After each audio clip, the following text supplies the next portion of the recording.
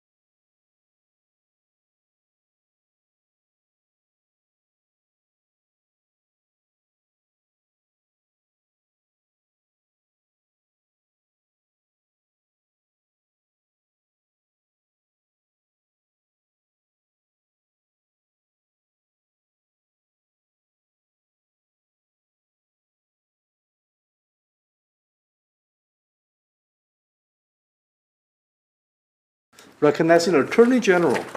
Thank you. So this is a little bit of a different concept from what is in the current Legal Professions Act, and it actually allows the regulator, the new regulator, to, if you will, regulate proportionately. So, like for example, if the risk of harm of a certain activity to the public is lower, then you would expect the regulation to be lower or less burdensome. Whereas if it's higher, the risks are higher based on the type of activity, that you could set out the regulation proportionately to that. So it gives the regulator that flexibility when assessing harm to the public. Member. Can the Attorney General please describe an example of each of the categories of legal professions? It refers to the practice of each legal profession. So can she provide, through you, Mr. Chair, an example of risk of harm to the public posed by each of the regulated legal professions, including lawyers, notaries, and licensed paralegals?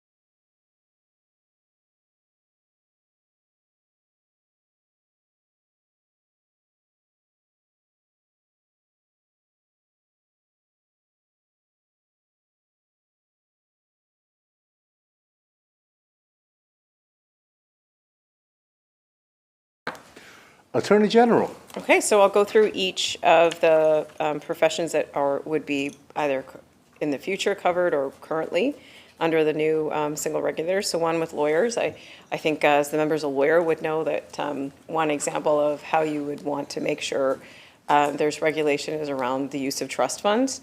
and the misuse of trust funds and how might that be. And I think that holds true also for the notaries in that regard.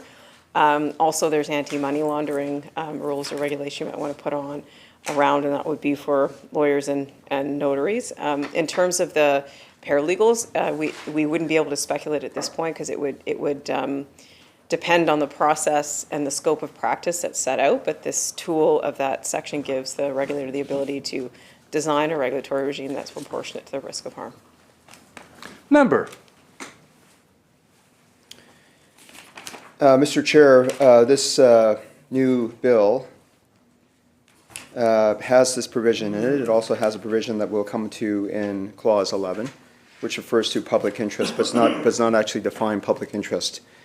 Here are the Attorney General's naming a number of things that, for example, are concerns, let's say, trust funds for lawyers. Is there, through you, Mr. Chair, to the Attorney General, is the Attorney General suggesting that the Law Society of British Columbia and the Legal Professions Act currently does not properly address the management of trust funds?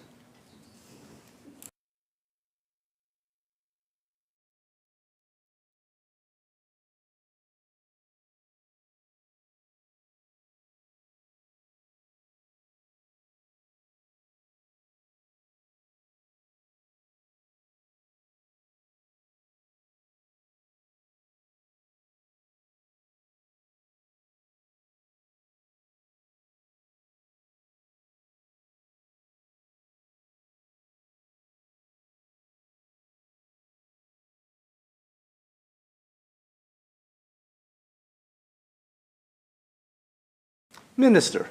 No, I'm not suggesting that, just that the new regulator would have to have the current tools of the current regulator for both the notaries and legal professions, and with improvements, we think with the language, to be able to do the same thing, which is to make sure that the risk of harm to the public with things like, for example, trust funds they were able to regulate on that. Member.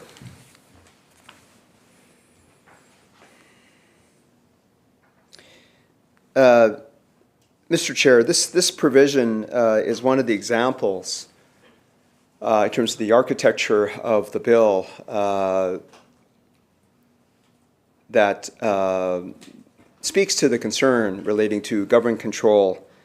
This is a government-controlled regulator that now is talking about risk of harm to the public. The actual phrasing of the actual clause it is phrased in a way that suggests that the legal profession, the practice of each legal profession is somewhat harmful to the public. There's something inherent in the practice of law, the practice of notaries, or the practice of licensed paralegals that is risky. There's a risk of harm to the public. Through you, Mr. Chair, to the Attorney General, is this the kind of concern that this government-controlled regulator is intending to address in the way it's addressing and framing the legal profession?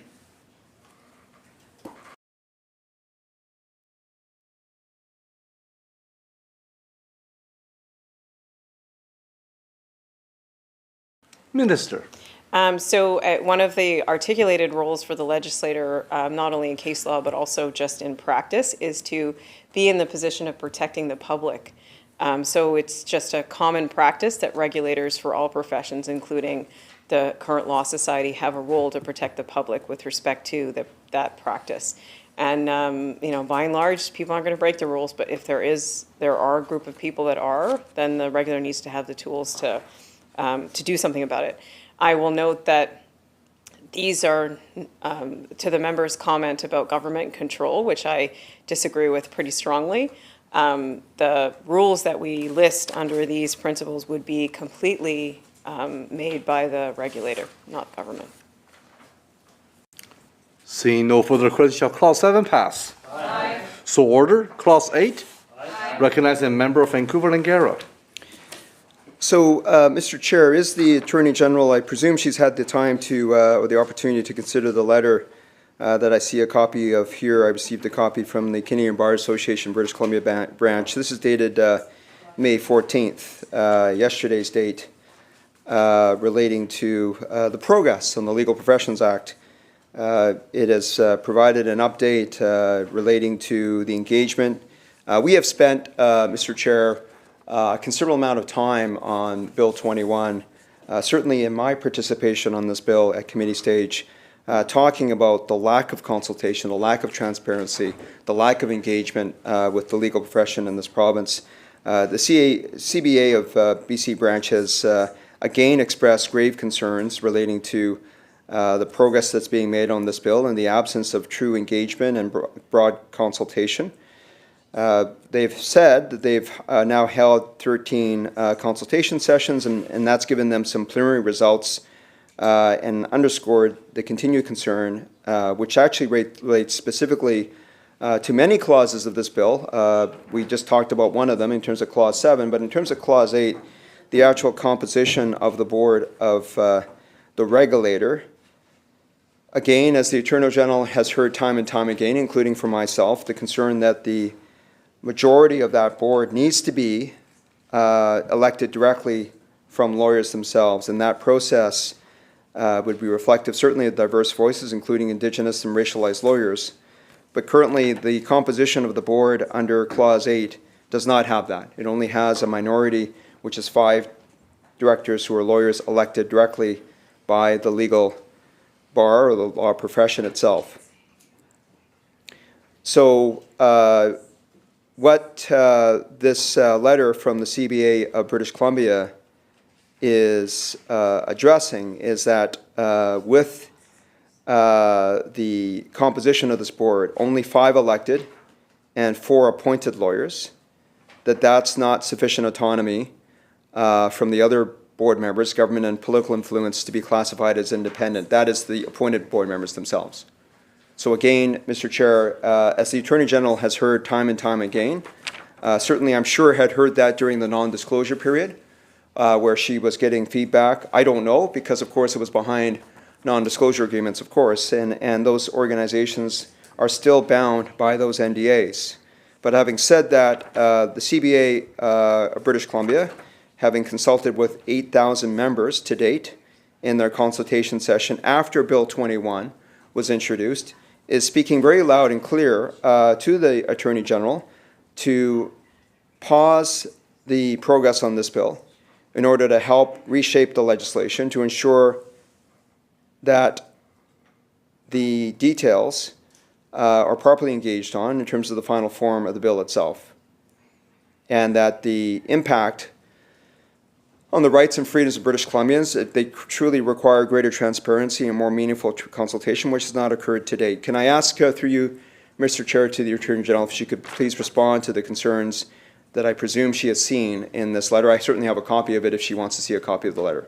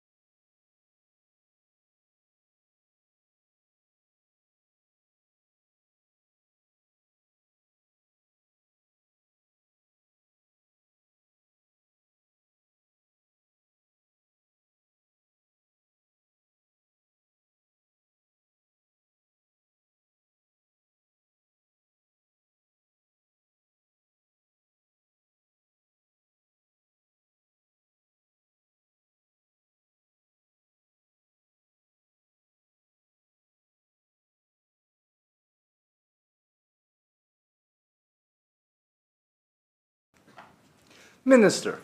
Thank you. I'll start by saying that all parties were in agreement of a single regulator model. And when you step into the realm of a single regulator model, you would expect there to be representation from all of the professions on that governing body and in that institution.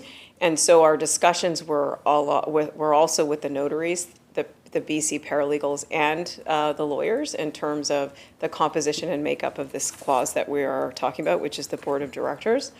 And through those discussions, we heard concerns from all parties. We heard issues that they wanted addressed, and we struck a balance in terms of the composition of the board. However, one thing that was very clear from the lawyers is that the independence of the legal professions and the lawyers is something that's very important.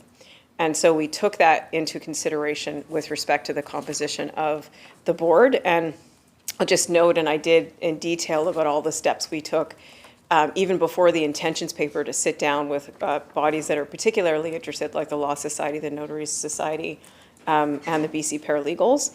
And we received submissions from the CBA and the Law Society after what we heard, or the intentions paper was released.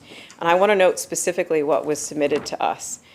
In order to ensure, this is from the CBA of BC in their submission, in order to ensure self-regulation, the majority of the board must be licensees subject to regulation, the majority of which should be lawyers.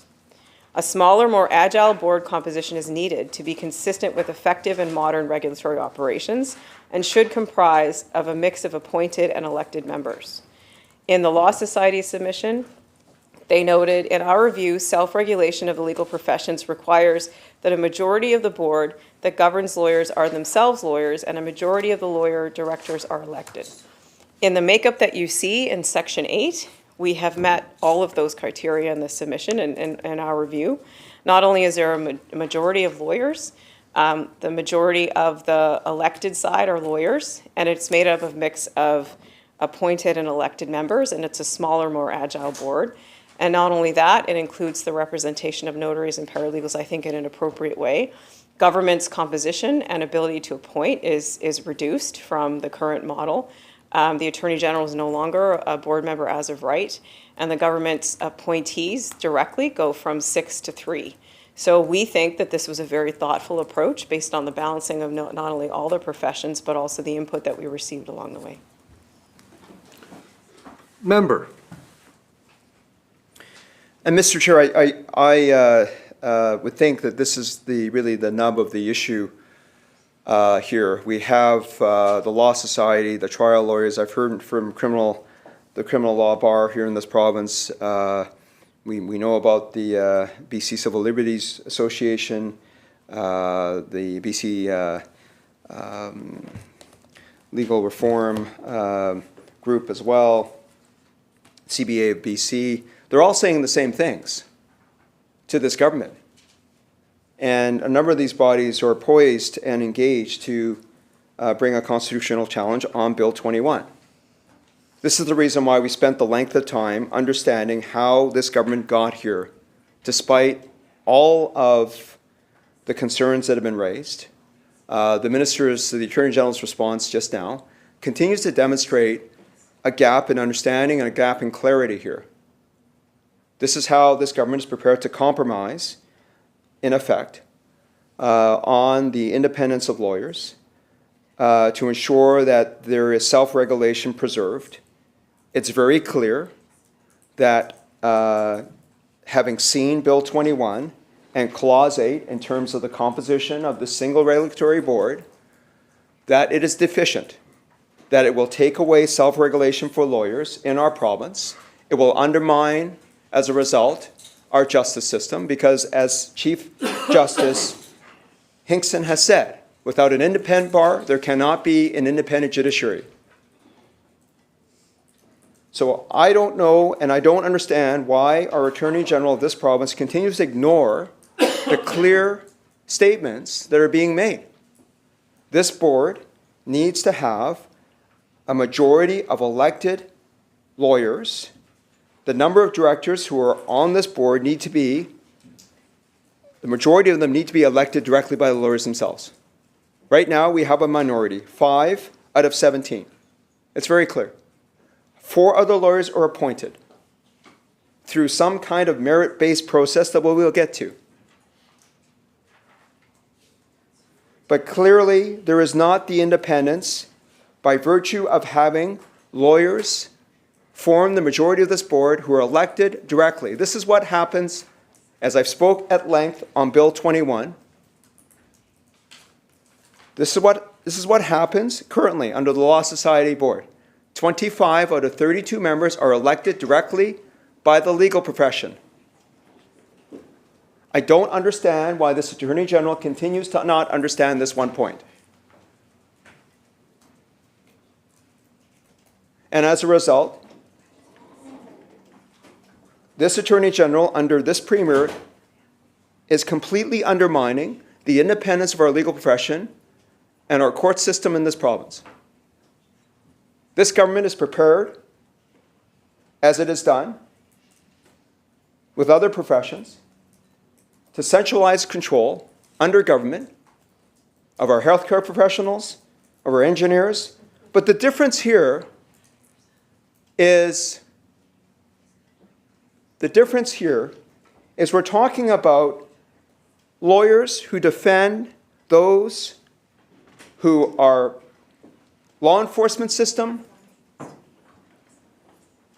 those who might be racialized, those who might be Indigenous, have some concern relating to the state. So the difference is that lawyers perform the function that hold government accountable, that can represent the interests of citizens of our province. That's the reason why I believe, Mr. Chair, this Attorney General and this Premier refuses and is ignoring the clear concerns and what has been expressed by the Law Society of British Columbia, the BC Civil Liberties Association, the Trial Lawyers Association BC, criminal lawyers, Birch. It persists to continue on to completely take away the independence of our legal profession and undermine the independence of our judicial system. So I'll ask through you, Madam Chair, to the Attorney General, why is this Attorney General refusing to understand and appreciate that, and to understand how, and perhaps she can comment back here as to how, in the face of a clear statement that there needs to be a majority of lawyers elected directly by the legal profession themselves, just like 25 out of 32 members are currently elected for the Law Society Board. Why is Clause 8 written this way and not hearing the concerns that have been expressed very clearly by all of the associations that I've spoken about?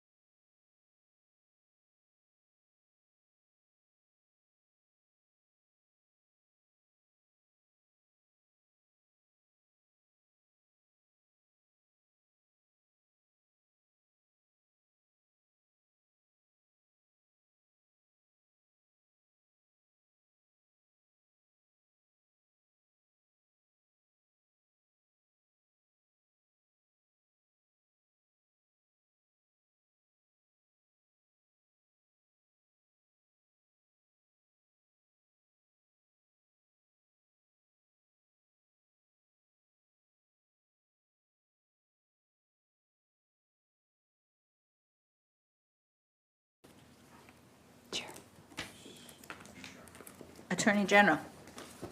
Thank you. So I'll just start by saying that there is a divergence of views in the legal community. I certainly hear from lawyers that are very in favor of the improvements that we're making to the regulation of legal professionals.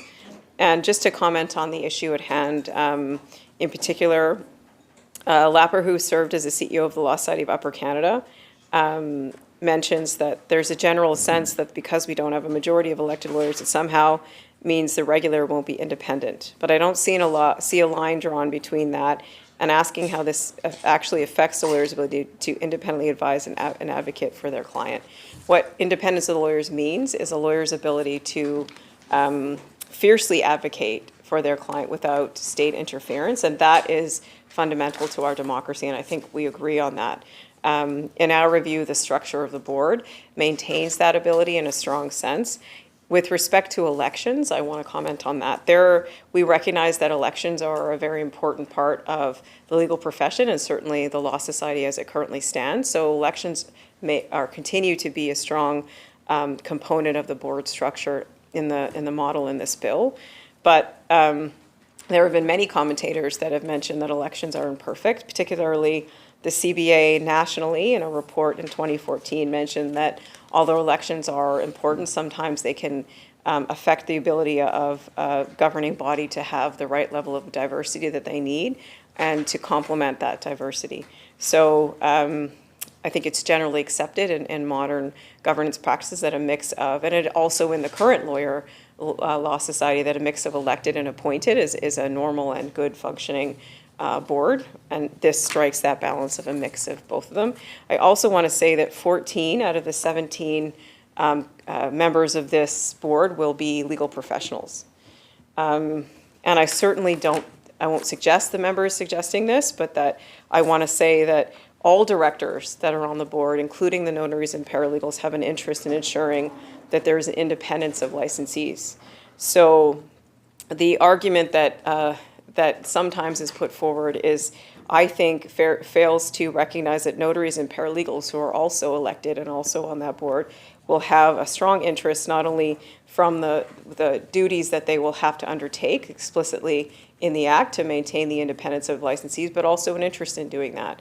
And they will be part of the conversation. So 14 of 17 of those members of the board will be legal professionals. Member.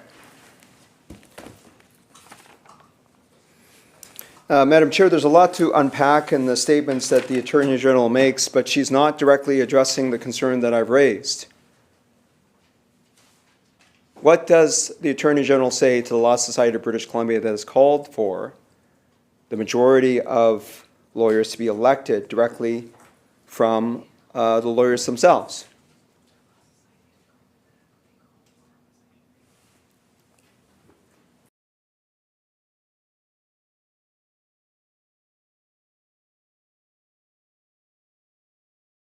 Attorney General. Thank you. It's my understanding in the consultations that we had that the Law Society did not call for that.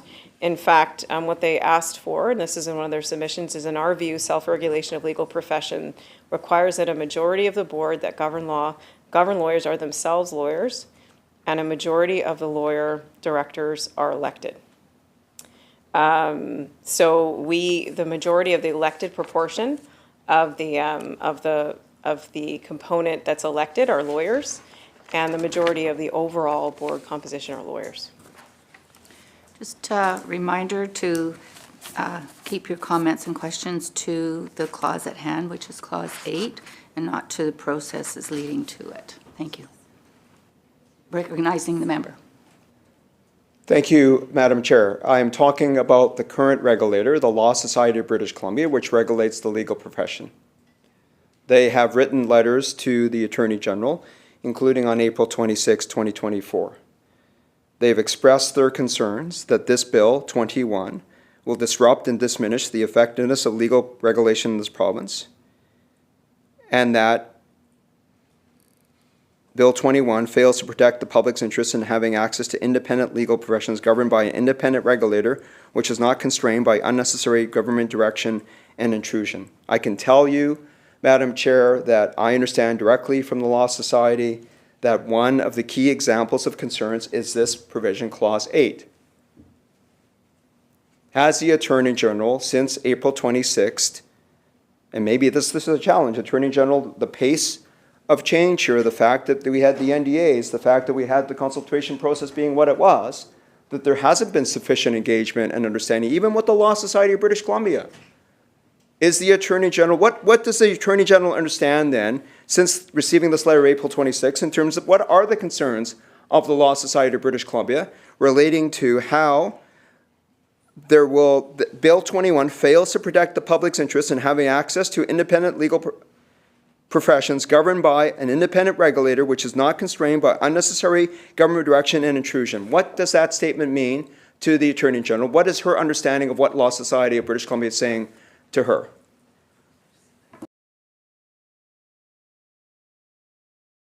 Attorney General. I understand and I acknowledge that we may not agree with the Law Society in terms of how we landed, or the benchers in particular, but we went over in detail, I think, the last time we had a chance to engage about the consultation and the amount of input that we received. We made a decision as government, and my job as Attorney General is to protect the public interest and certainly move forward on access to justice. After hearing from all the parties, I don't think that every party is happy with different components of this bill, but I am confident that we heard and listened to everybody's concerned, and then made a decision based on what we thought was not only protecting the independence of lawyers and protecting the independence of legal professionals, but moving forward, access to justice, modernizing legal professions, providing exciting and new ways for the regulator to act on behalf of the public and the professions. On Clause 8, member, just reminder that this is a question on Clause 8 and not on the process. Madam Chair, my questions are relating to the substance matter of Clause 8 in terms of having a minority of directors elected who are lawyers from among lawyers. This is Clause 8.1 sub A.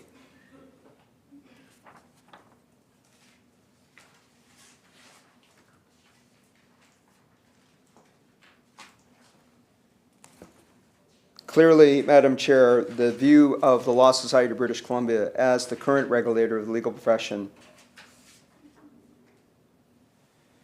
signed by, that letter signed by all the benchers of the Law Society, that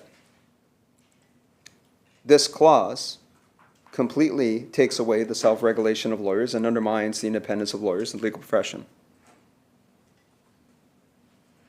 The Attorney General has said in committee stage before that her focus is on access to justice and the public interest, not protecting lawyers.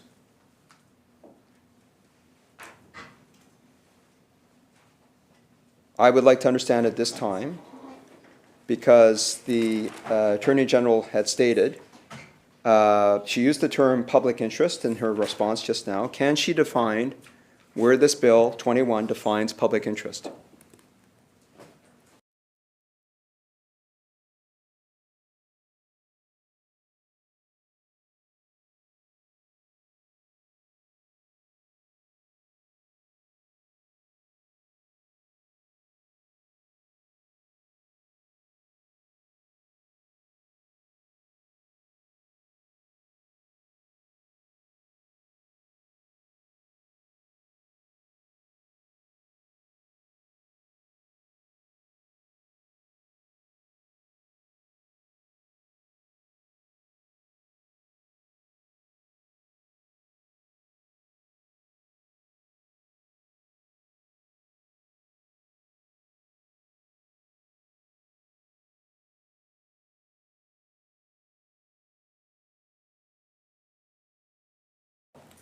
Attorney General.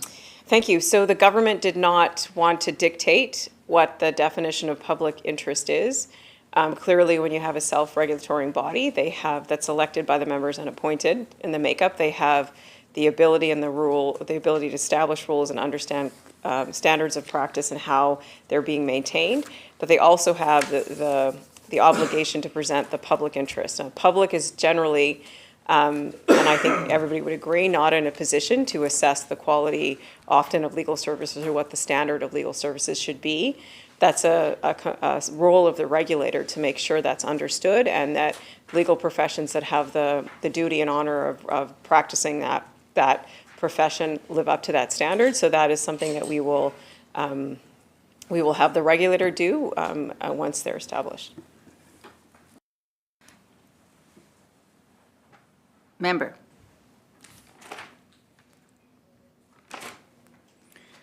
So, Madam Chair, you can understand the concern of the Law Society of British Columbia, for example, when we're talking about government interference and intrusion. There is no definition of public interest. It is going to be up to the regulator, which is governed by this board of 17 members, which has government interference and appointment, no self-regulation, no election directly of majority of lawyers, which preserves the independence of the legal profession. And this is the concern. This is the reason why. When the Attorney General insists on providing responses that talk about balance, that I have said before that she has the role under the Attorney General Act to be the chief legal officer of this province, the official legal advisor to Lieutenant Governor, and legal member of the Executive Council. The Attorney General must see that the administration of public affairs is in accordance with the law.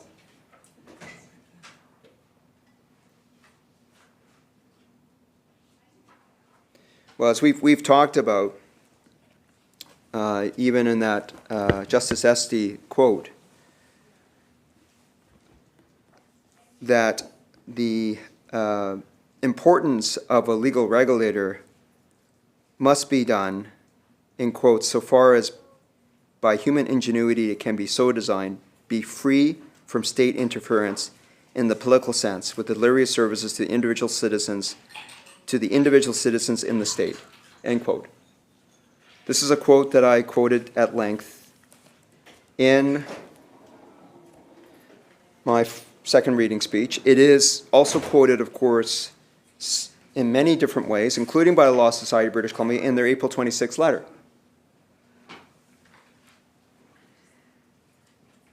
This is wording coming from the Supreme Court of Canada. This is the laws of our land, that we need to ensure that a legal regulator, so far as by human ingenuity it can be so designed, be free from state interference in the political sense, with the delivery of services to the individual citizens of the state. This is what the chief legal officer of our province ought to be focused on, which is our administration of justice in this province. I appreciate the need for diversity, the role that the Indigenous Council can play, the understanding of access to justice in the sense of increased access to justice and legal services as provided by expanded scope of practice to notaries and licensed paralegals. But none of that requires, in any way, the elimination of self-regulation for lawyers. Don't see that in Ontario. Don't see that in Quebec. Don't see it anywhere else. This Clause 8 is not structured anywhere else for any other regulator in the Commonwealth. So this Attorney General continues to fail, Madam Chair, in her duty and responsibility as the Attorney General of this province. It's a very serious concern, and it's the reason why I cannot fathom and understand why the Premier and our Attorney General, in face of the strong indications in writing, in communications, is continuing to persist with this bill and call closure on this bill. At this point, I have just over 4 hours and 10 minutes. And I appreciate the time that the BC United Official Opposition has spent on the bill to date. But it was necessary, Madam Chair, to understand how we got here, because all the concerns that have been expressed through the initial intentions paper, the pre-consultation the Attorney General's talked about, the What We Heard report, the NDA process, has ended up in a place where still there's a complete disconnect with the Attorney General and the Premier of this province.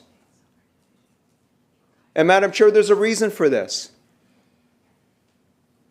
Why is the Premier and the Attorney General, the Premier as the former Attorney General of this province, this Attorney General ignoring what the Law Society of British Columbia is saying? Is it because they relish the opportunity to have their laws proved to be unconstitutional?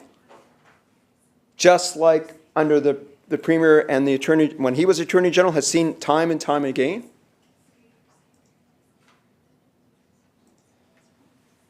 Or is it because he has a real disdain for the rule of law in our province, as demonstrated repeatedly in the last 7 years that I've seen? This continues. This is the reason why we, as the BC United Official Opposition, are completely opposed to the elimination of self-regulation for lawyers, the elimination of the independence, the undermining independence through Clause 8. This is one of the principal clauses. So through you, Madam Chair, to the Attorney General, I've asked this question, but I need to ask this question in the context of Article 8, Clause 8, in the face of what is being communicated to her right now. Is the Attorney General not concerned that she's not meeting her duties under the Attorney General Act?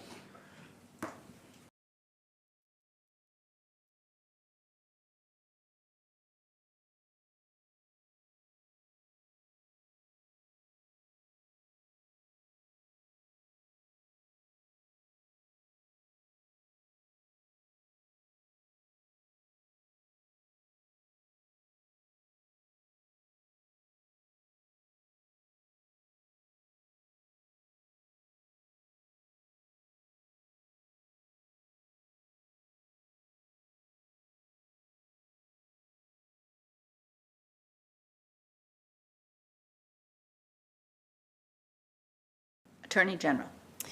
Okay, so the member quoted, I'm just going to start by saying I'm very confident that I'm fulfilling my role as the Attorney General of this province with this bill. The member quoted a Supreme Court of Canada decision, and I think it's helpful to put on record the rest of that decision, because it clearly defines a role for the Attorney General and the government to protect the public interest through regulation. And the reason is because the general public, and this is a quote from the same decision the member quoted, the general public is not in a position to appraise unassisted the need for legal services or the effectiveness of the services provided in the client's cause by the practitioner, and therefore stands in need of protection. It is the establishment of this protection that is the primary purpose of the Legal Professions Act. Now, the decision goes on to talk about different ways that the legislatures see fit to protect the public interest in bills like is before us, and it mentions in some provinces, some lay benchers are appointed by provincial governments. In other provinces, the Attorney General is seized with the duty as an ex officio bencher of safeguarding the public interest. And it goes on to say, it is for the legislature to weigh and determine all of these matters, and I see no constitutional consequences necessary flowing from the regulatory model adopted by the province in that case. We are confident that we have not only protected the independence of lawyers, but also the public interest and moved a lot of things forward. I also want to say that there's a lot of work around the world, particularly in Commonwealth nations, to update and upgrade regulatory bodies for legal professionals. And in fact, Canada is one of the last countries in the Commonwealth to maintain a self-regulation model for lawyers. So to even have a self-regulator, we are continuing the model of self-regulation in this bill. The member also mentioned Quebec, and the model of Quebec, in my understanding, is that there is a government oversight body over the regulation. So it is over the natural course of government action and the balance of protecting the public interest and allowing for independence and regulation for the legislature to set standards and rules related to that, and the regulator, in this case the self-regulator, to go about and set their own rules and do the work of regulating the profession. I think we've struck that balance. Member. The Attorney General well knows, of course, that under the current Legal Professions Act, there are many provisions dealing with, under Part 3, the protection of the public. And so the understanding of what the Law Society currently does is clear in terms of what they do, including in dealing with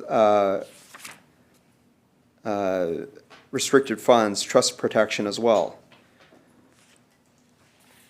As we talk about these concerns, in Clause 8, the representation that has been there amongst the 14,000 lawyers around the province,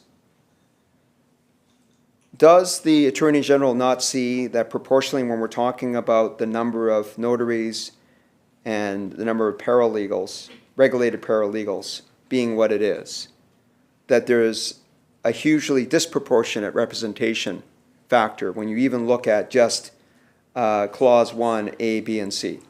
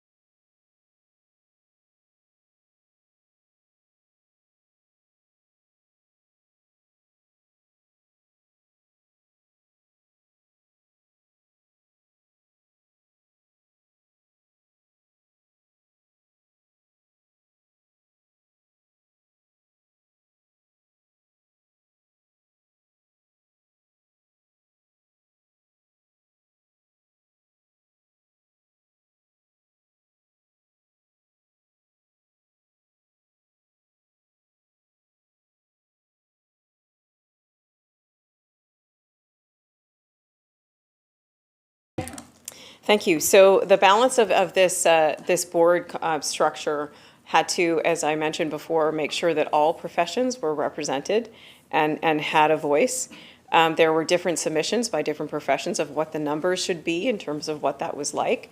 But we knew that there were more lawyers than other professions, and I think that shows up in the numbers here.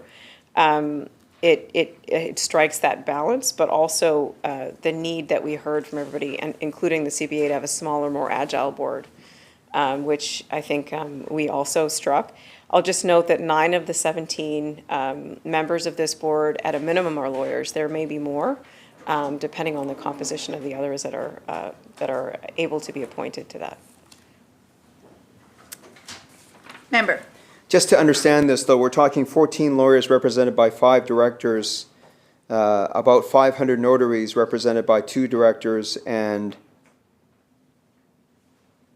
some number more than 50 or more represented by 2 directors in terms of licensed paralegals. How is that proportionate in any way?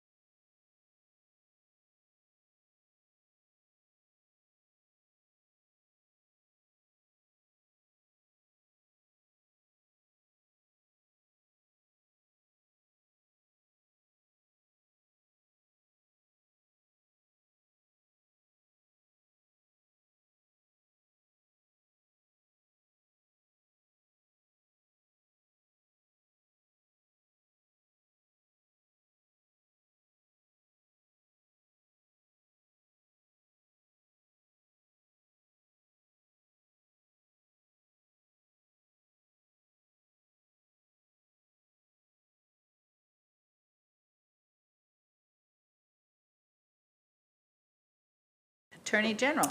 Yeah, so we, again, just with the, similar to the answer, again, I made before, we had to strike a balance and take the perspectives of all professions that would be represented on that board, including the numbers. We think we struck the right balance. It's important to say that their job on the board is to bring their perspectives from their profession in order to fulfill their duties, and I think that would require different perspectives and voices on the boards, even within lawyers. And we think we struck the right balance in terms of numbers. Member.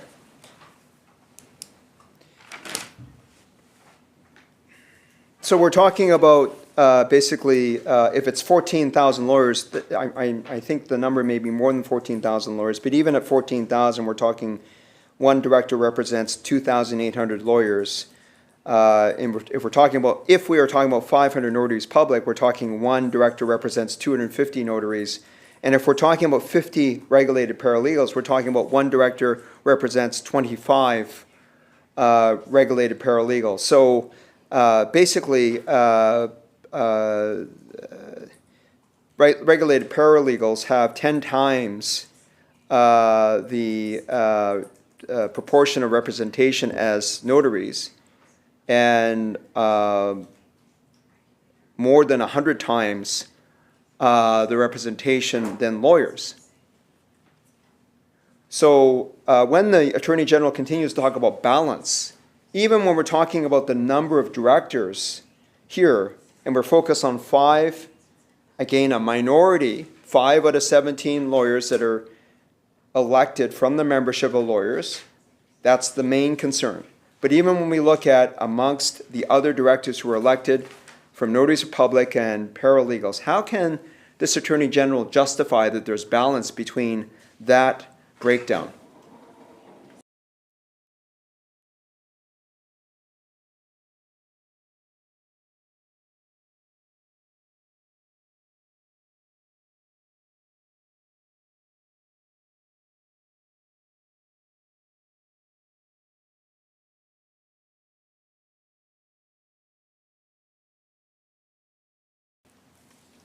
Attorney General. I think the member points to actually one of the points of reform, which is that in the Caton report, it mentioned that that benchers serve for only 2 years before having to stand for re-election, so their attention is directed inevitably to the constituency of fellow lawyers rather than the public.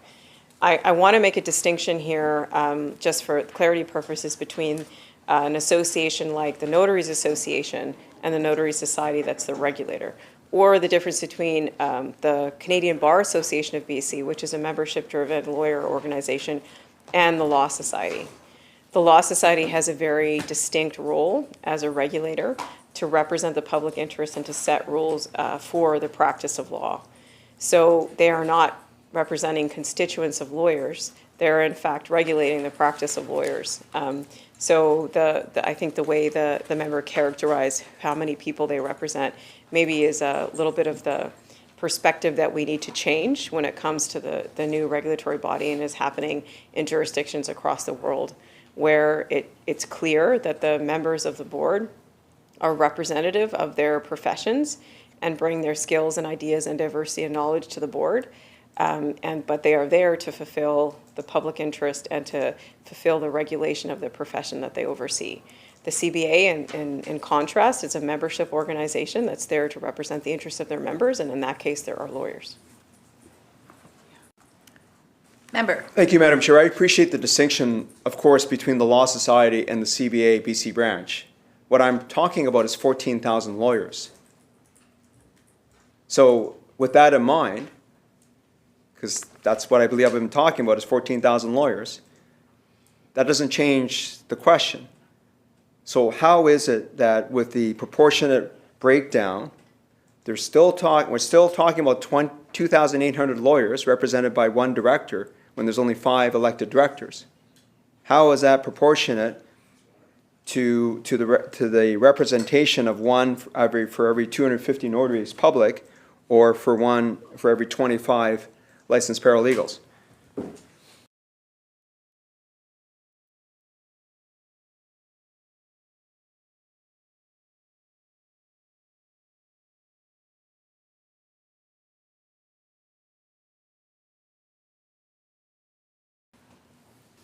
Attorney General. Thank you, Chair. I believe I've answered this question. We believe we struck the right balance of composition that was in line with the size of the different professions. At this stage, we don't know how many paralegals there are out there, but we certainly know there are no regulated paralegals. So once we get to that scope, we'll be able to assess how many would meet that new scope of practice and standard threshold that would come over time. But I will say that I believe I've answered in terms of how we landed on the composition of the board and striking that balance. Member. Thank you, Madam Chair. The view of this government is, in terms of the current picture of the legal profession in this province, is very skewed. I can't see it as balanced. I don't understand how the Attorney General can respond in this manner to talk about balance with the numbers that I just read out. The current composition of the Law Society, 25 elected members out of 32, also is balanced, to use the Attorney General's perspective or word, in quotation marks, relating to regional representation. Where is the regional representation amongst the legal profession contemplated within this composition of elected members to the board?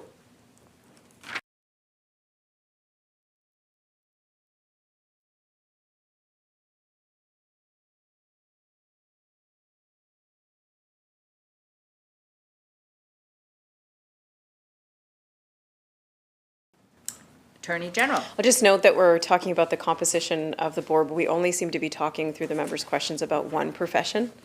And I think that's a shame. The notaries are a well-established profession in this province, have been existing and operating in particularly smaller towns, providing key services across the province.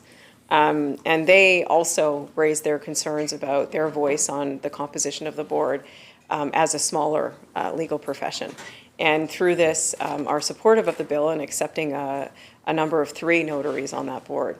And so I think we just need to keep in mind about that also, that there are other professions represented on this board that we needed to consider and how their voice could be heard in that regulator. The question that the member asks is, will be left up to the regulator to determine. And that's something that we would expect them to do once constituted. Member. I know the Attorney General wants to continue to talk at cross purposes here, but it just further demonstrates that she's losing sight of her duties in terms of the administration of justice in our province under the Attorney General Act. I don't understand her responses in this respect. The reason why I'm focused on lawyers is because, as far as I know, the judiciary is typically appointed by members of the legal profession, lawyers. So I'm concerned about the independence of our judiciary to be free of government control. I'm concerned about criminal lawyers who stand up to the state in terms of how their citizens of this province at times have to deal with the state, law enforcement. I'm concerned about those citizens who want to stand up to the government when they have concerns about public process, the lack of public process. We see that with the Kitsilano Coalition in the Premier's riding at West 8th and Arbutus. We see that when this government tells and brings in legislation that tells the government's own lawyers they can't belong to a union of their choosing, freedom of association. They have to belong to this other union. Lawyers have a role. When I look at the BC Civil Liberties Association letter, they are also concerned about what has been expressed here. And the concern that the government may not have fully grappled with the extent to which the independence of the bar is critical and a fundamental aspect of a free and democratic society.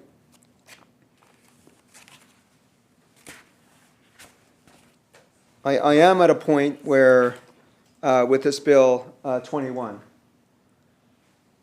where there's a clear disconnect. The Attorney General clearly has a different focus. She's said that. I think there's reasons for that. I think it stems from the Premier himself, with his repeated pattern of state control, centralized control, where government basically steps over all the rights of British Columbians in so many ways, by even taking away the independence of lawyers in the legal profession to challenge government. And again, I understand access to justice and expanded scope of practice for the notaries and licensed paralegals. We may even get to the letter and the understanding of where the government has been in the area of the Attorney General Statutes Amendment Act of 2018. I remember reviewing that bill with the Premier when he was Attorney General for 5 years. Expanded scope of practice in the area of family law. Hasn't happened. So we may get there, but the point is that what is at stake here in this Clause 8 is so fundamentally important that the Attorney General now is suggesting it's going to be up to the regulator to determine how regional representation might occur here. You'd think with all the time that this Attorney General has spent since the intentions paper and before, that there would be clarity around that with this not straightforward composition of the board. The Attorney General says that it accomplished some sort of balance, but it undermines completely the independence of lawyers in this province, as we've talked about. I would just ask here on Clause 8.1e, can the Minister, then the Attorney General, explain what the merit-based process will be for how directors will be appointed, including 4 who must be lawyers?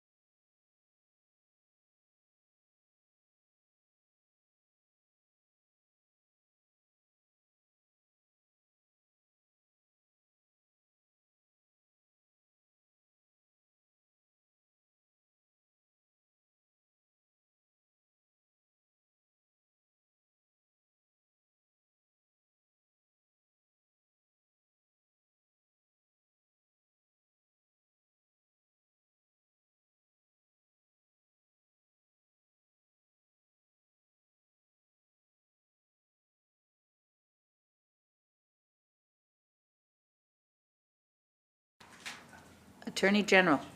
Thank you. So this is another example of how it's not government that will decide, it's up to the board. So merit-based process in general is fairly standard in a lot of statutes, but for the purpose of the appointments made by the regulators board, it will be up to the board to establish those merit-based processes. The bill empowers but does not require the board to make rules regarding a screening and nomination process for directors to be appointed by the board. I would expect the board to, once it thinks about a merit-based process, to assess the current elected composition and figure out what skill sets, what diversity, what regional representation, and those kind of factors to make sure that the appointments reflect how they can best do their work.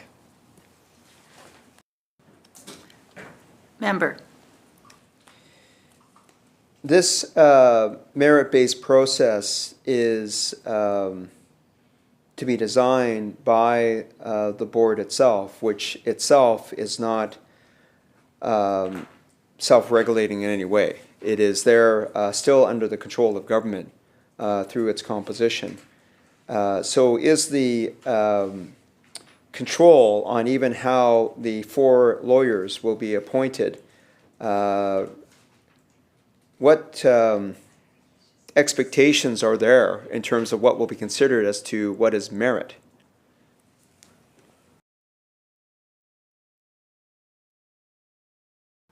Attorney General. Again, it'll be up to the board, and I'll just note only 3 of the 17 are going to be government appointed. The Attorney General is not a bencher as of right, and so that's a reduction from 6 to 3 in terms of government appointees. But that board, the elected board, and the 3 government appointees will sit and think about what the merit-based process should be for the rest of the board.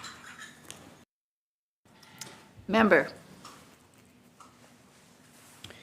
We're still talking, Madam Chair, of the board composition.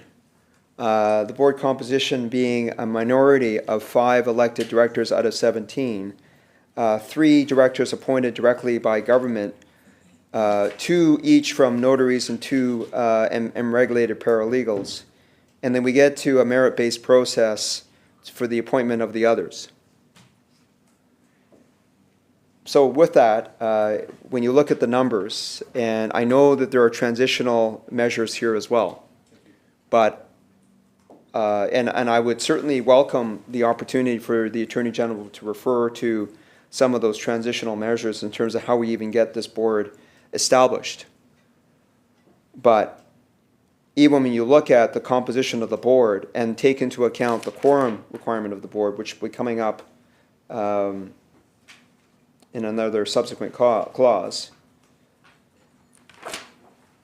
we're still talking about only 5 elected directors when there's 7 who are not. We're 3 appointed by government, 2 amongst notaries, and 2 amongst regulated paralegals, and 5 that are appointed through some sort of merit-based process that is designed by this board, for which even the elected lawyers are a minority.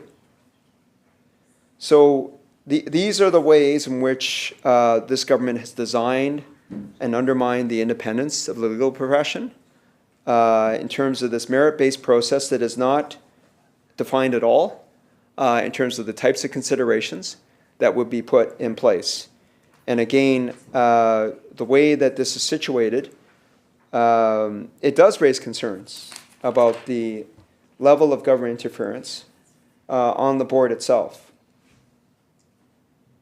Again, when we look at the reference to the requirements of the board and how it will function,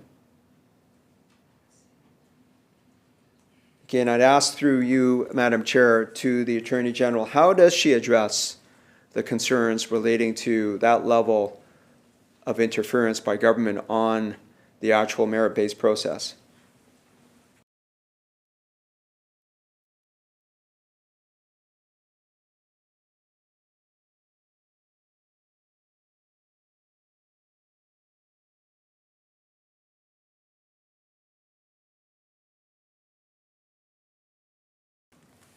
Attorney General.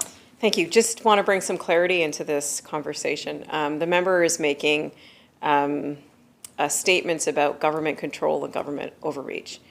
I would just want to put on the record, there's no connection between whether a board member is elected or appointed by those directors that are elected through a merit-based process that would enhance government control in any way, or allow for the government to control anything in any way. Those 2, whether appointed or elected, does not change the ability of the government at all. So that, I just wanted to make that clear. The merit-based process is something that we would rightly leave up to and we have, again, 2 notaries, 2 paralegals, and 5 lawyers that are elected, and the 3 appointed government appointees that have a criteria to them. So then, once you have that, then they would assess what the other appointments should be to allow them to fill in any gaps and understand in their own assessment of what the needs are of the board. And I think this is just a good governance practice.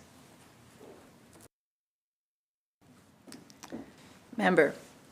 Madam Chair, just in terms of the balance on the 5 directors elected among lawyers and the 2 elected from minority publics and the 2 from regulated paralegals, when the Attorney General talks about balance, on what basis and who was consulted to accomplish that balance? I understand that she heard from notaries and paralegals, but in terms of the legal profession, who was actually consulted for that balance determination?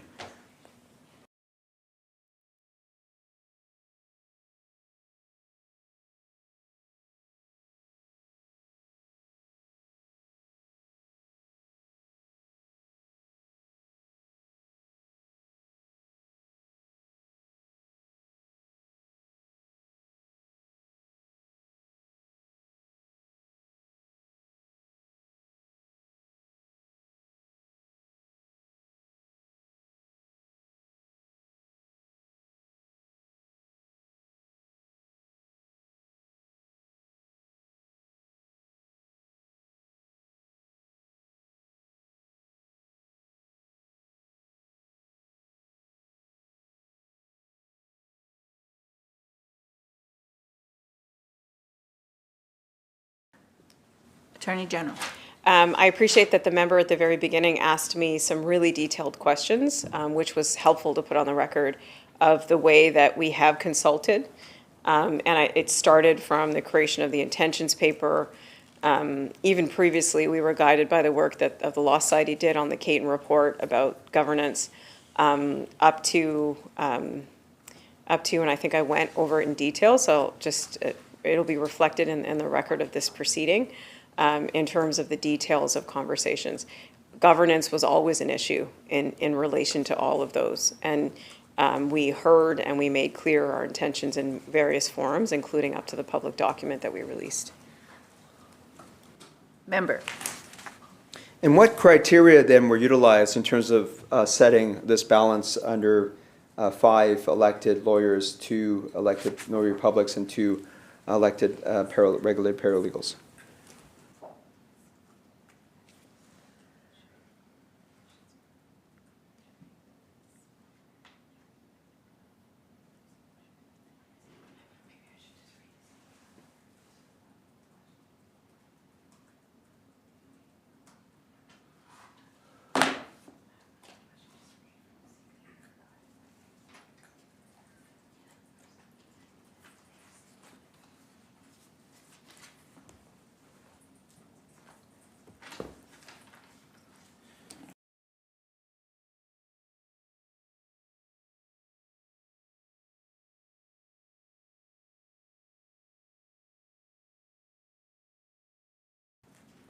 Attorney General. We were guided by all of the submissions that we received and all the conversations that we had over the course of the 2 years that led up to the making of this bill. And I think we already talked about some of the considerations we had in terms of the different professions and their perspectives related to their representation on the board and how they would be represented, whether it was elected or appointed or a majority, and how to protect the independence through the board composition. We considered all of those things, and we landed, I think, in the balanced way that will protect all of those interests. Member. In terms of the actual governance of the board itself, what resources will be provided to the board in the area of good governance?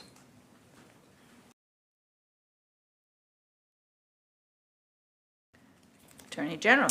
Well, I will say, because government does not want to interfere with the self-regulatory body, the government would be providing no resources with respect to how they would choose to govern themselves and the I guess, practices or instruction that they would give to their directors. Member.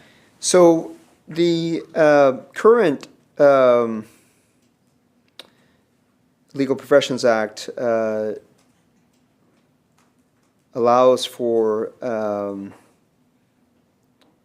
Lieutenant Governor and Council appointments of benchers, but does not allow them to assume the position of president, first vice president, or second vice president on the executive of the board. And there's contemplation of an executive committee here. Clause 8 of Bill 21 doesn't include any reference to any kind of restriction. Why is that?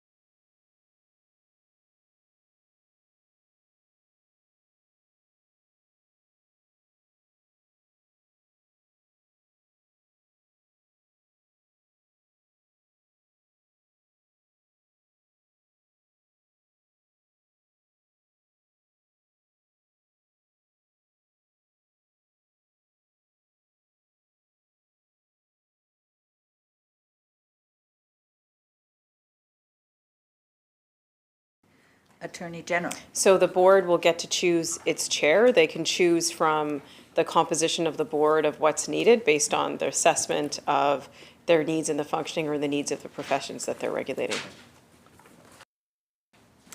Member. So just while we're on the composition of the board, and I appreciate that in Clause 9, the mechanics of appointing a chair is there, but it just speaks to, Madam Chair, the concerns or considerations on the composition. So when we're talking about the composition of the board, which is set out in Clause 8, when we're talking about chair, appointing the chair from among the members of the board itself, we're still talking without any restrictions. So therefore, for example, a regulated paralegal could be the chair of the board, or even someone who's been appointed by the Lieutenant Governor and Council. So under 8 sub 1 sub D, there can be a government appointment that would be appointed amongst the membership as the chair of the board. Is that Attorney General. I'm certain that the member is not implying that a paralegal or notary would be less qualified to be chair of that, that board. I will say that a director is a director is a director, and they are obligated in the same ways as any other director, regardless of their background. We have left it up to the board itself to decide who they would like to be their chair. And we think that that's right, because the government should not be deciding who that is.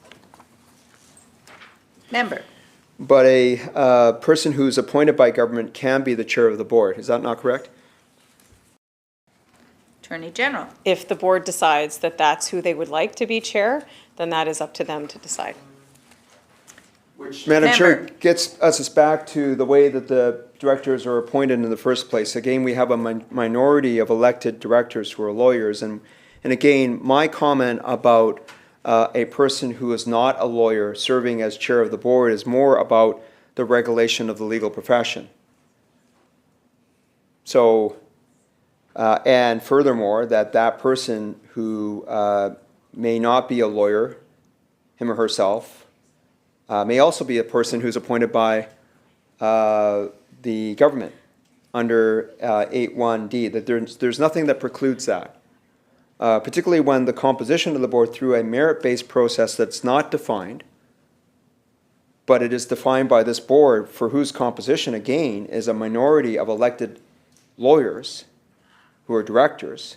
That is 5 directors who are elected directly from and among the lawyers. This is the examples for which there is significant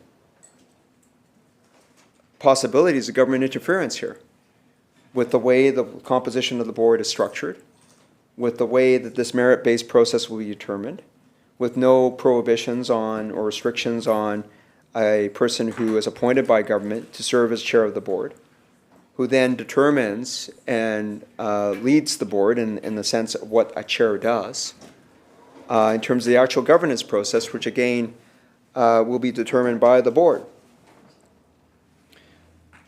When we look at the appointment of the 5 initial directors under 8.1 sub E, when it says the appointment of the 5 directors will be by majority of the other directors holding office, how will the initial 5 directors be appointed?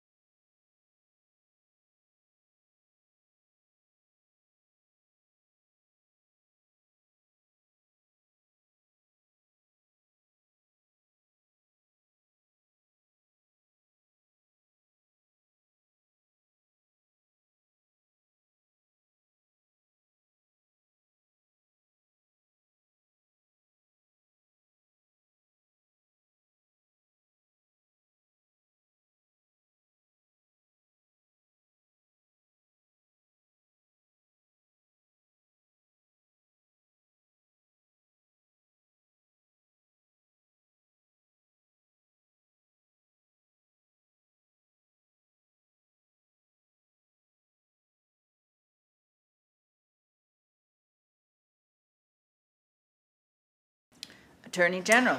So that process is set up in the transitional provision section 223. And basically, the transitional board would be established through appointments by the existing societies. So for example, the Law Society would appoint 4 members.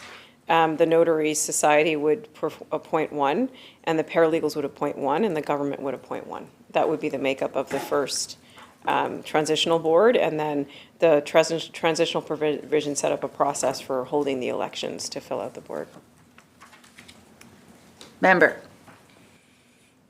And I Madam Chair, because we were talking about the composition of the board and understanding how we even get to putting in effect 8.1E, it's important to understand how these 5 directors would be appointed under Clause 8.1E. The Attorney General is addressing that by referring to the transitional provisions set out in Clause 223 of Bill 21. Under 223, 223 sub 2, there are 2 points there, Madam Chair. One is that if the members that the Attorney General set out are not appointed within 2 months after the date that this section comes into force, the Attorney General may appoint the members after a merit-based process. So there's 3 questions there. One is, when will that section come into force?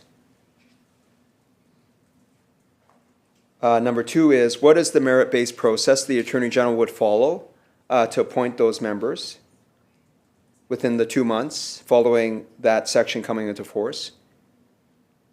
And Madam Chair, this is a live question because, again, as we've said, as I said during second reading and during the committee stage to date and today as well, in the face of the formal notice and communications that the Attorney General and the Premier have received, that the Law Society and other associations intend to file a claim to question the constitutionality of Bill 21, if it passes, that is going to take more than 2 months. So in the face of that litigation, will the Attorney General, by virtue of the transition period, be appointing directors to the regulatory board?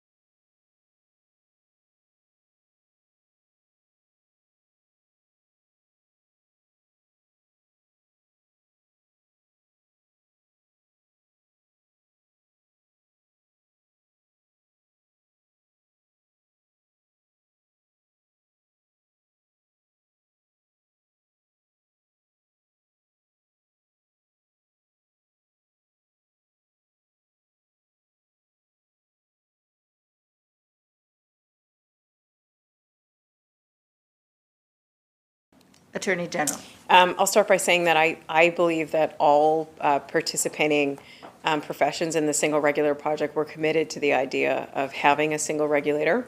So with that, I have confidence that when it comes to the transitional provisions, even though we may disagree on portions of the bill, that the parties would come together on this idea of establishing the single regulator in a way that serves the public interest. That being said, it's hard to speculate because litigation takes different courses in different ways, and if we were in that decision, in that position, the Attorney General of that time, whoever it is, would have to decide the next steps taken. But I do think that there is a level of commitment from all professions on the single regulator model.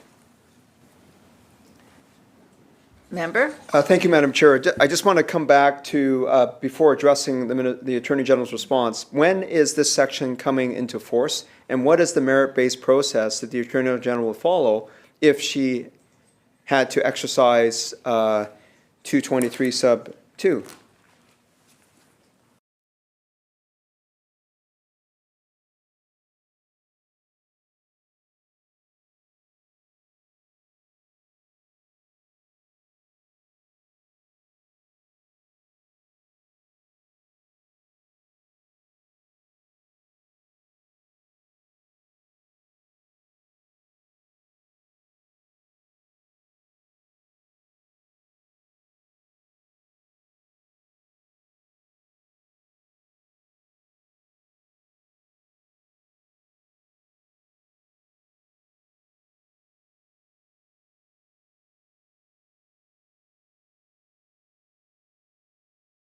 Attorney General. Okay, 1 second, sorry.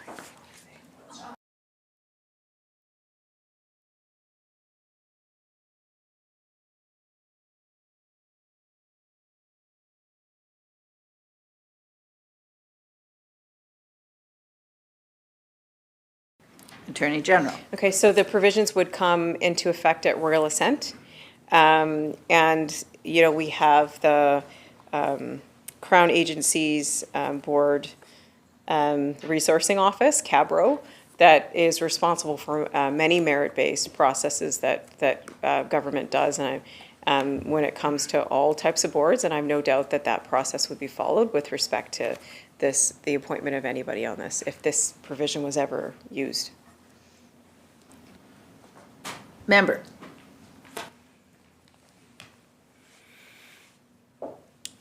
Thanks for the first response. In terms of on royal assent is the answer. In terms of the, and royal assent, of course, is expected tomorrow.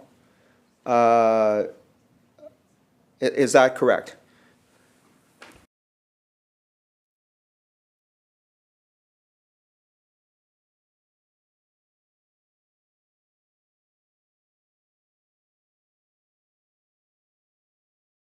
Attorney General. Yeah, if the bill passes, that's what I would expect to happen tomorrow. I will just say that we are very far down in the bill right now with transitional provisions in section 223. Just seek the guidance of the chair in that regard. Member.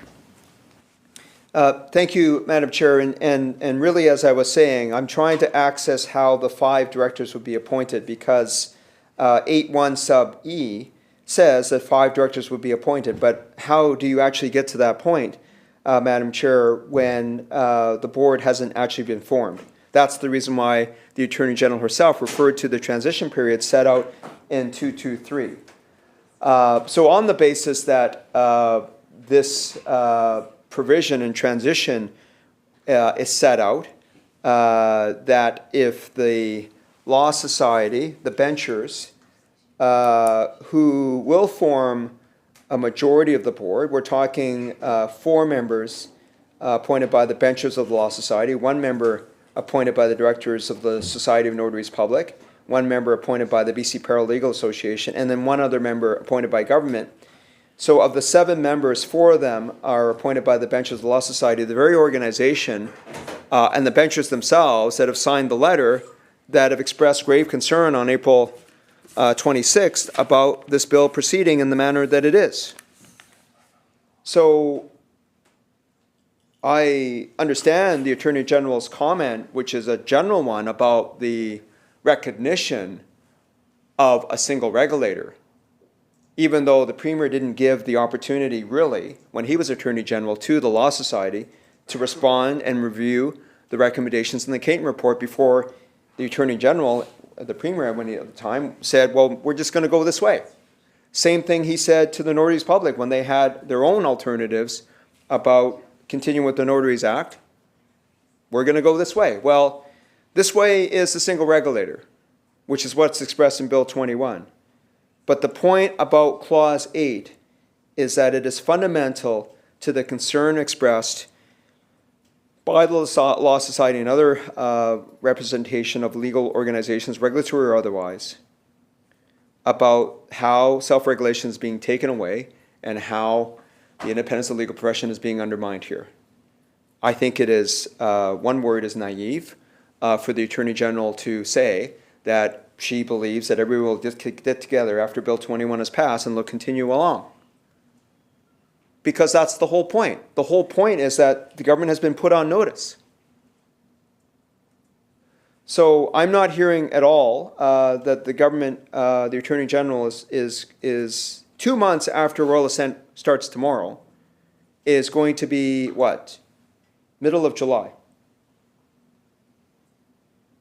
So the Attorney General hasn't addressed the question as to whether she will proceed in the absence of the benchers themselves putting forward directors. And I cannot see how the Law Society would put forward directors for a single regulator when they're in litigation, questioning the very regulatory model and the composition of the board. Why would they do that? Well, they might do it so that the Attorney General doesn't exercise her power under this bill under 223 sub 2. And that is what I'm hearing is the merit-based process that the government has said they won't impose on the board. The Attorney General will under this provision. So basically with this bill, whether the Law Society chooses to subsume themselves, in effect, under through the transitional provision under this new composition of a single regulatory board, which they've expressed fundamental concerns about for reasons that we've canvassed. If they don't do that, the Attorney General has the power to merely appoint those members regardless and utilize what is the government's own merit-based process, which means, again, the composition of the board will then be government controlled. And then this board, which has 4 directors who are lawyers out of the 5, and the other will now be 8 directors appointed by government, 5 that are elected by the lawyers themselves, and then 2 from each of the notaries and the paralegals.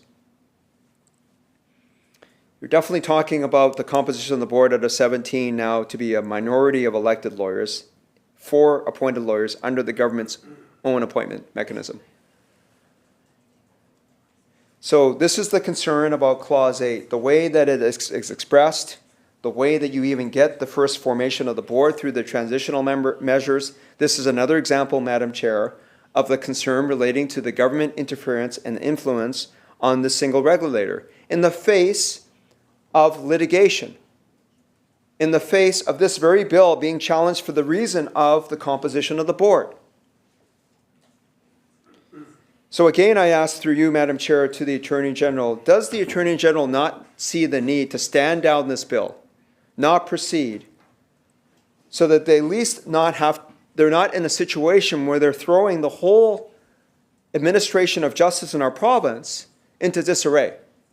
Once this bill passes under this government's watch, this is going to throw the administration of justice in our province in disarray. Because now you have the Law Society suing the government for a bill that they see as unconstitutional. Will the government not stand down this bill to have the discussion to be clear about this mechanism around self-regulation to ensure that the independence of the legal profession is not undermined in the ways that the Law Society, the Canadian Bar Association, and others have expressed? So we have clarity around this, and that we don't put our head in the sand as the Premier and the Attorney General are doing. Will she not pause this bill to enable that discussion to head off this litigation?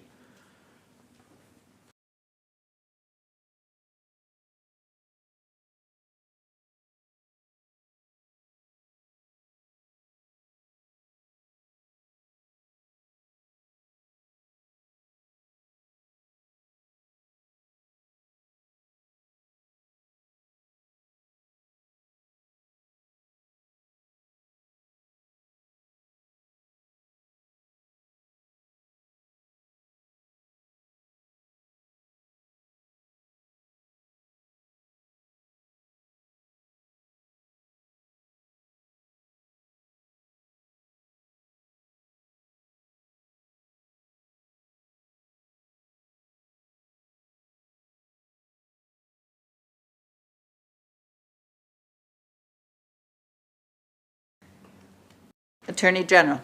The member asked whether or not we will stand the bill down. What I will say is that I'm confident in the work that we've done that's led up to today with this bill, the conversations that we've had related to particularly board composition, how we ingrained independence of legal professionals within this bill, how we considered the current law and the perspectives of all professions, and how we considered access to justice and the potential that we could have to modernize the legal professions within this province. And I think we landed in the right place.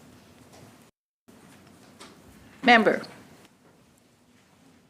Thank you, Madam Chair. And we're spending the time we are on this particular provision, this clause, because Clause 8 is, as I've been saying, a fundamental provision in Bill 21 that causes great concern amongst the legal profession that we've spoken to. And even as the Attorney General had acknowledged, the Canadian Bar Association BC branch is there to engage with its members, and we know from their letter dated yesterday to May 14th to the Attorney General that with the consultations they've done and the time that they've had on Bill 21, there are grave concerns about this. So the Attorney General may express that she is satisfied with where they are at, but the lawyers are not in the legal profession. And furthermore, they still have the opportunity, of course, to take the government to court.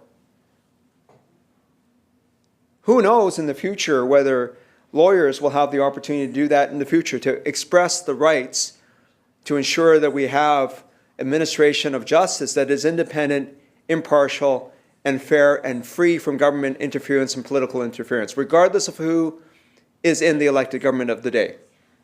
Who knows? I think it is breathtaking, to say the least, that we have a government in the face of what these legal professions are saying to the government, still proceeding. on the basis of the concerns that I've been trying to address on this particular clause as we work through the clause itself. Breathtaking is one word for it. Completely concerning. You know, this is the reason why this government has demonstrated under this premier time and time again a complete lack of respect for the rule of law, for the complete lack of respect for the judiciary, their own rules of court, to change the rules of evidence in the face to protect its chief litigant, ICBC, in so many ways. So now we have this Attorney General under the Premier's leadership bringing forward this bill and still ignoring the litigation that is going to come. And I think that that's hazardous to a way for any government to be proceeding in this manner. I have said that as we look at the appointments of the recommendations that are set out in 1D, that there is language here about consulting the board with respect to the desired skills, attributes, and experience of the person to be appointed, and for the purpose of the appointment of a director who is an individual of a First Nation, seeking nominations by First Nations. How will the process be in terms of seeking nominations by First Nations?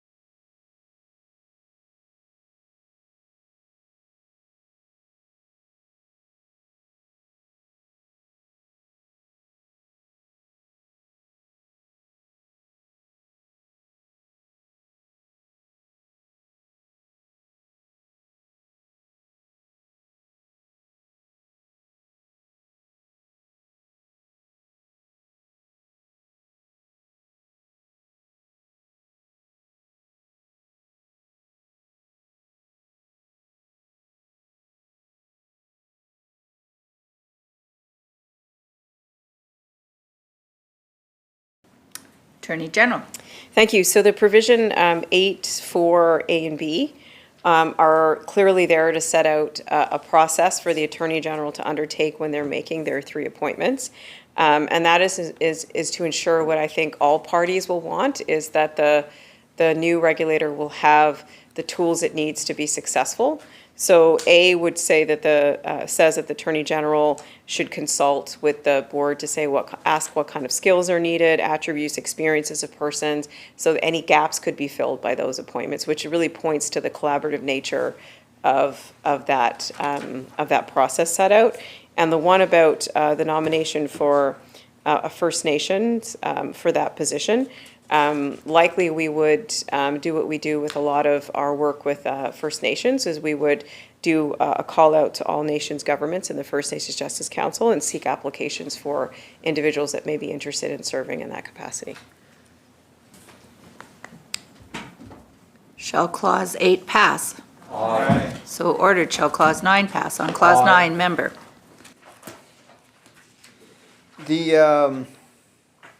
As we were talking about, Madam Chair, we've talked about the appointment of roles on this board. The chair can be appointed by and among the directors. Again, in terms of the actual governance requirements, just to reconfirm, the actual governance protocols and mechanisms, board manuals will be determined by the board. Is that correct?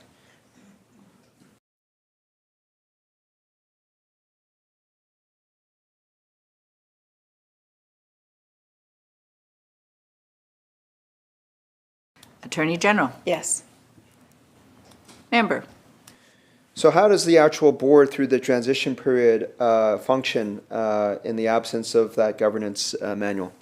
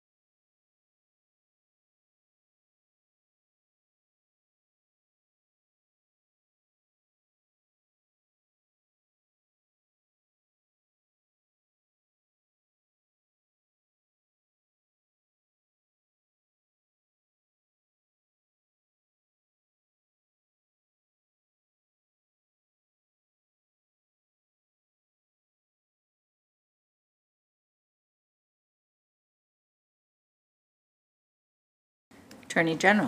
So that would be up to the transitional board to determine, but I will note that in the transitional provisions is also the establishment of an advisory committee that would consist of the executive directors of the current regulators to help guide that transition.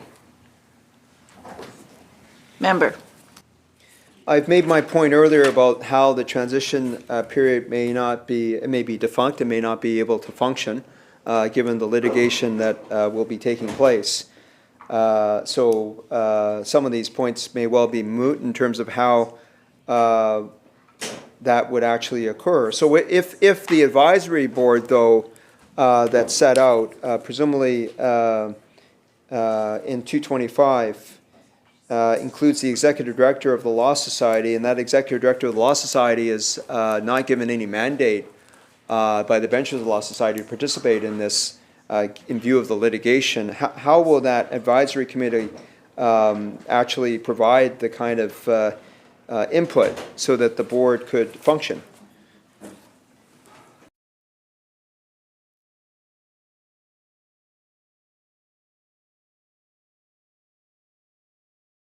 Attorney General. I would say that would be unfortunate. I can't speculate that that's even a possibility, and I would hope it wouldn't be, because we would need their voice in the transitional provisions to do that. And without that, their voice would be missing at the table. Member.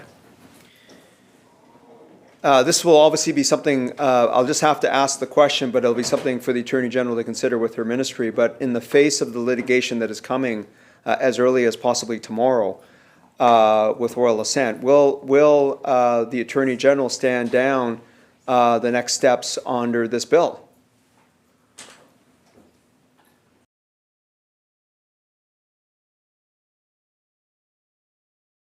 Minister. It's hard to speculate based on contents of litigation that I haven't seen the contents of. But it's our intention, as we've indicated since 2022 in our intentions paper, to move forward with the single regulator model. Member. Thank you, Madam Chair. It is something that, as we look at the bill in this committee process, for which we have 3 hours left now, because of the closure that the government is bringing to this bill, it's important to understand the government's intentions here. There are clear provisions that deal with the governance of this new board under Clause 8 and Clause 9, as we talk about powers and duties of the board, but how this board actually functions without the benefit of the transition process to get up and running, to appoint the further directors, to be under the thumb of government if they don't appoint new directors, that is the representative bodies, the Societies of Notaries Public, for example, or Law Society of British Columbia, that the government will appoint these directors and the government will continue to move forward. The government will do it on the basis of their own merit-based process, which means, again, the board is not setting that merit basis. And the board is now continuing to function going forward on a basis where even the Transitional Advisory Committee under 225, Clause 225 of this bill, may not be in place. So government will continue down this road in the face of litigation. And that presumably invites injunction applications to be made by the parties, so that at least the dispute questioning the constitutionality of this bill is enabled to, or given time and space to proceed without having a regulator come over top of the legal profession that's trying to sue the government. So again, I've said it is breathtaking to understand that this government is proceeding in the face of this already, in terms of where we are in this committee process, to bring closure to this bill in order to pass the bill against the opposition's concerns, the BC United opposition concerns. And then is communicating that even as it looks at these provisions that deal with the initial board, how it will function under Clause 9 in terms of its powers and duties, that this government intends to continue to persist even in the face of litigation coming. We can have a scenario where, of course, the new regulator stands itself up under government control completely, because, again, those 5 directors that we just reviewed under Clause 8 are now appointed by government in the absence, without the Law Society's input, and therefore now regulates the legal profession. Is this the outcome that this government wants?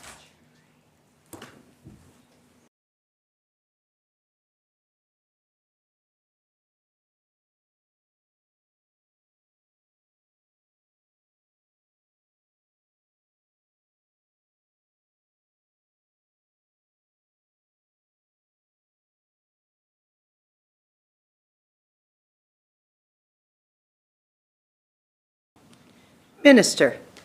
Thank you. So I wouldn't be putting forward this bill if I didn't think it was in the public interest and that it would serve the interests of furthering the legal professions in BC. We don't make public policy based on litigation threats. We base it on what we believe is better for the public. And I'm confident that this bill is, and that we balanced all of the interests, including independence of the lawyers within it. Member. Madam Chair, the Attorney General has made reference to the term public interest again, and it is certainly utilized in Clause 11 that we're coming up to. But we've talked about harm to the public as risk of harm to the public under Clause 7. And I will just ask this question, Madam Chair, in the face of the use of the term public interest again. How is it that when the Attorney General is focused on public interest and access to justice, that in any way involves eliminating the self-regulation of lawyers? How does the self-regulation of lawyers enable greater access to justice, or is in the public interest? I'd like the Attorney General to explain that.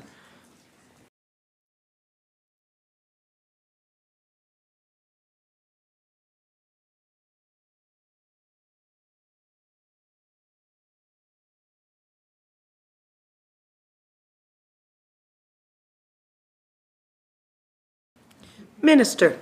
As I think I've articulated in the various questions that the members asked, we are not removing self-regulation. in this province. This model is very much, and I think there were numerous examples where I answered questions saying that's not up to government, it's up to the new regulator. So this is clearly a self-regulatory model. I will note that Canada is one of the last jurisdictions in the Commonwealth to still have self-regulation for legal professionals.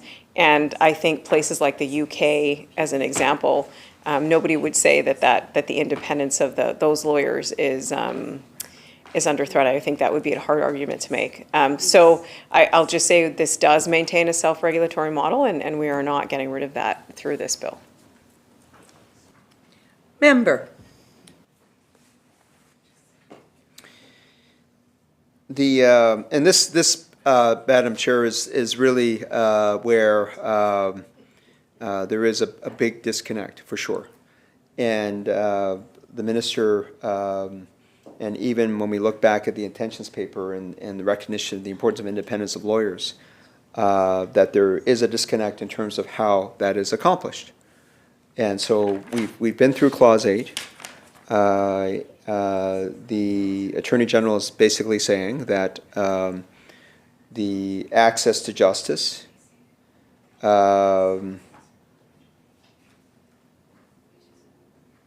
well, let me just rephrase the question then. So the access to justice and the establishment of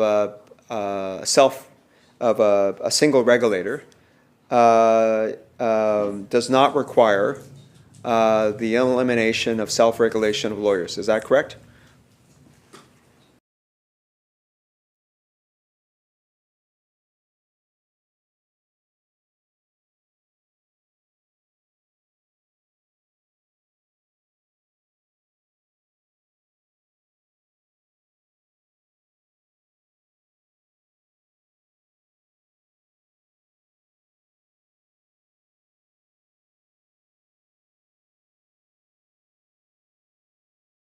Minister.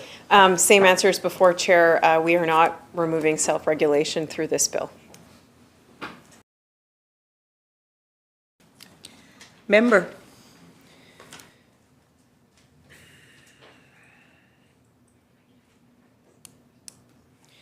So the Attorney General clearly fails to understand, certainly, the position of the Law Society and all of the other regulatory and representative legal profession organizations when she says that.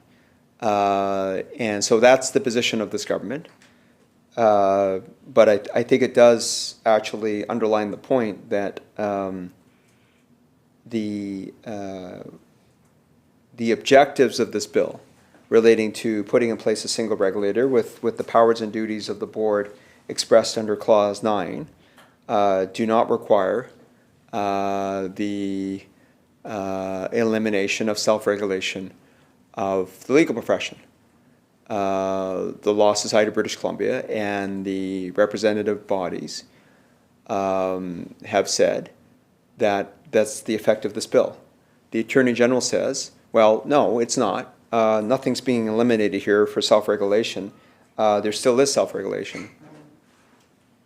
But I think in one way, the Attorney General is at least acknowledging that the other objectives of this bill, greater access to justice and acting in the public interest of the province, does not require elimination of the self-regulation of lawyers and, in effect, the way that the board is functioning, the way it's composed, the way that the chair can be appointed amongst the members or the directors themselves, and the fact that the board can appoint the tribunal chair. All the governance, both the composition of the board and the governance mechanisms, are not necessary to ensure access to justice and acting in the public interest. Is that correct?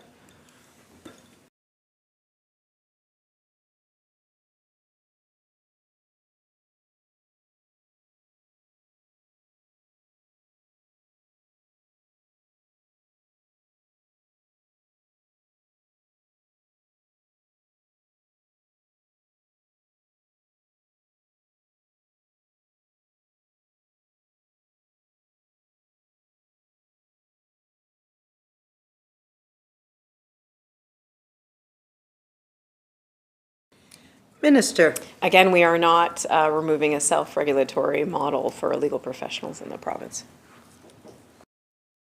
That's not my question, though. My question is, the Attorney General has acknowledged. Sorry, recognizing the minister. Thank you, the member. Madam Chair.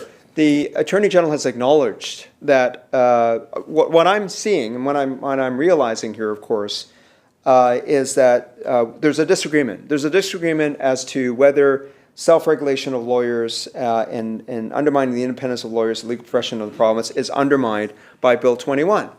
That's going to be the subject of the litigation. There may be more points in litigation. I've not seen any parts of the claim. But I do understand that the constitutional challenge to this government will be around one of those elements.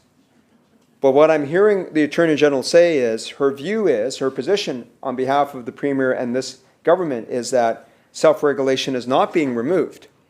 There's clearly a disagreement there.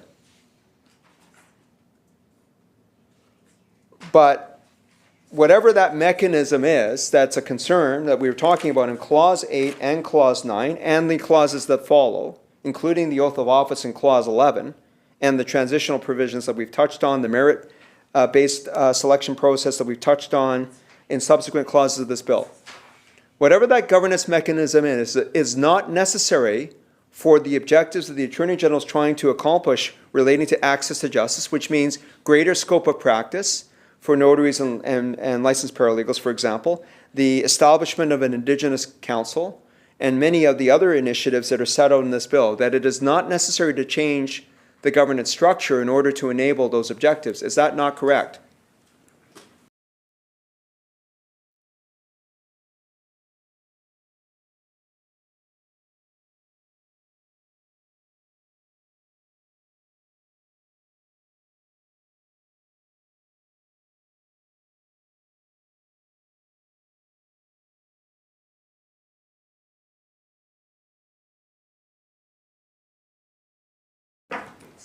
Minister.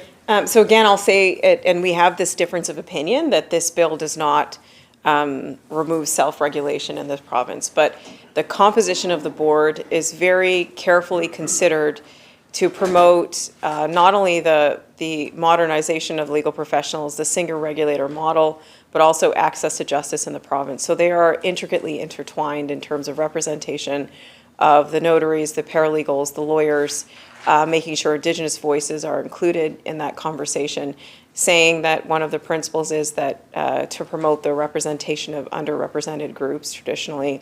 The Act as itself is an instrument that will promote access to justice in the province, and it's embedded in many of the provisions, including the government's. I think an important part of that is a representation of all legal professionals on that board, along with voices that we hope would help to promote that discussion in the province. And I just note that there are many lawyers that support these changes, and I've referred to them already in the course of our discussion, because they see this as a very key tool, including access pro bono. They see this as a key tool for promoting access to justice in this province, and so do I.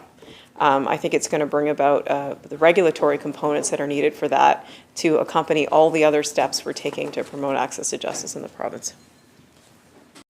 Member.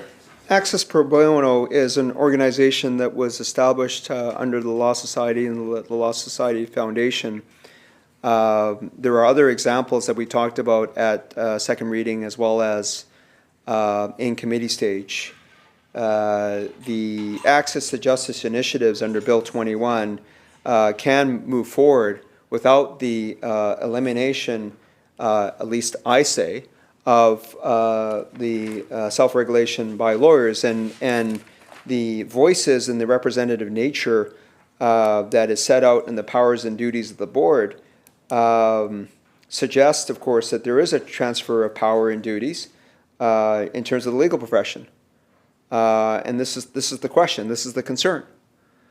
So I still do not see how this transfer of power and duties to this board, which is of the composition that we have discussed at Clause 8, will enable greater access to justice. Can the Attorney General again elaborate on how this will enable better access to justice?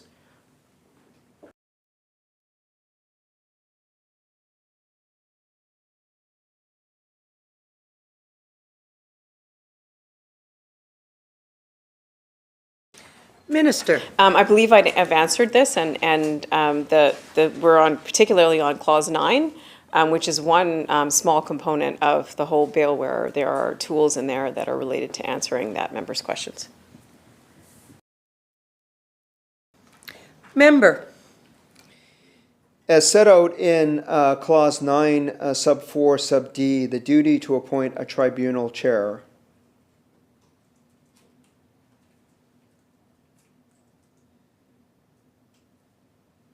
So this will not be something that the board may delegate to the chief executive officer or to a committee of the board. So this duty to appoint a tribunal chair must be by the board itself. Is that correct? Minister. Yes.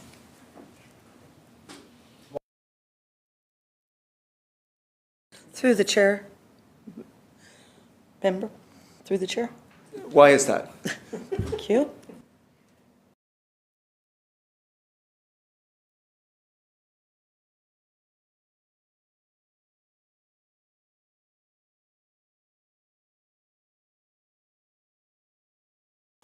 Minister. Thanks. So the reason for these exceptions that are for A to D, because it was considered that there are certain very key decisions that the whole of the board should be involved in deciding. And if we remember the discussions we talked about in the terms of diversity of professions, diversity of perspectives, and the composition that we would feel would add to that decision-making process.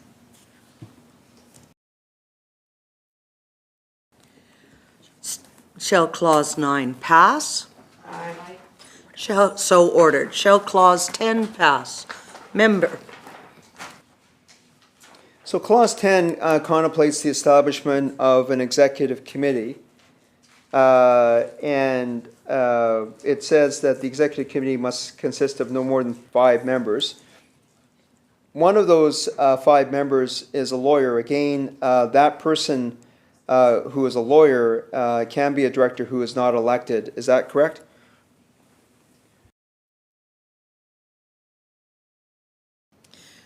Minister. Yes. Member. And so when we look at the executive committee composition, again, there are no elected lawyers on the executive committee. That is certainly a possibility.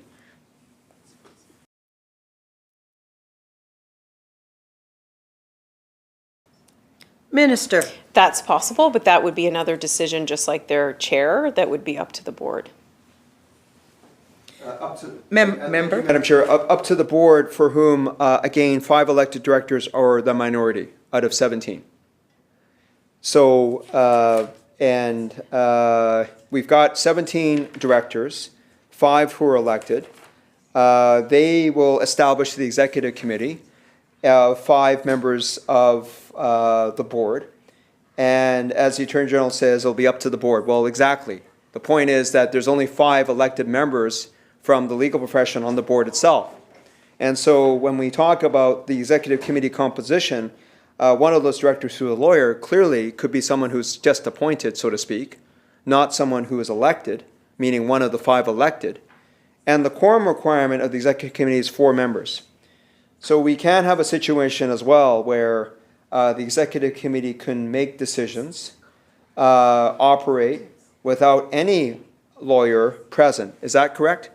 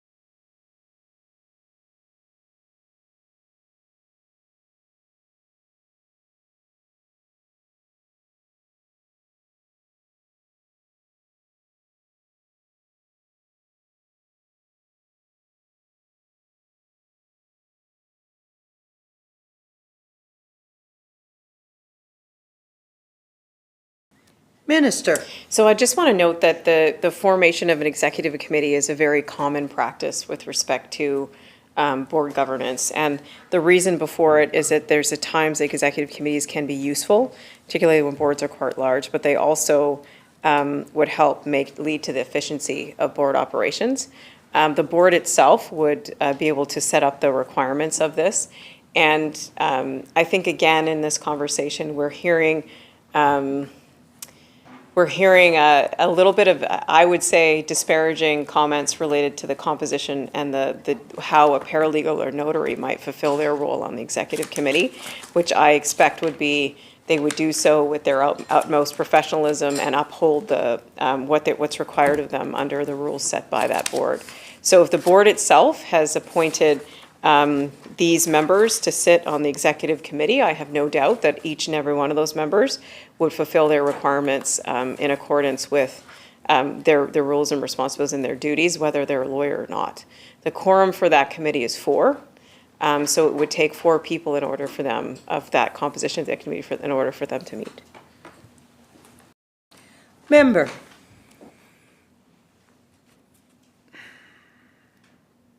Perhaps the Attorney General in the next session will be bringing forward amendments to the Attorney General Act so she can amend her own duties and powers.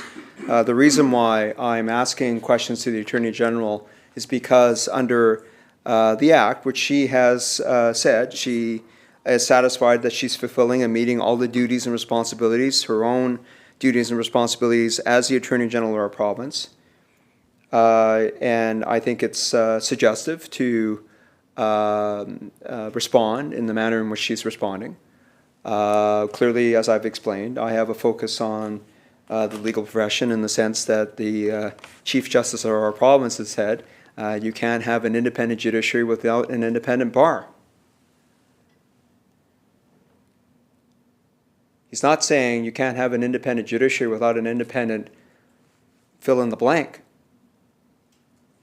So I don't understand myself why the Attorney General will insist on suggesting areas of non-focus as being areas that I ought to be focused more on. I'm focused on the legal profession for good reason, and she should be too. And it's not about, in the words that the Attorney General has utilized at the committee stage, the protection of lawyers. It's the protection of our judicial system, the independence of the legal profession, for good reason, from this government or any government that will be in power in office in the months to come. That we need to have a legal profession and a judiciary that is free of government interference. And because judges are typically selected, appointed from the ranks of lawyers, this is why it's connected. This is the focus. So when I talk about the fact that an executive committee can function with the powers and duties of the board, other than what is set out in clause 9 sub 4, that is, there are specific responsibilities for which a board cannot designate or delegate that power or duty to a committee of the board. Every other duty and power of the board can be provided to an executive committee if the board so chooses. And that executive committee can function clearly as a committee of 4 members out of 17. So now we're down to the chair of the board, who can be someone who's appointed by government. We've talked about that. It's a director who is a notary public, a director who is elected or appointed under 8(1)(c), which refers to regulated paralegals. Again, if the total number of regulated paralegals is less than 50, it's appointed by a majority of other directors holding office. If the total number of regulated paralegals in British Columbia is 50 or more, elected by or from among regulated paralegals.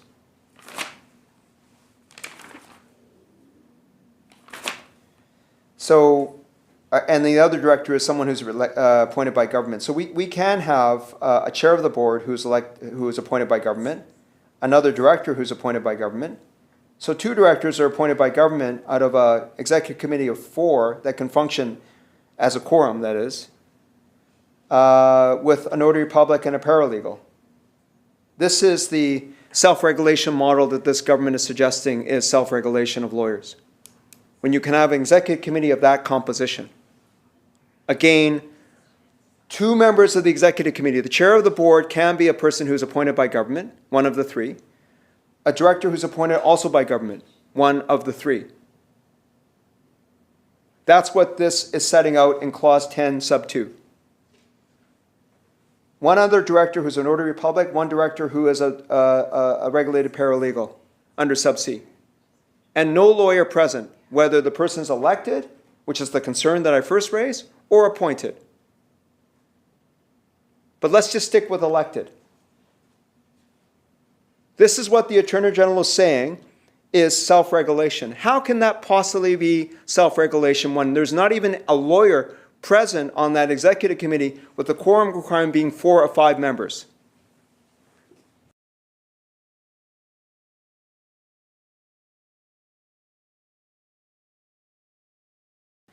Minister. So I just want to say that I think the member and our discussion, we have a difference of opinion, but repeatedly I think there's a failure to connect a government's ability and a power to reach into a self-regulated body and insert themselves in decision-making that would affect the independence of a lawyer to represent their client. The difference between elected and appointed doesn't give the government any more authority to reach into the governance decisions and make those decisions for them. We went over already how the appointed members are selected by the directors that are elected and the 3 appointed.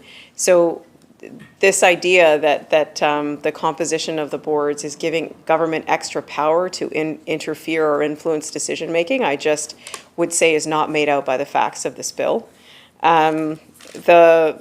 Another protection that's in this that is noted right in there is that the board may establish an executive committee. They don't have to if they don't want to. The majority of lawyers that are on the actual board can make a decision of whether or not they want to use this tool as a governance tool that's pretty common in a lot of governance structures to do that or not. If it's a valuable part in their decision-making process or that period of time that they're going through, it gives them that ability. It doesn't require them to do it. And then I will say also, in this composition, there was only one member that's appointed by government, and even with that, appointments by government, which happen often in independent boards, their duties are to represent their position and what they pledge to represent as a director of that board. So I think that this idea that the structure is giving government more power to reach in and make decisions on behalf of the regulatory body is just simply not made out. Member. Madam Chair, this is the reason why, of course, we've taken the time we've had to try and explain and question and probe to the Attorney General where these concerns lie and with the bill itself, certainly as to how the government is presenting this bill in the first place in the face of the concerns that we've talked about. We've talked about at this committee session Clause 7D, and we've talked a bit about the Attorney General's view on risk of harm to the public. This is certainly something to be defined by the regulator. That's what the Attorney General said. That will be up to the regulator to decide how to regulate the practice of each legal profession in a manner that is transparent, timely, and proportionate to the risk of harm to the public posed by the practice. When I asked the question as to what does that mean, what is the risk of harm posed by the public, risk of harm to the public posed by the practice, the Attorney General made some general references to things that are already dealt with under the Law Society of British Columbia, for example, under the current Legal Professions Act. But she did indicate, Madam Chair, that it will be up to the single regulator to determine where, how, and how to deal with the regulation of the practice in accordance with ensuring and being mindful, proportionate to the risk of harm, which is not defined. It is up to the board to define that. This is the reason why we went through Clause 8 in terms of the nature of the board itself. 3 directors appointed by government under 8.1D. when you connect that up with 10, 2A, and E, as I asked before, the chair of the board, under clause 9.1, under clause 9.2, can be a director who's been appointed by government. There's no restriction on that. So when it says the chair of the board, it can be one of those. I think that the nature of appointments by governments of designated directors on public bodies might typically see those who are appointed by government directly to carry the mandate forward. It would not be uncommon to see a person who's been appointed by government, one of the three directors, to serve as chair of the board, or in this case, the chair of the board of the regulator. So it's possible. So as I say, the way that the executive committee composition is set out, clearly the chair of the board can be a government appointee, and E is saying specifically that it is a director appointed by government. So now we are going from 3 directors out of 17 who are appointed by government to possibly 2 out of 5 and 2 out of 4 because the quorum requirement is set as 4 members.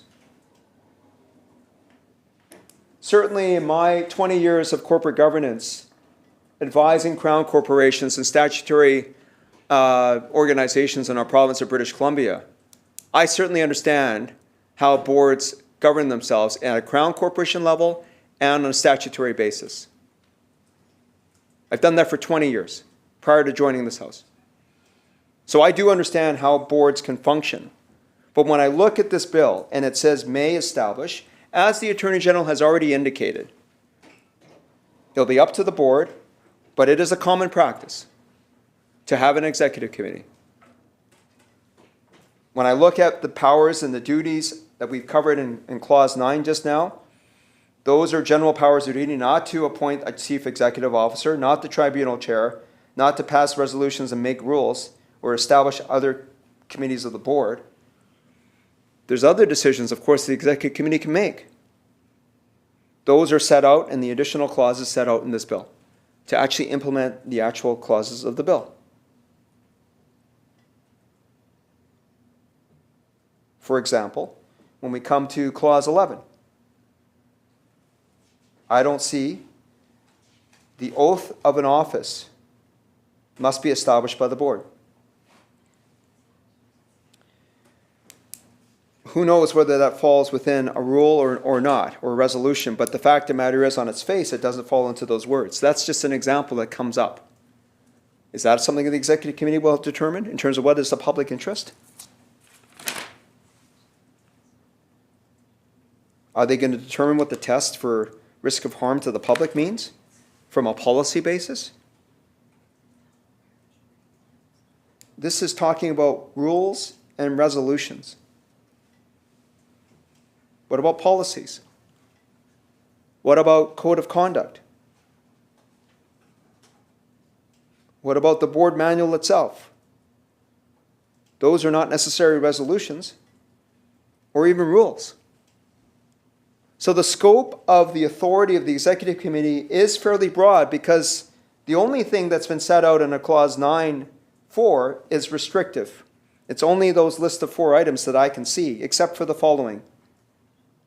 In fact, it does say the board may delegate any power or duty of the board or the regulator to the chief executive officer or to a committee of the board. Well, the only committee of the board that's mentioned in this bill that I can see, at least in the clauses we reviewed to date, is the executive committee itself.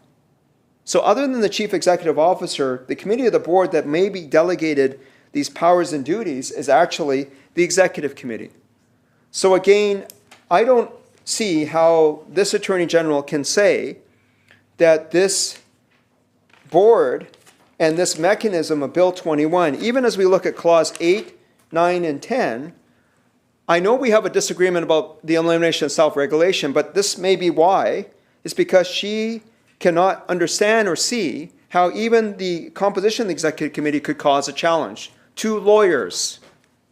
Because a lawyer may not even be part of the decision that is made by the executive committee, because they're not required as part of the quorum requirement. Again, I'll just give another opportunity to the Attorney General to see any of the concerns that I've expressed. Does she not see those concerns at all relating to the composition of the executive committee and how it actually does remove self-regulation for lawyers? At this point, we will take a 10-minute recess. I ask everybody be back in their seats at 6:15, please.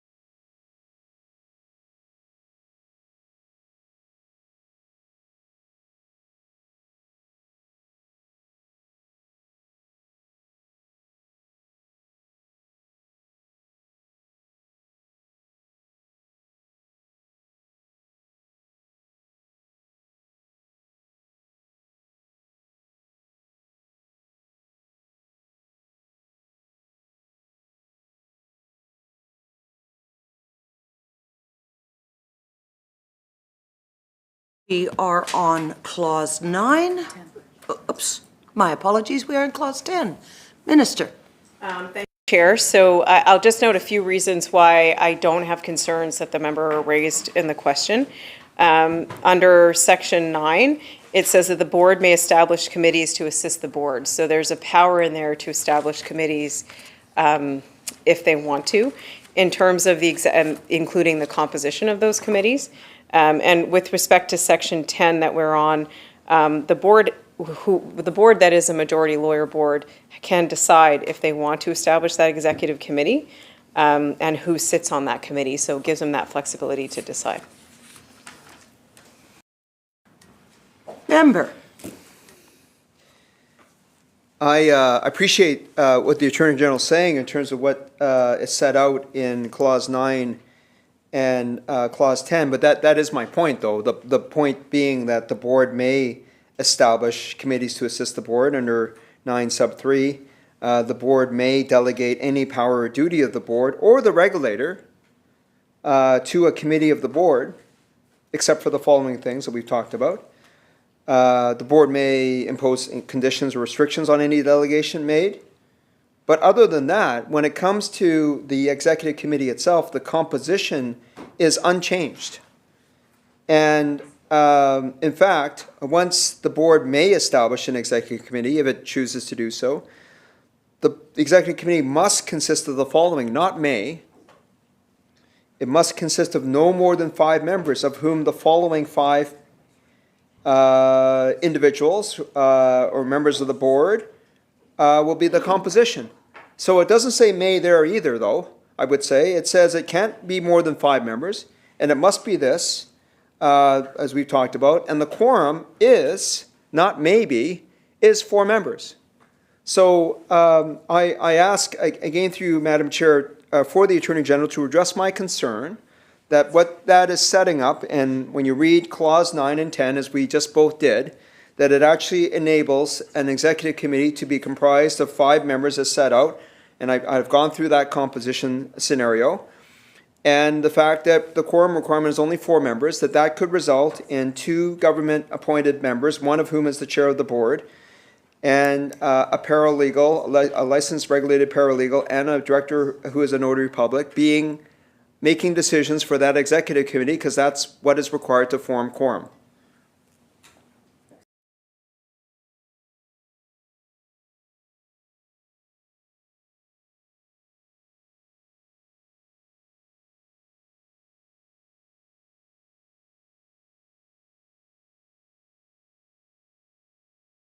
Minister. Thank you. I'll just note that in a situation where the board is as concerned as the member raises about having a notary and a paralegal and an appointee in an executive committee and only 1 lawyer, if that, in the view of the board, in that extreme circumstance is, in their view, affecting the independence of a lawyer to represent their client, then the decision that they would make is not to have the executive committee, and then they have a power to strike other committees. But I will say that I've already noted my disagreement in the fact that having a notary or a paralegal or another legal professional that is also interested in protecting the independence of legal professionals on there would be somehow against lawyers. I would just say that I don't think that's true on its face, and I wouldn't expect that notaries or paralegals would say that that was true. I just want to quote Alice Woolley, who is now a judge and a former scholar and has written extensively on regulation and independence, and she has this to say: ultimately, I would argue that there is no particular virtue or vice in having non-lawyers or lawyers involved in the regulatory process. The key point is that whoever is involved be committed to all of its objectives without undue emphasis on one over the other. That suggests perhaps the desirability of both lawyers and non-lawyers being involved, with emphasis on avoiding constituency-type governance structures. Member. Thank you, Madam Chair. I appreciate that there are points of view on governance and how regulators ought to be, and that perspective that the Attorney General shared. But I want to come back to a comment that the Attorney General made before making that quote, or sharing that quote, is We're talking about self-regulation, though. My question relates to how this composition of the executive committee, the quorum requirement that we're talking about in clause 10 of this bill, does take away self-regulation for lawyers, because there's no lawyer present at the decision. How can that possibly be we're talking about self-regulation, right? We're talking about self-regulation, which means by having a majority of the regulatory board being elected by the members of the legal profession. So we've already gone through that in clause 8. But here we're talking about on the executive committee not even having a lawyer present for the purpose of the quorum requirement. So I can't see how this Attorney General or any Attorney General can justify, rationalize how that would be self-regulation. Again, through you, Madam Chair, to the Attorney General, how can she see or in terms of addressing the concern around self-regulation, which is lawyers' self-regulation, how can this possibly be functioning to meet that requirement?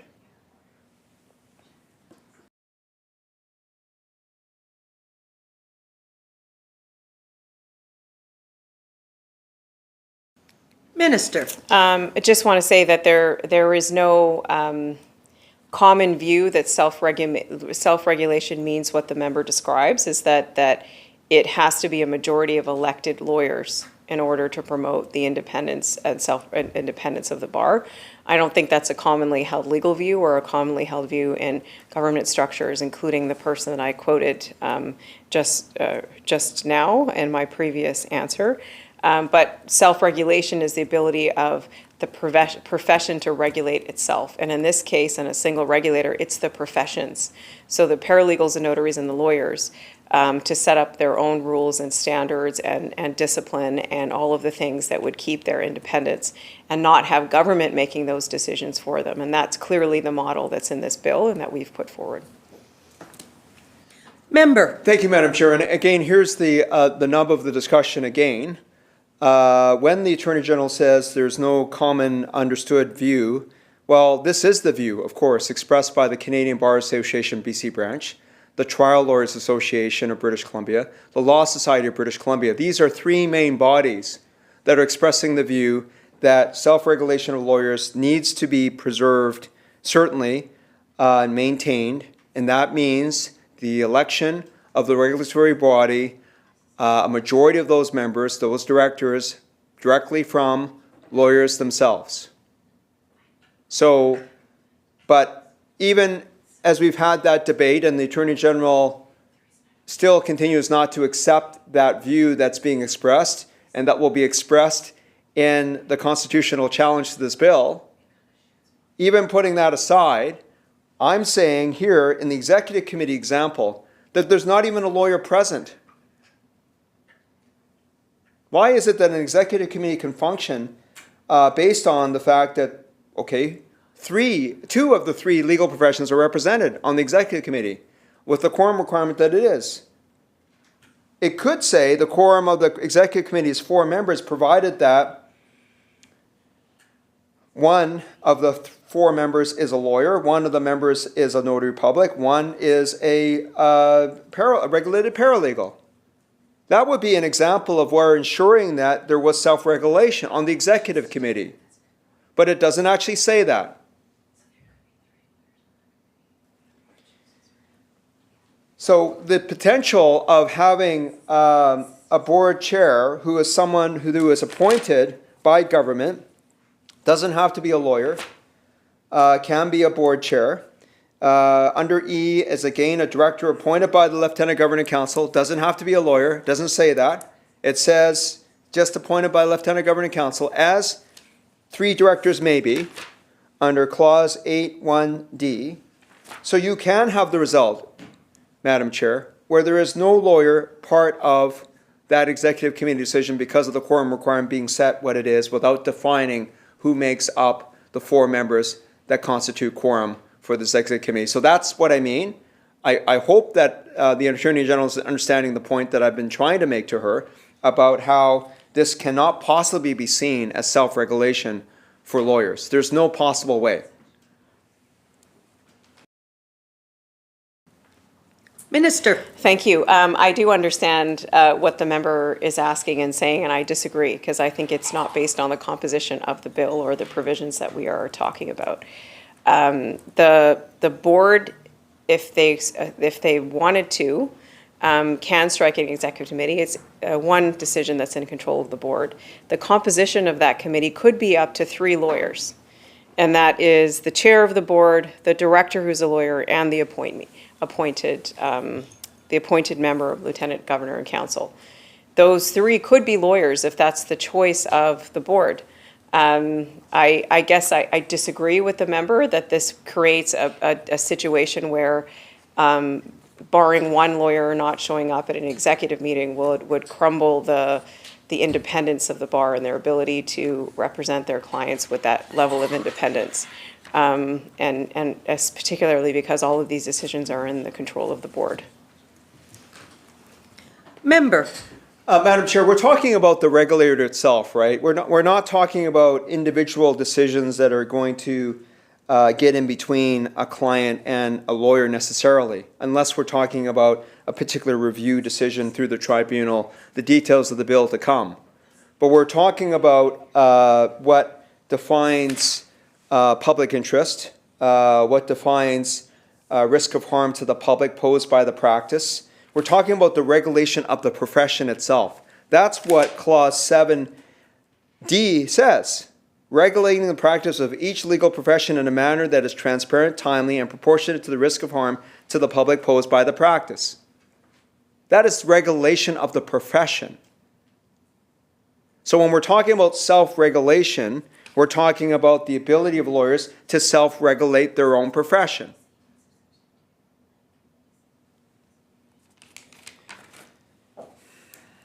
The Attorney General refuses to accept the point that I'm making, which is structured, I'm only reading through the bill the way the bill reads. The Attorney General can construct another scenario, clearly, and I don't disagree, that amongst the membership of the board, there can be lawyers that are appointed to the executive committee. That is clearly one possibility. The possibility I'm getting at, though, is the opposite possibility, which is also true. So this government has set up a mechanism that it's possible where lawyers will not be part of executive committee decisions because of the quorum requirement.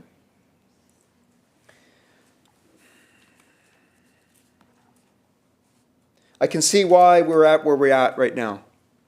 There's been a complete lack of understanding and appreciation for the position of the Law Society, the Canadian Bar Association, the trial lawyers, any of these other organizations that I can only imagine, because I wasn't part of these discussions, that were under NDAs.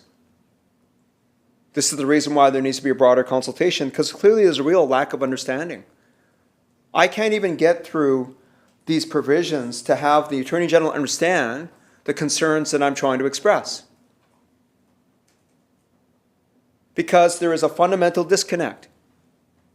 That disconnect is going to be subject of litigation. Why this government continues to proceed with that fundamental disconnect at play when we can't even get through provisions that recognize the concern of what is going to be subject of litigation, a constitutional challenge to this bill, is merely demonstrating example after example, clause after clause of this bill, how defective this bill is. So I wish we had more time. But the government has brought closure in 2 more hours. This is something that's fundamental to the legal profession and the administration of justice in our province. I don't have any more questions on Clause 10. Shall Clause 10 pass? Aye. So ordered.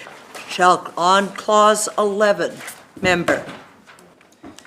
On Clause 11, I would ask the Attorney General to consider what her understanding of public interest is as defined under the Legal Professions Act, the current one.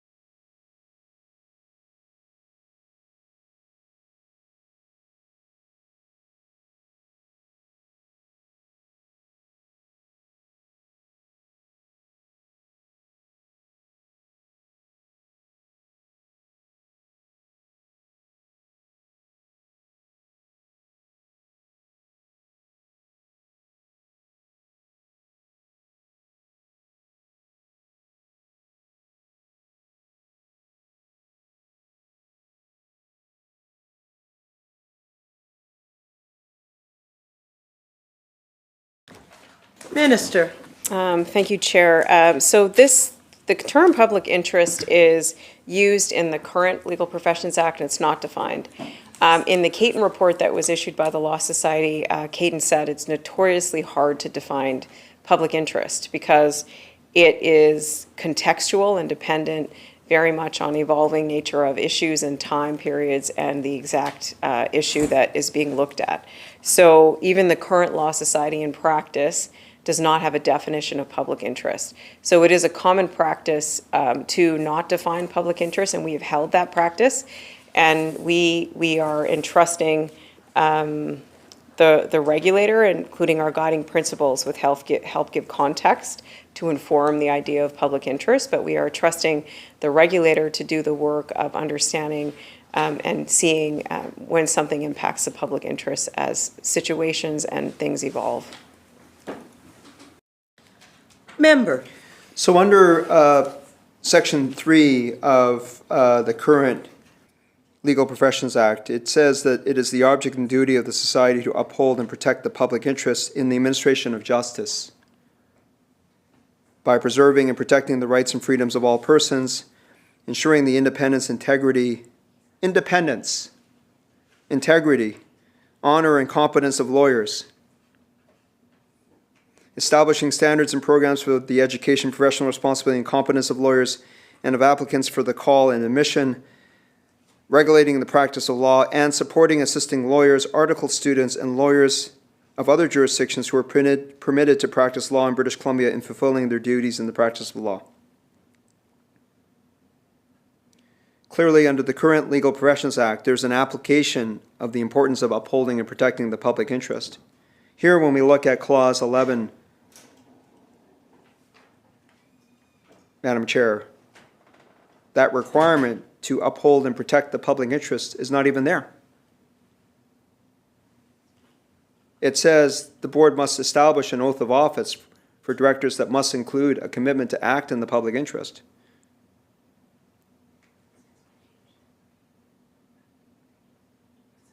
But the words that go beyond the commitment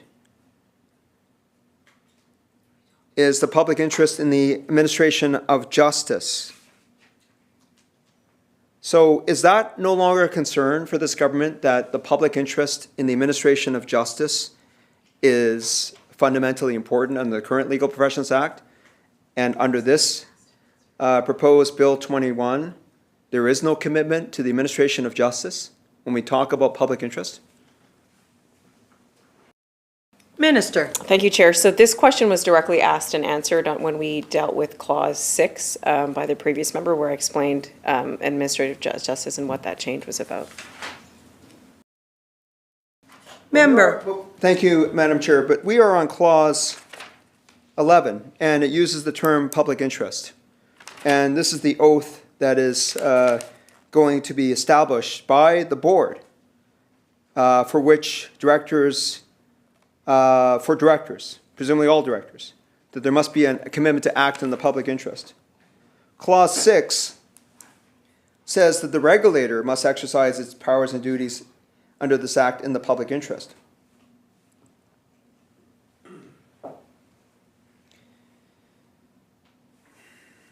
In either case, when we're talking about the recognition of the importance of administration of justice by the directors who are directing the regulator,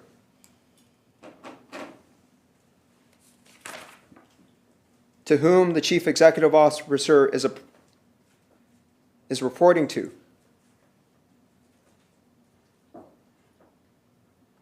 from whom the board may delegate powers or duties to the chief executive officer. There is no mention of administration of justice as part of that oath. So I'm asking through, Madam Chair, to the Attorney General, why is that the case?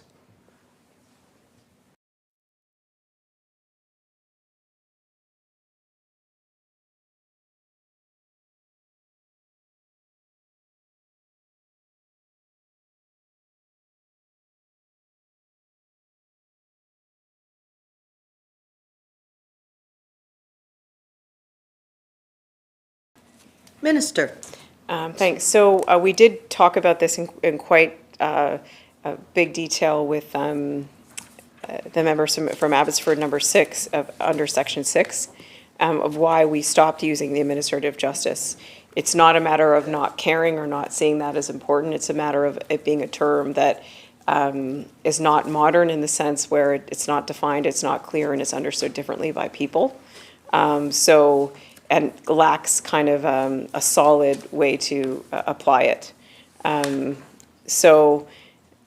current bencher's oath does not even reference administration of justice as a term in the current bencher's oath. So we didn't feel a need to put it in there, and we have changed that, removed that language from both 6 and 11. Member. Well, I guess I guess my question that I posed earlier about whether amendments will be brought forward by this government if it's re-elected to the Attorney General Act will be coming. Because if the Attorney General doesn't know what the words administration of justice mean and how it could be applied in the context of regulation of the legal professions of our province, which underpin our judiciary, how does she actually meet her duties and powers under the Attorney General Act, which under 2 sub C says, must superintend all matters connected with the administration of justice in British Columbia that are not within the jurisdiction of the Government of Canada. I know I talk all the time about the importance of the Chief Legal Officer of this province, certainly when the Premier was Attorney General. It explains a lot of things as to why this government doesn't seem to care at all about administration of justice, because it doesn't want to define it, it doesn't want to use the term in the very bill that regulates the legal professions. How is that possible? Is the Attorney General suggesting that the administration of justice used in her own act that gives her powers and duties and responsibilities has no meaning? Minister. Although I appreciate that the member is going through great lengths to try to explain my role to me and what the Attorney General's Act says, I can assure him that I have no need for that type of explanation. I'm fully aware of my roles and responsibilities with respect to my position and also the content of this bill. And again, the member seems to repeatedly say that I don't understand what he's saying, and I do understand, clearly. I just don't agree with it. I already mentioned how we removed administrative justice. Got nothing to do with what I understand as Attorney General. It has to do with what you put in a bill so the public will understand what it means to have the powers under this bill. Member. This bill, of course, is speaking not just to the public, but it's speaking to the regulator and the board who has to operate under this bill. So, the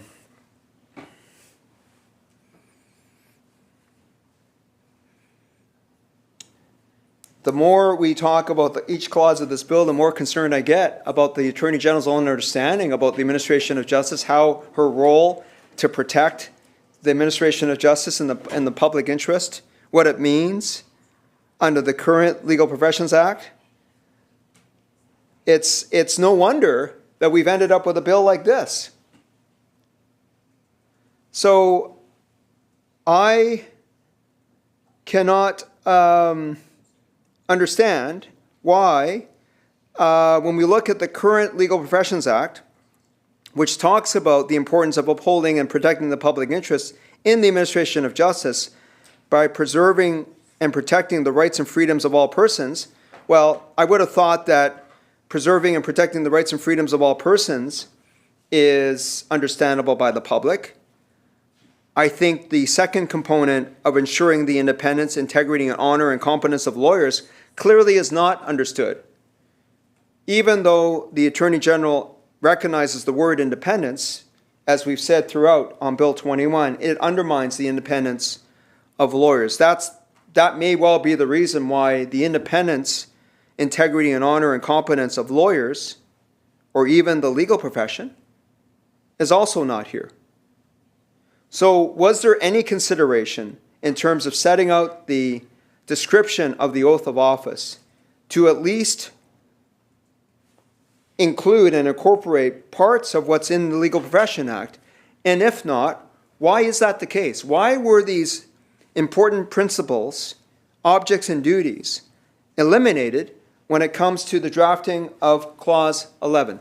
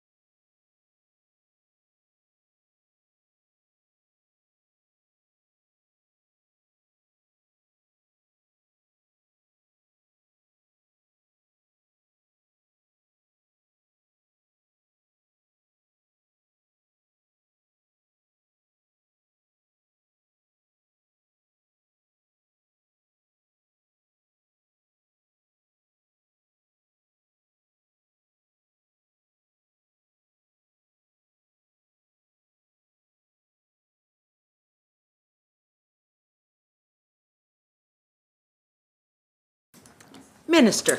Thank you, Chair. We spoke about this at length when we were at Clause 6. And the reason we spoke about it at Clause 6 is because Clause 6 very clearly defines the duties of the regulator, and one of those duties is to ensure the independence of licensees. Member. So it's not a duty, though, of a director to ensure the independence of licensees?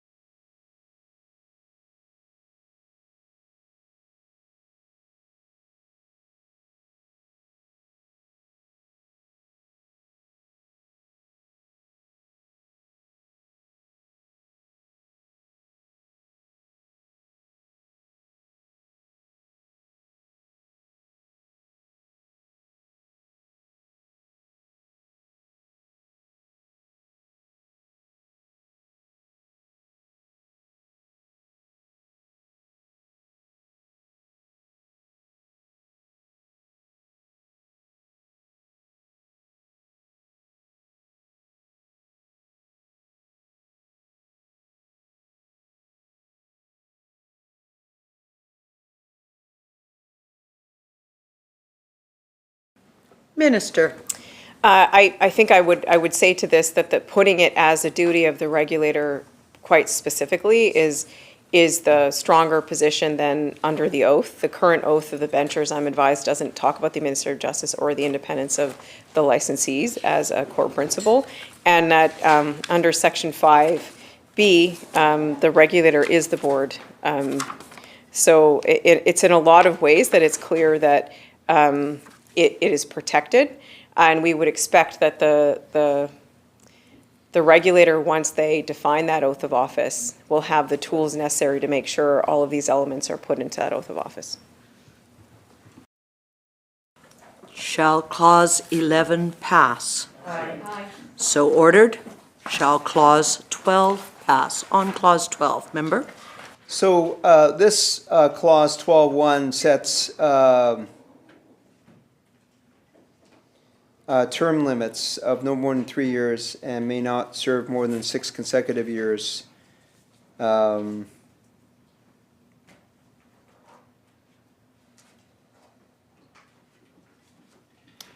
A tribunal chair is someone who is a director,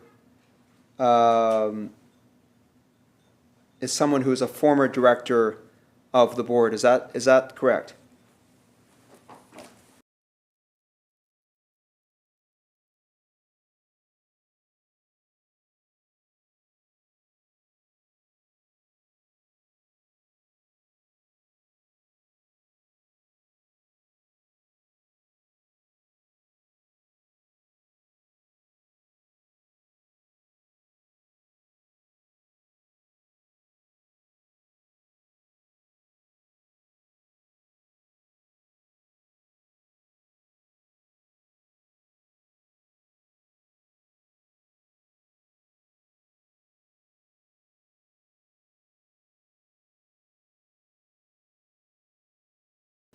Minister.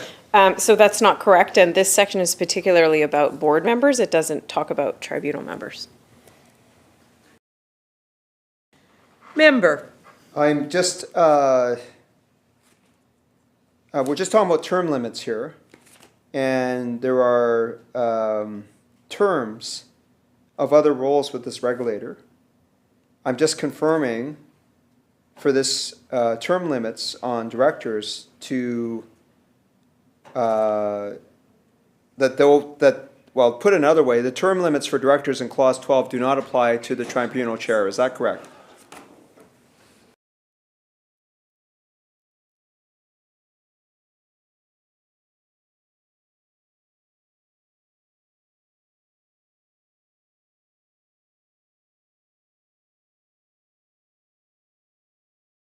Minister.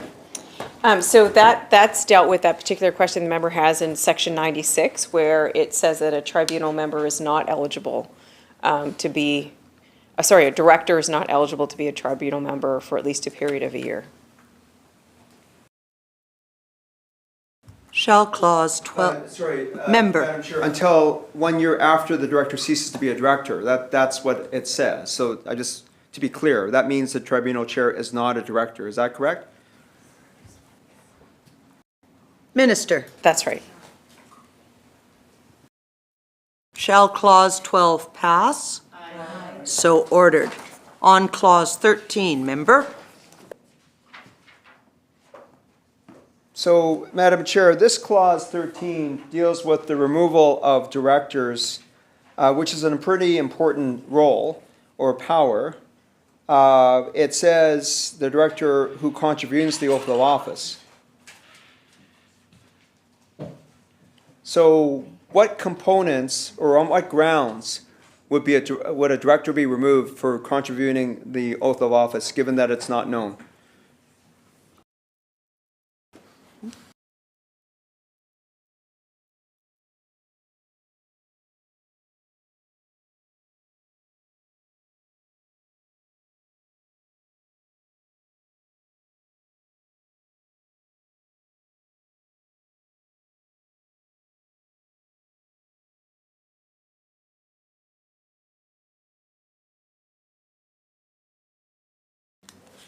Minister. Thank you. So this provision gives guidance to the board, but it doesn't dictate when the board may have a situation that requires the removal of director, and it's a practice of good governance to have that ability in the instance that there is a director that's, as in 13.2, sufficiently serious to justify that some actions are sufficiently serious to justify the director's removal, and that's under the board's consideration. This is a power that they can use. It's under 13. It says the board may remove a director if it sees that it's a necessary thing. Member. Thank you, Mr. Chair. And this is the reason why, with the lack of definition around the oath of office, that it isn't relating to public interest in respect of the administration of justice or protecting or preserving the rights and freedoms of all persons, ensuring the independence and integrity, honor, and competence of lawyers or legal professionals. Without some of these key components, it is an ill-defined, not defined oath of office that this bill under Clause 13 is providing to the board the power to remove a director, which includes directors that are elected by lawyers. So again, the composition of the board under 8.1 sub A is lawyers that may well be directors, of course, elected by the legal profession, who can be removed for an oath of office that is unclear, undefined, and not relating to the administration of justice. There is no understanding or appreciation for the importance of that, or even protecting and preserving the rights and freedoms of all parties, which does speak to the importance of independence. So when we talk about government control and government influence, this is another example where directors, even if they're elected by the legal profession, can be removed in some way because there's a contravention of the oath of office that has not been defined. The oath of office, as we went through in Clause 11, does away with current provisions that set out the importance of holding and protecting the public interest in the administration of justice. Yet another example of how this framework that this government is proceeding with enables greater government interference and interference in the sense that a director can be removed. There's a lack of certainty here, certainly, under this oath of office. We don't know what it is. We don't know why it's been changed in the manner that it has.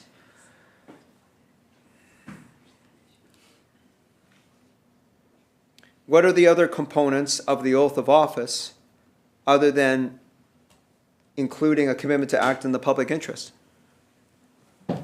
Attorney General. I'll just say that I find the line of questioning a little bit, it lacks clarity to me, because in some situations, the member is asking that we reach in and define things in a stronger way as government and dictate to the board of what certain things mean.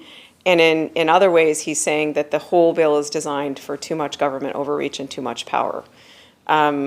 We've been in this discussion for different sections, and I've said clearly that this is something that we're leaving up to the board and the regulator to decide, which in my view is an example of the government saying, it's not our job, it's your job to do it. And I think this question that is currently before me is premised on the idea that no, government should exactly set out an oath of office and define what the duties are and be more prescriptive about when you can remove and if you can remove a director, which I would suggest would be government overreach, and we decided not to go in that direction. We are leaving this up to the board to decide, including what the content of the oath of office is. Member. Thank you, Mr. Chair. The Attorney General is just proving my point. I'm talking about the current provisions under the Legal Profession Act. That's what is already set out, under the laws of our province. Her act that governs herself talks about the importance of the administration of justice. These are the words that are under the Legal Professions Act itself now. Those words are removed. My point is, why has that been removed? I asked her the question on Clause 11. My concern is the composition of the board under Clause 8 sets it up where there can be government interference. And because the oath of office is not even defined, it's defined in a better way. The objects and duties of the law society, the legal profession, is set out under Section 3 of the current Legal Profession Act. That is being eliminated by this government. Eliminated.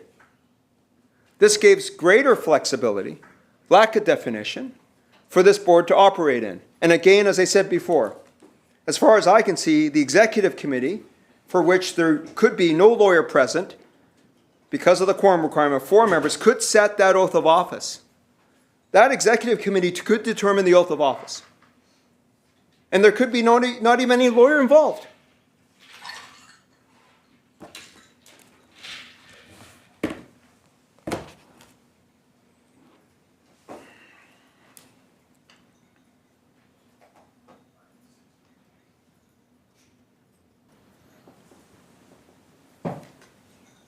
My concern, Mr. Chair, is the fact that a director who's elected by the legal profession, the 5 of the 17, the minority, can be removed for lack of clarity around an oath of office that's not even defined in this bill, particularly when, in the current Legal Profession Act, we have clarity in what that means.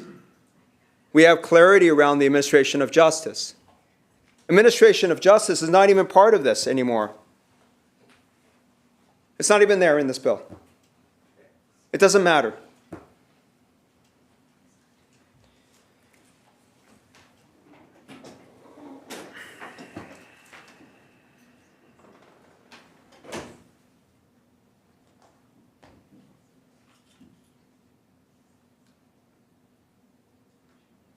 The more questions I ask at this committee stage just only raises more and more concerns about Bill 21.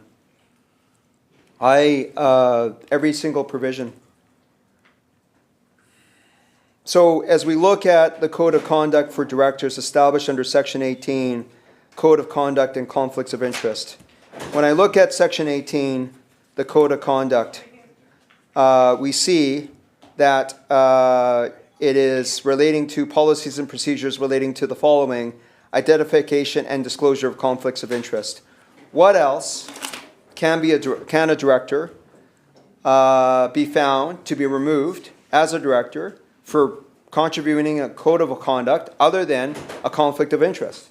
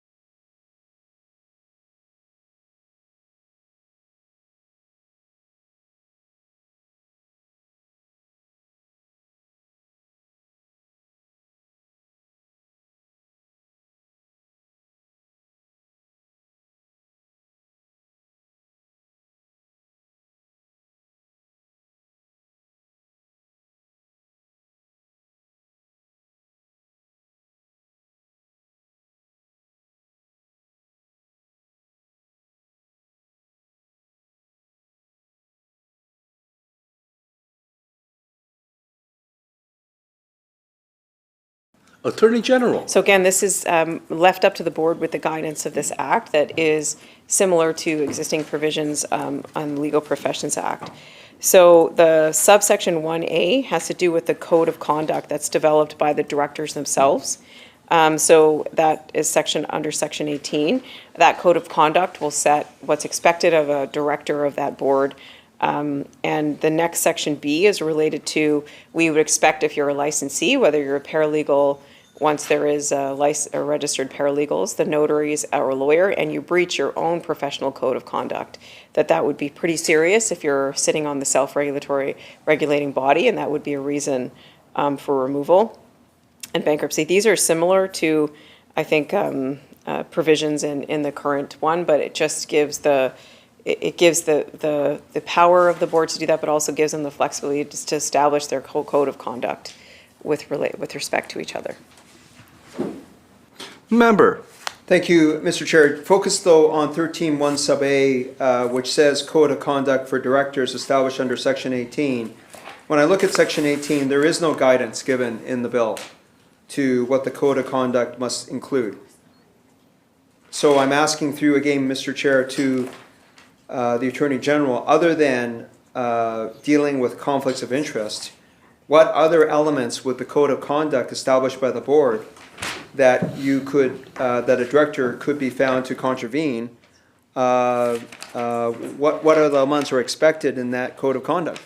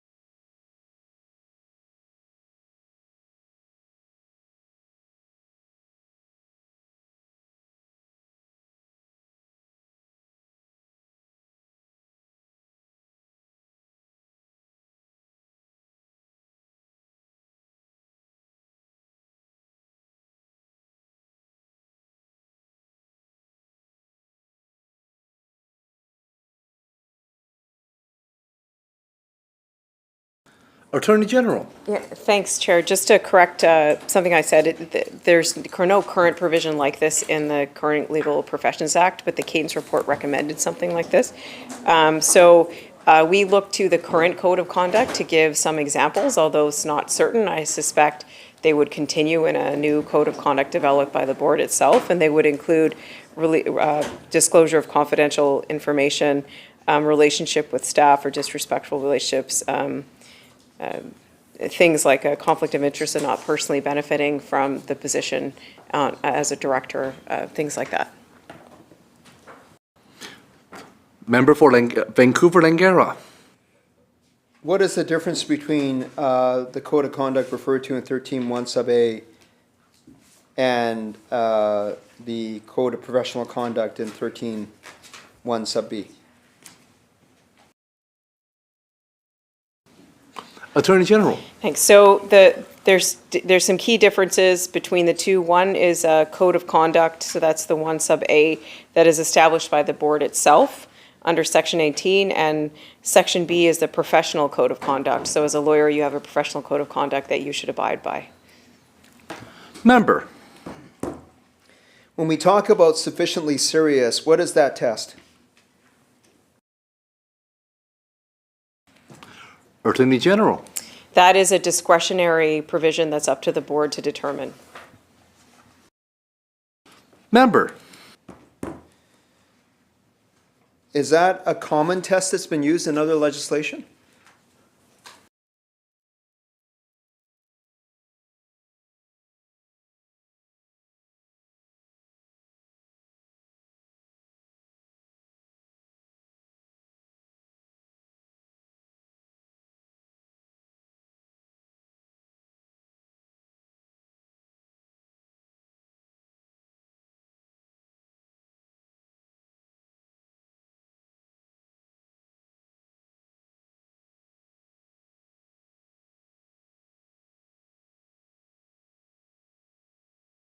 Attorney General. It's taken out of Section 30 from the Professional Governance Act.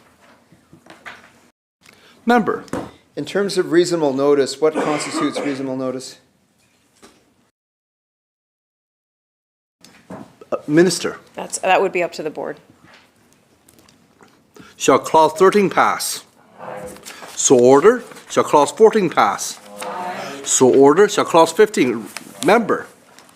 So in terms of vacancies under Clause 15, what preserves the composition of the board in the event of a vacancy?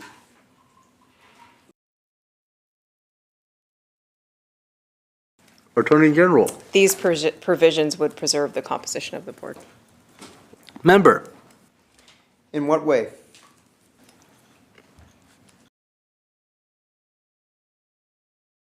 Attorney General. These sections require vacancies to be filled promptly, and it sets out that process. Member. In terms of by-elections, how would the by-election be administered under 15.1?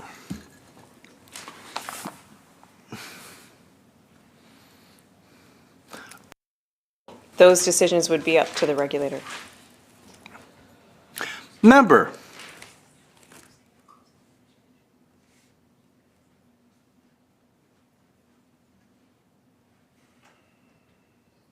So the regulator would administer the holding of the by-election, is that correct? Attorney General. Yes. Member.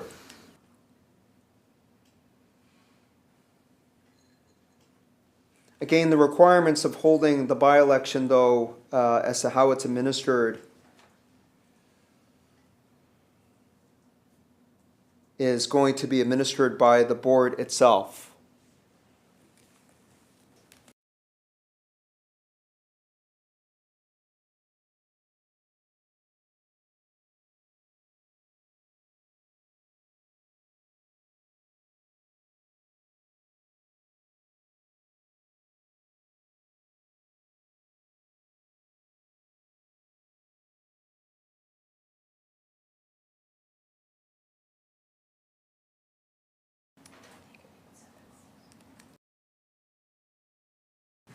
Attorney General? The board would make, we expect, well, they would make the rules for the by-election, and they would likely delegate the oversight or implementation of that by-election to staff. Member? And that is what, it's not clear in 8.1 as to how the election of directors would be done. Is the Attorney General confirming then that it would be done in the same manner that she described in case there's a vacancy?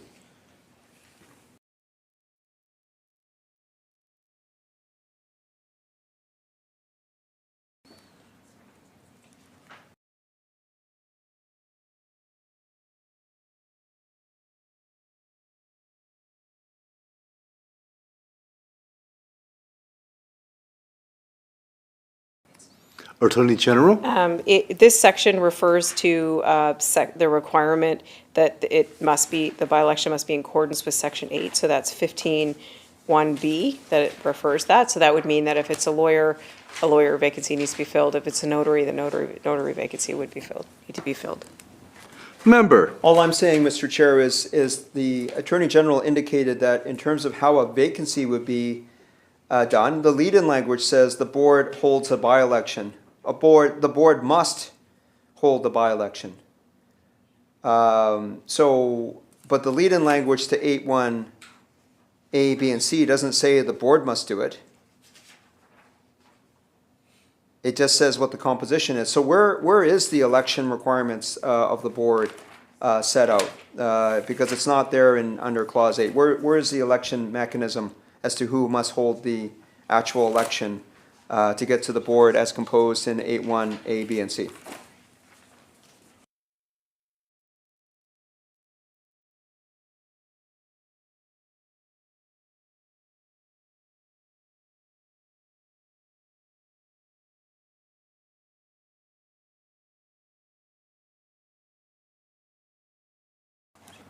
Attorney General? It's under 28(2)A that power lies.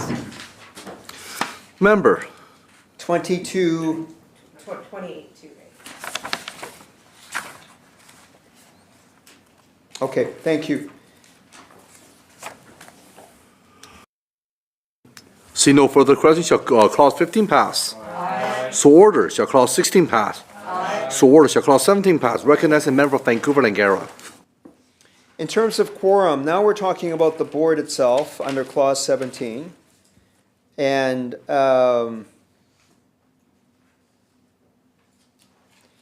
it is subject to 28J.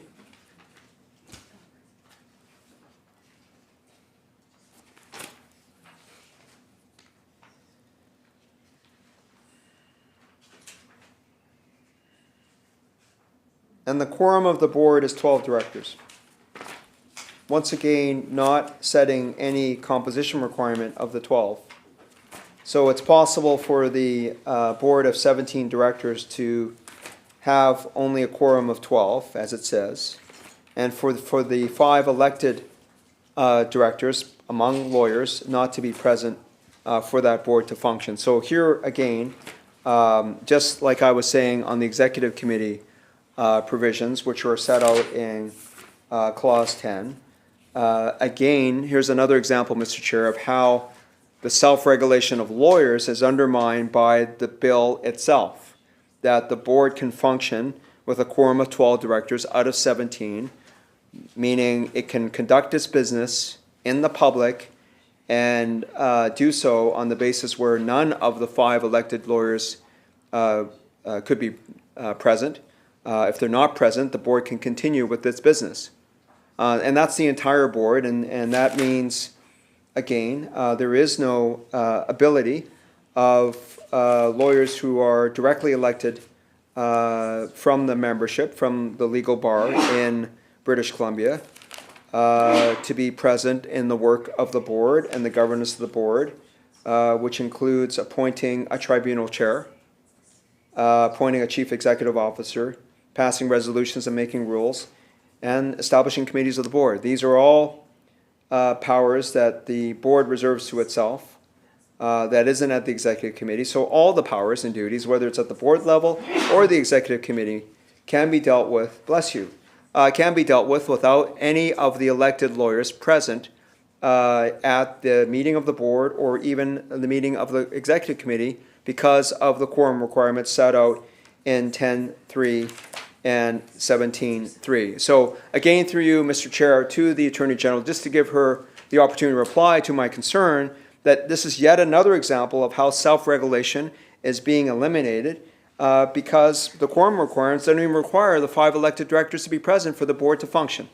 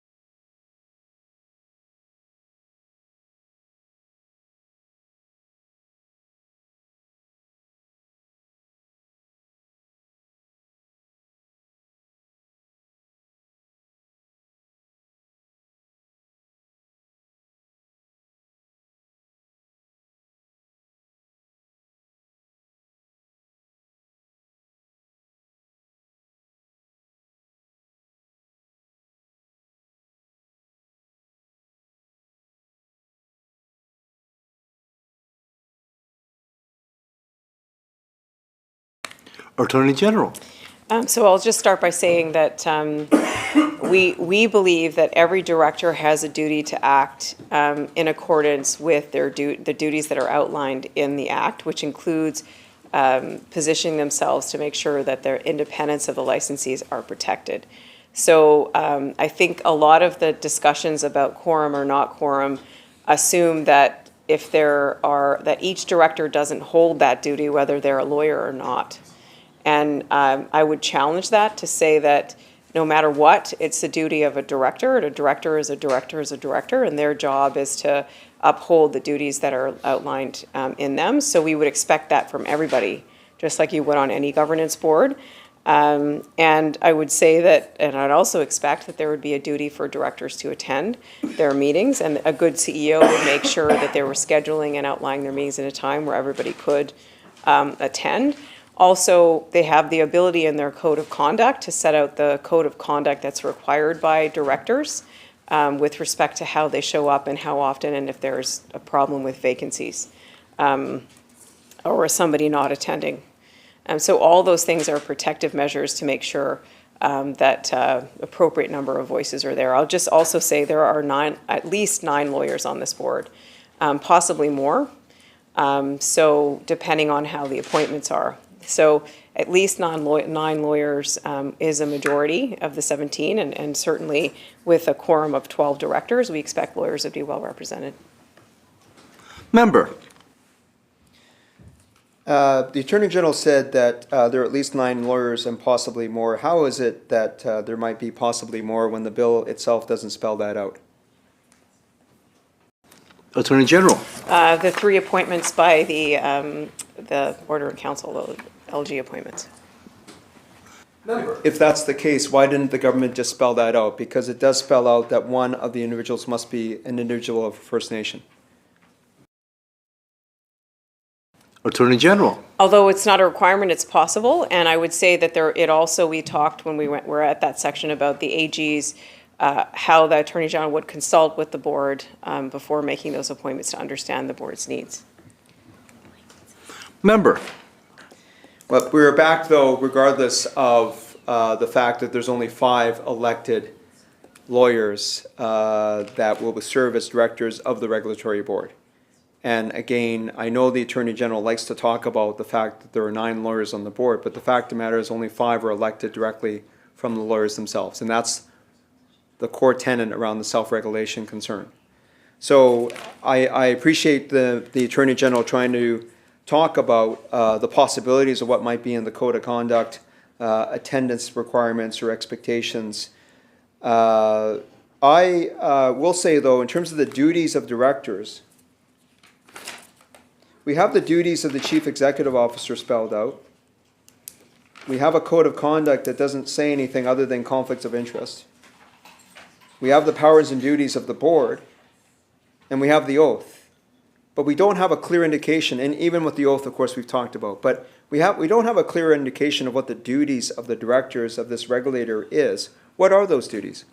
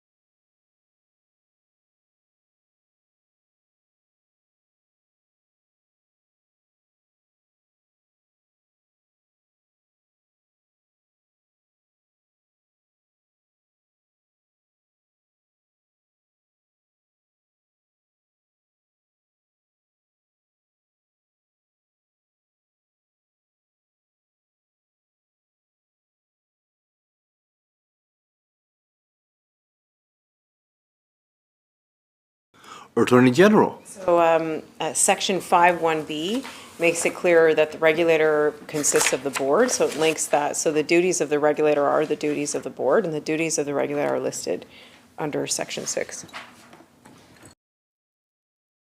Member.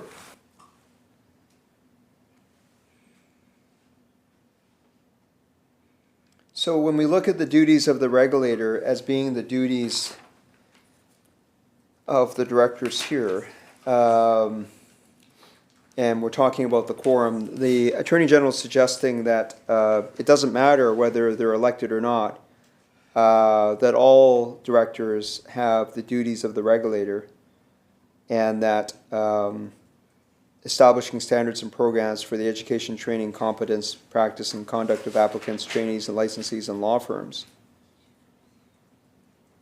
So it's the expectation of the Attorney General that the board, for example, without 5 elected lawyers who are directors of the 17-member board, because of the quorum requirement, can proceed to set standards for law firms. That's what the Attorney General is saying. Is that correct?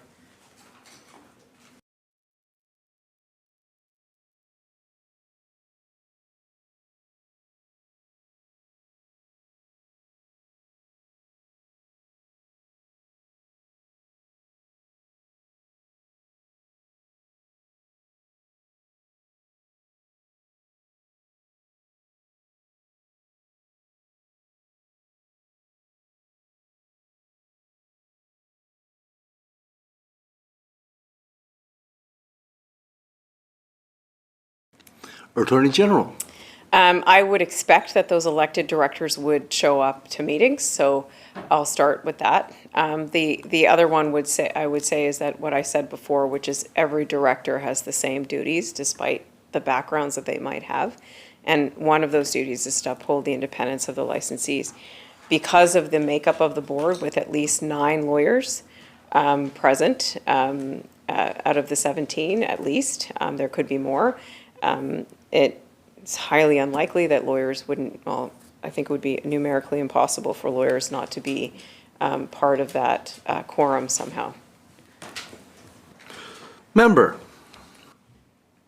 I'm just talking about the 5 elected lawyers, though. It is numerically possible, as the Attorney General just said, because the quorum requirement is set as 12 directors out of 17, it is numerically possible to not have any of the 5 elected lawyers present when they're making a decision around setting standards for the conduct of law firms. Is that not correct? Minister. Yeah, it is numerically correct, but I'll just say again, I think the line of questioning seems to be accusing appointed lawyers, paralegals, notaries, and any member of the public, including representations from Indigenous communities that would be on the board, as having some kind of ulterior motive or different play in the public interest in representing legal professionals or fulfilling their duties on the board. And I would say that that wouldn't be accurate and actually wouldn't show up. And it also points to some difference between directors that are appointed and elected and that are lawyers. And I would say that also is kind of a false separation. Every director that would be on that board would have the same duties and responsibilities as every other director, and we expect them to fulfill all of them and the mandates that are set out for not only legal professionals, but also for the public. Member. So in the time that we've had, we've got an hour left now, I've tried to establish examples of where the bill has failed in the aspect of governance to preserve any aspect of self-governance for lawyers based on the fact that there's a minority of lawyers who are elected directly by lawyers themselves on this board, the 5 of 17. And again, in terms of meetings of the board and governance of the board, the Attorney General again acknowledges that she does not see the difference. And that is another way of expressing it, that she does not see the difference whether a lawyer is elected or appointed. That is a fundamental disconnect and disagreement, for sure. I think we've made the points that we can on Clause 17. Seeing no further questions, shall Clause 17 pass? Aye. So ordered. Shall Clause 18, member? So we're back at Clause 18, and we've had the discussion about what codes of conduct for directors means.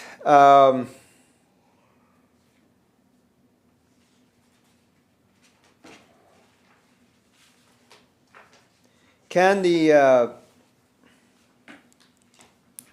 when we're talking about conflicts of interest, of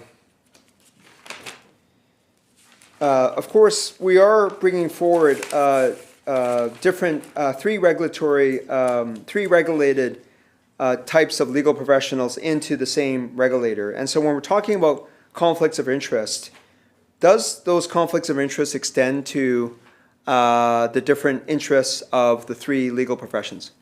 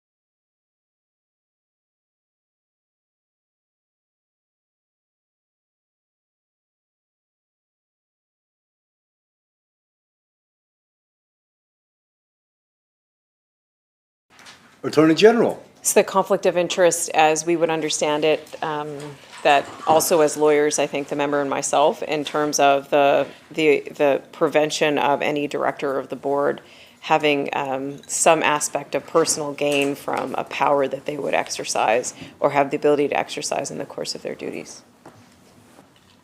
Member.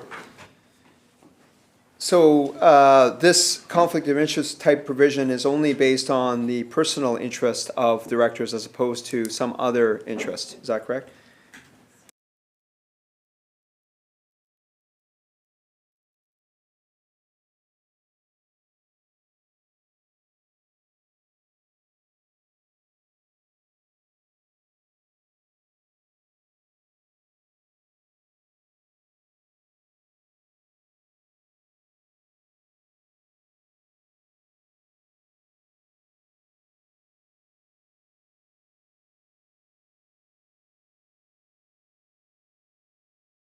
Attorney General. Maybe I'll best illustrate this through the Caton report that identified conflict of interest as an important aspect of governance for the board, and he said the principles around conflict of interest are well understood.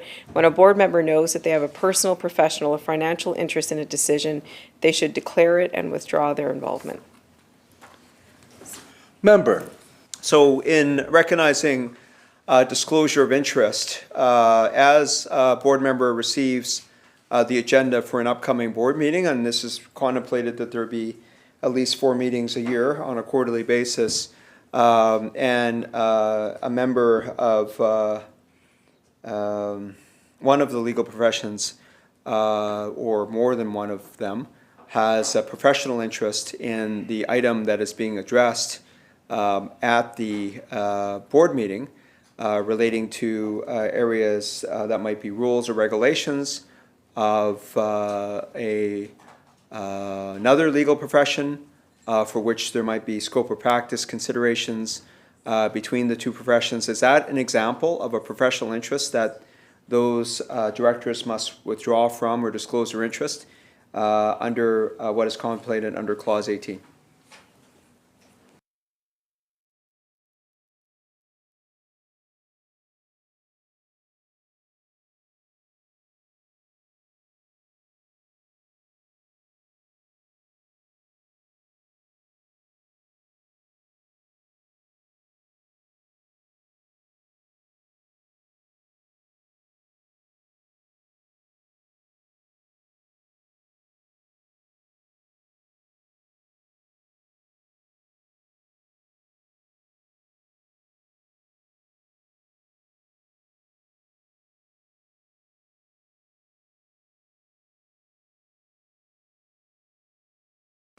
Attorney General.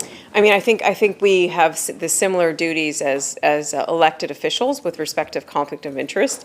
If a director, and we would expect this, is involved in a decision or has a role to play in a decision that has an impact on their own financial interests, and they are opposing it, or they are participating in that decision, that I would hope that that would be declared a conflict of interest, and that person would not participate in that decision. Seeing no further questions, shall Clause 18 pass? Aye. So ordered. Shall Clause 19 pass? Aye. So ordered. Shall Clause 20 pass? Recognizing member for Vancouver and Angara. So here we have the appointment of the Chief Executive Officer and the establishment of a committee to nominate persons for the purpose of the appointment to be the Chief Executive Officer. The committee under 2120 sub 3 is comprised of no more than 5 members, of whom at least one is a member of the Indigenous Council.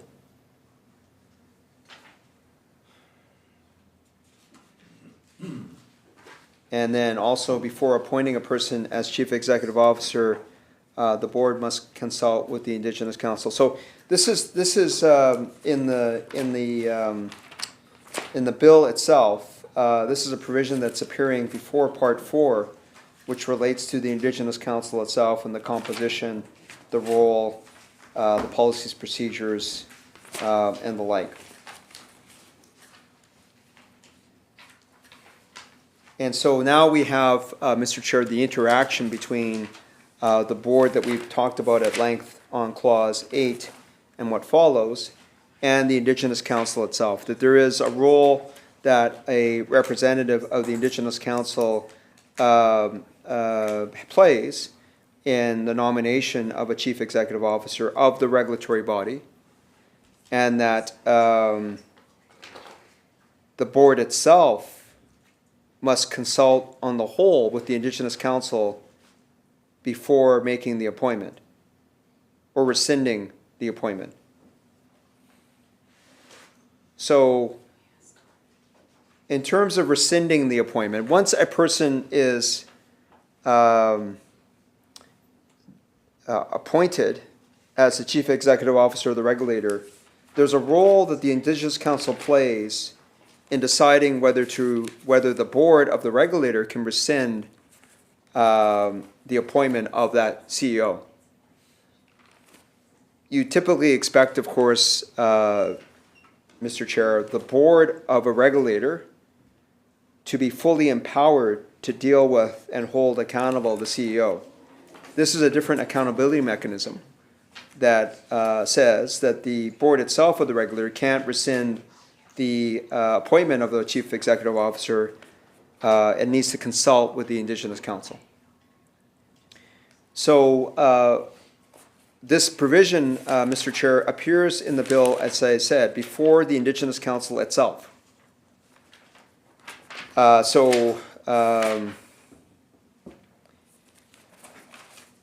We haven't yet had the opportunity to describe or get into the composition of the Indigenous Council and its role.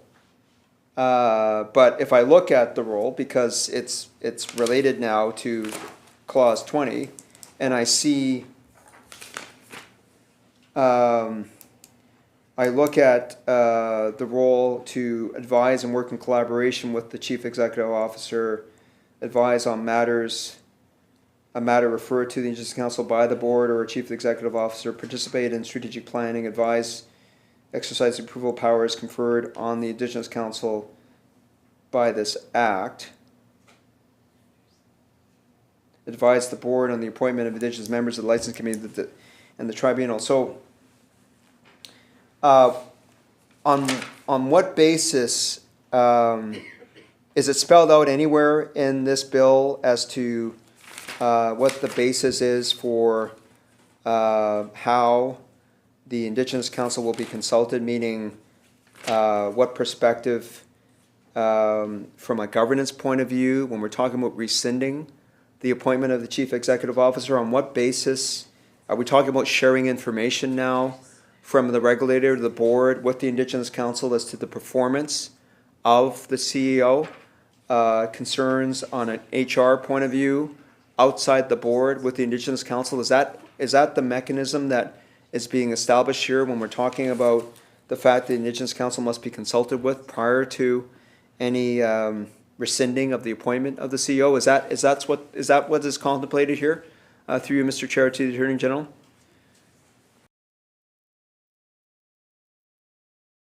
Attorney General. So first, I want to start by commending the work of the Law Society over the years, where they have really put reconciliation as a focus when it comes to making sure that Indigenous voices are heard and represented, and even developing a course with respect to a requirement for every lawyer to take with respect to the history of Indigenous people in the province and law. I think all parties agreed that it was important to integrate and further this work within the bill that we have before us today. And there are certain key ways that it does this, and that is by establishing an Indigenous Council, but not as a token organization that has no role in the Law Society or the new regulator to actually affect change. We see this as a big access to justice component and issue, and I think all parties agree with respect to that. So in this regard, with respect to one of the key decisions, which is CEO, the Indigenous Council, who is the composition of which is appointed by the board itself in accordance with further provisions, is a key component. Although it says that the board must consult with Indigenous Council, the Act does not prescribe the steps or the content of that consultation, just sets out that as one of the requirements for the key decision. Member. I certainly recognize the efforts of the Law Society and law societies across the country in terms of reconciliation with Indigenous peoples and First Nations, and the work that the Law Society of British Columbia has done.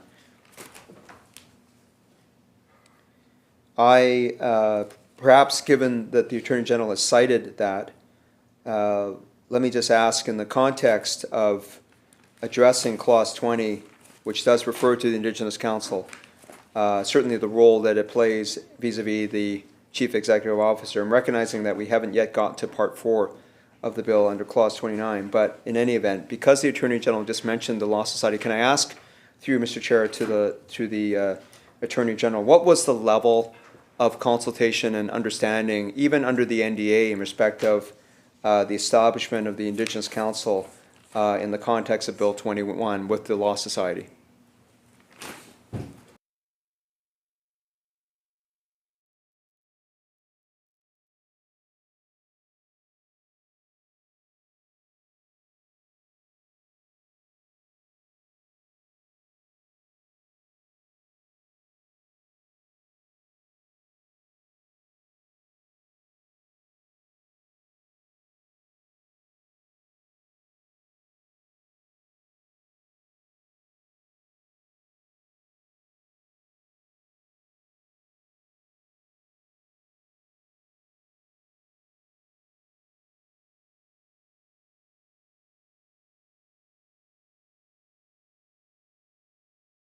Minister.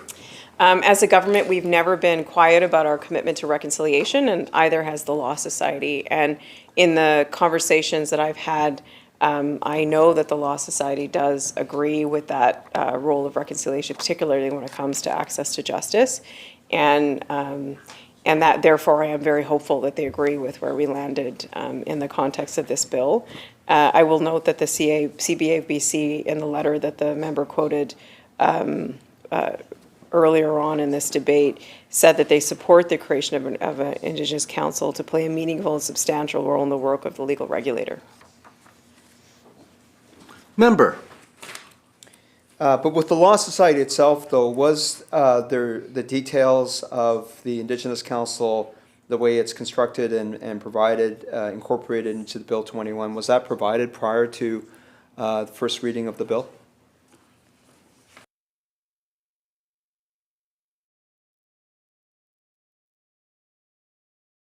Attorney General. Out of respect for the discussions that we had under that confidentiality, I'm not going to disclose the content of the discussions we had with the Law Society in that regard. Member.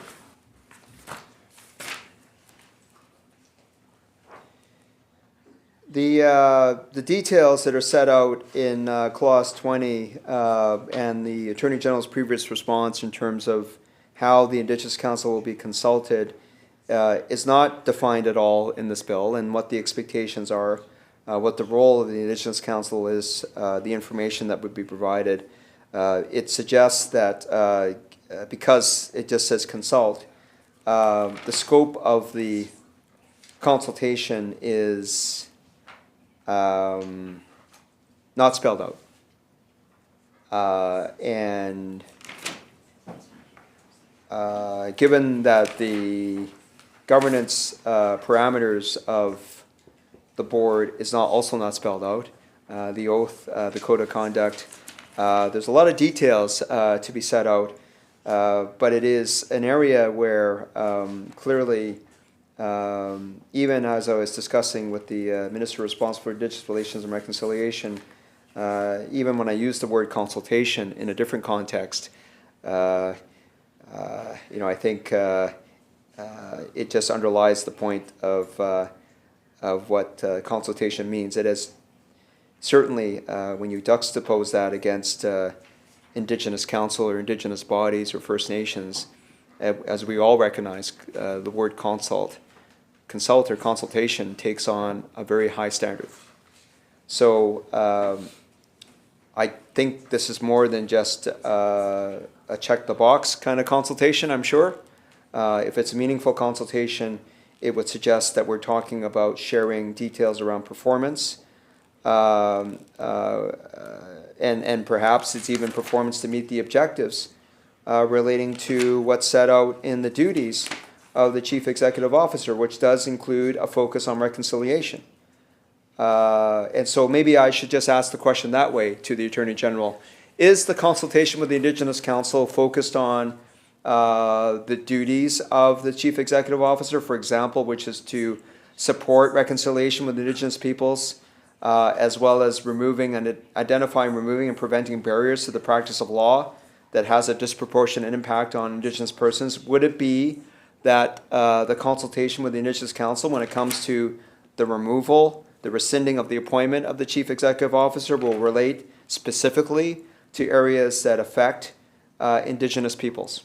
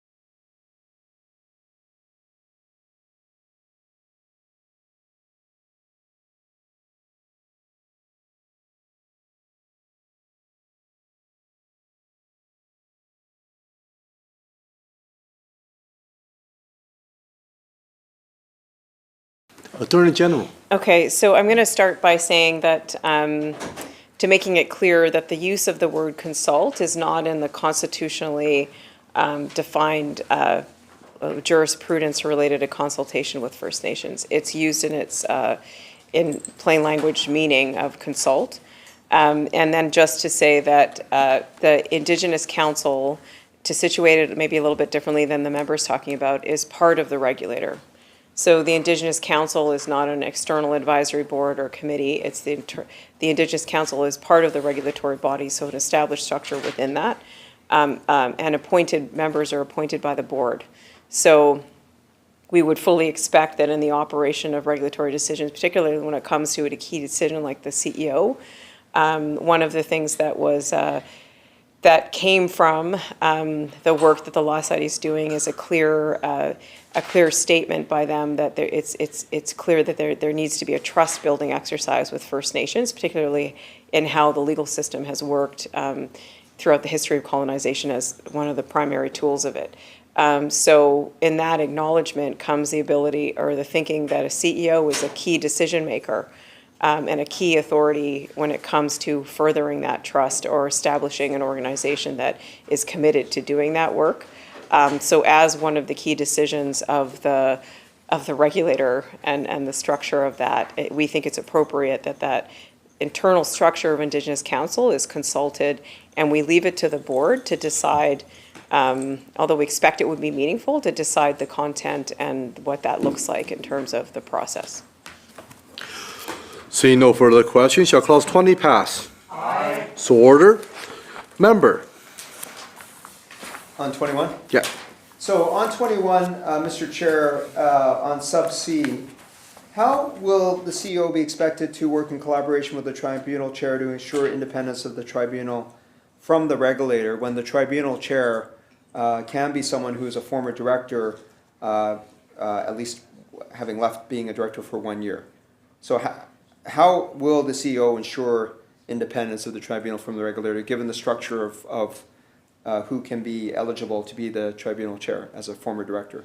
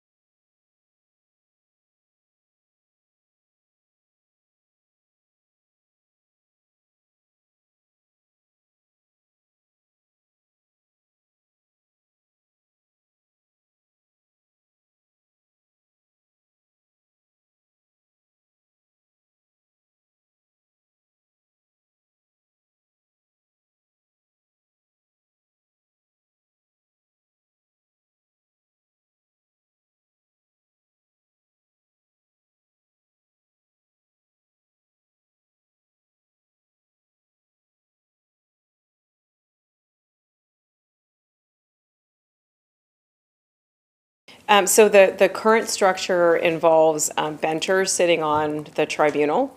And so clearly to set up an independent structure, and it was some of the guidance the governance reviews had provided, would mean that you would have a level of independence for tribunal members. If the directors felt like in practice, a person that is a director should never sit on the tribunal, they could make that decision. What this bill is designed to do to at least include a cooling off period where if you were a director, it would be a year at least before you could serve as a tribunal member.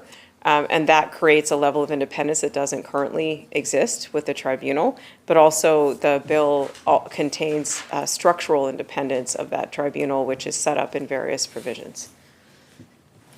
Seeing no further questions, shall Clause 21 pass? Aye. So ordered. Clause 22, member. Mr. Chair, just to the Attorney General, when I see the efforts, of course, to focus on reconciliation initiatives and particularly the implementation of DRIPA, well,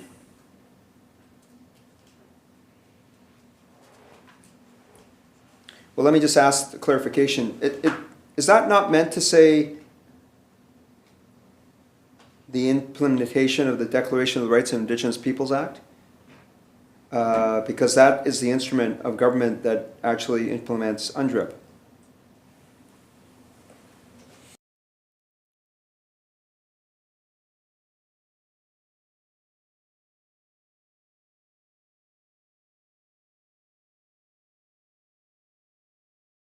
Minister. So this is an important, important distinction that shows the independence kind of the government from the regulator.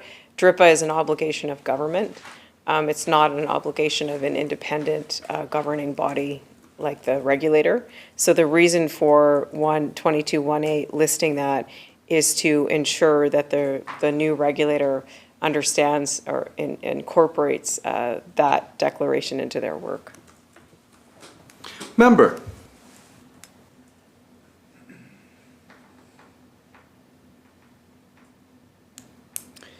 But when Bill 41 was reviewed in the legislature 4.5 years ago, when I participated in that review, it was with an understanding that the way that the government of British Columbia was adopting and implementing UNDRIP was through the Declaration of the Rights of Indigenous Peoples Act, and there were very much clear understandings as to how that would be adopted and implemented.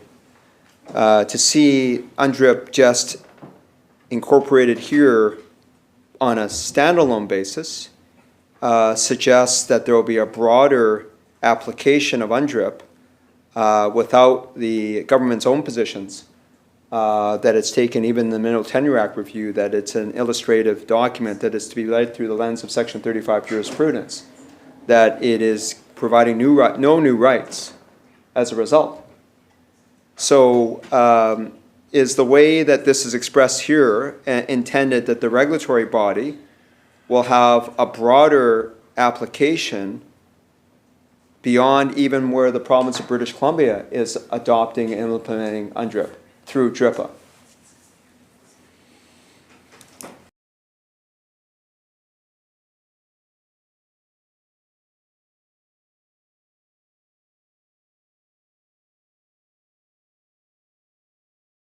Minister.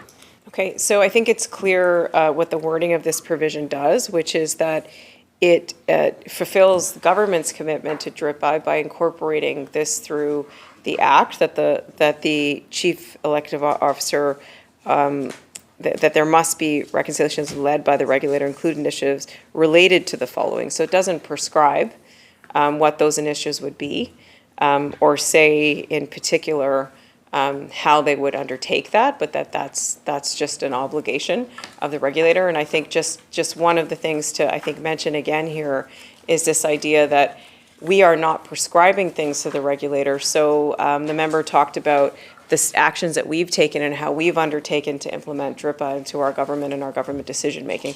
That's a government decision that an independent regulator will have to make their own decisions about. And so those two paths of precedents or policy or guidelines must be completely separate, and we wouldn't impose that on the regulator. Just to make sure we're fulfilling our commitments to UNDRIP in our legislation, we would put this in those legislation to make sure it's part of the role of the regulator, however they see fit to implement or perform those initiatives. Ooh, member. Well, this is an area of Bill 21 that deserves more attention in terms of how government is proceeding with the adoption and implementation of the Declaration of Rights of Indigenous Peoples Act. We know that there's 89 actions in that 5-year action plan that the government's now in the 3rd year on. The way that this bill is provided is a broader application in a broader sense. But let me just say that just to complete the question before coming to another question is the Attorney General of the view, though, in terms of the requirement under Section 3 of DRIPA, that this Bill 21 aligns with the UN Declaration on the Rights of Indigenous Peoples?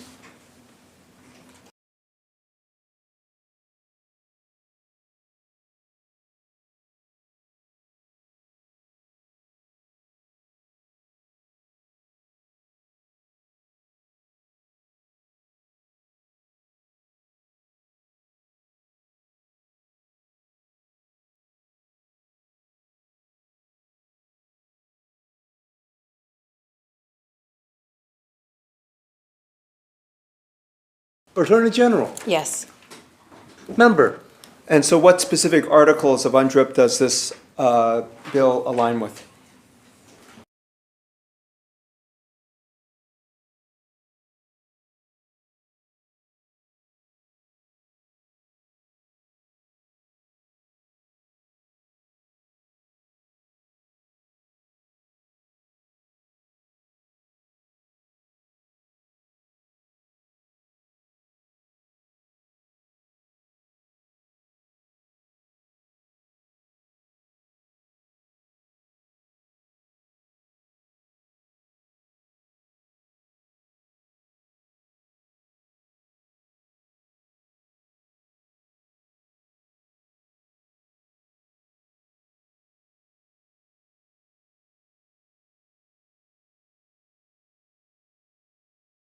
Attorney General, So the ministry's taken numerous steps to ensure alignment with the UN declaration and to the member's question, which specific articles are relevant and we think we're in compliance on is Article 2, 5, 18, 19, and 34. member, The work that's being done to implement DRIPA in accordance with UNDRIP, we've had Dr. Roshan Dinesh, who's provided an important role, who's been engaged by the government to advise government on Section 3 alignment with DRIPA. Has Dr. Dinesh been involved with this Bill 21?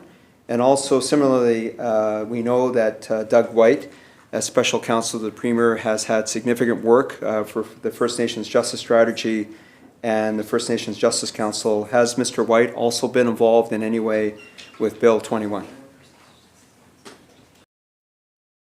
Attorney General, No to both of those questions. It was the First Nations Justice Council and direct discussions with First Nations that led to this work. seeing no further questions, shall clause 22 pass?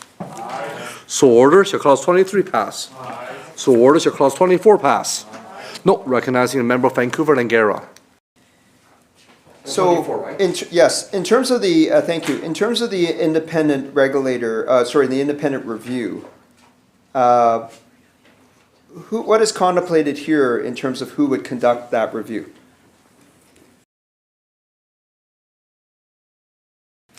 Attorney General, It would be a decision that would be up to the board to decide. member, And in terms of the scope of the review,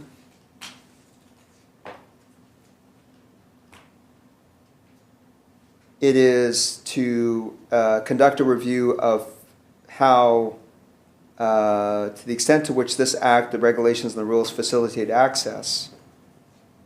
Is that the only point of the review, or is there other points of this review?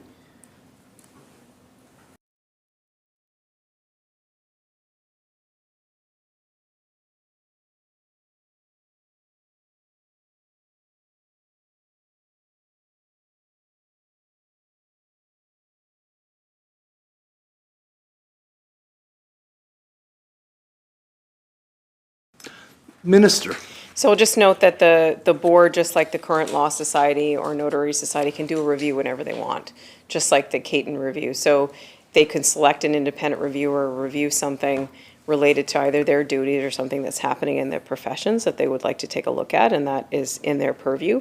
This is something that's specific about the things that we see need to be fixed in the provision of legal services, which is access to justice. So that they must appoint a person to understand the way this act and the rules facilitate access to justice in this province. And we prescribe the date unto which that must be found.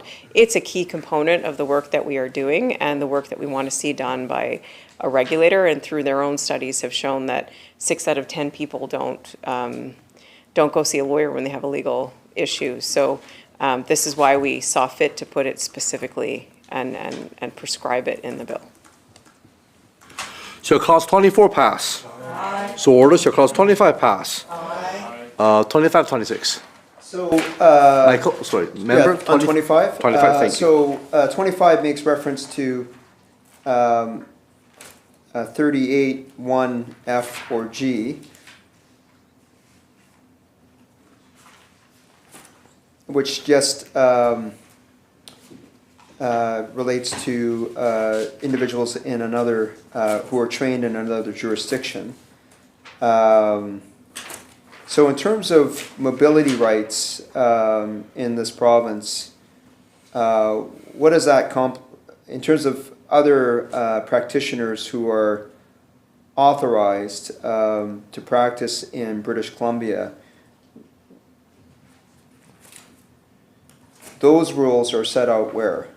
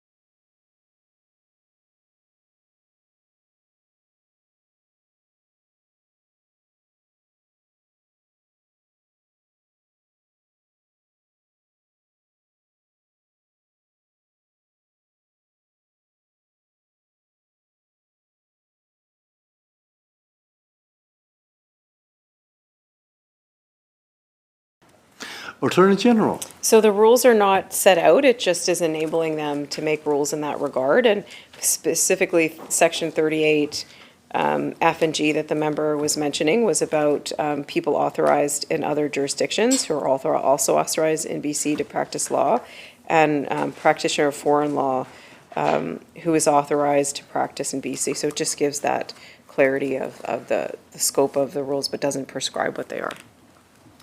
Shall Clause 25 pass? Aye. Shall Clause 26, so order. Member?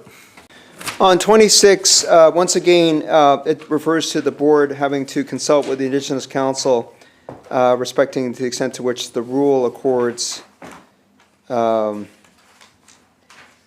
before making a rule.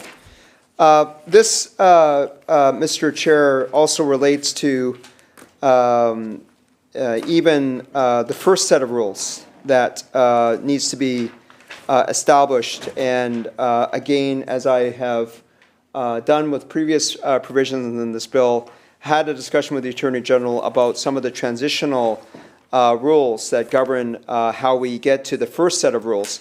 And that is set out, Mr. Chair, in 226, that there is a requirement that the Transitional Board and the Transitional Indigenous Council must collaborate to develop the first set of rules.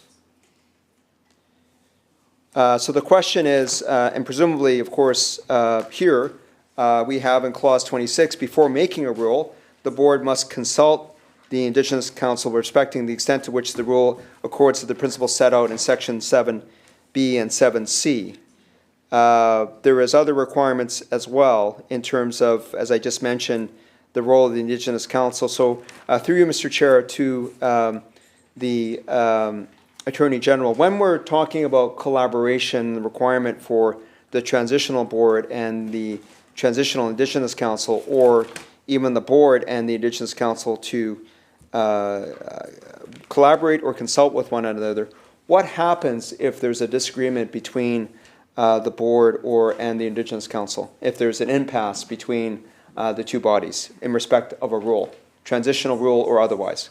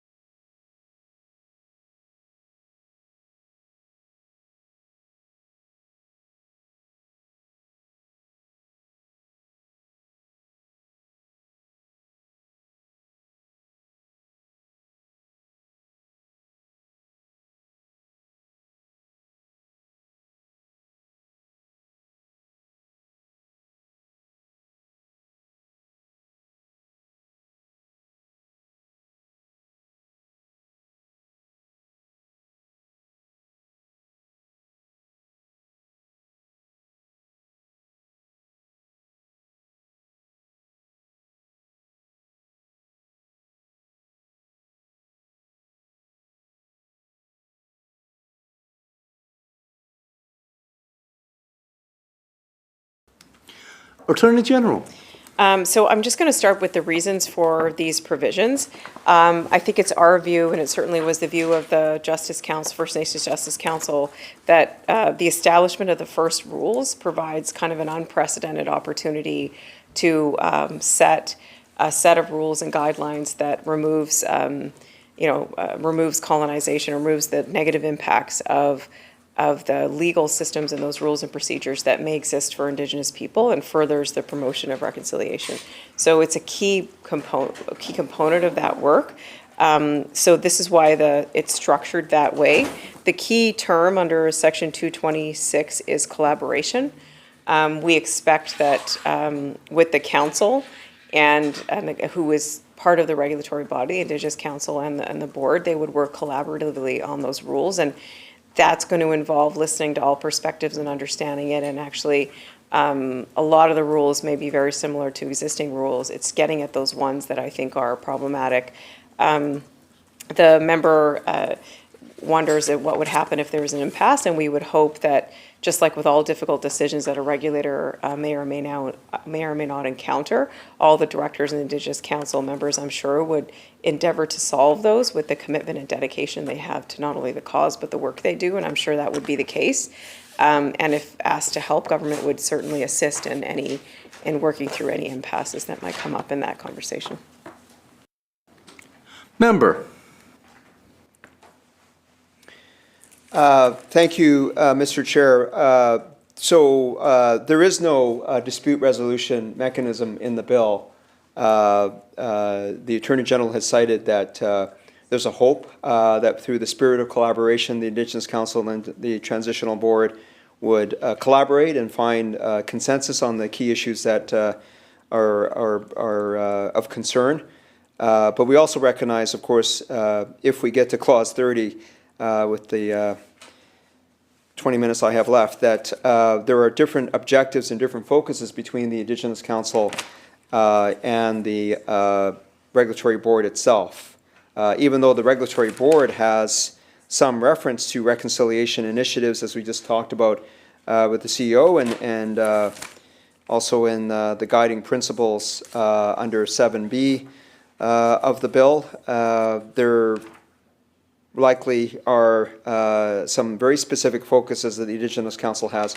Just because the Minister or the Attorney General addressed this, in terms of the First Nations Justice Council, what role did they play in the development of Bill 21, and were they subject to NDA as well?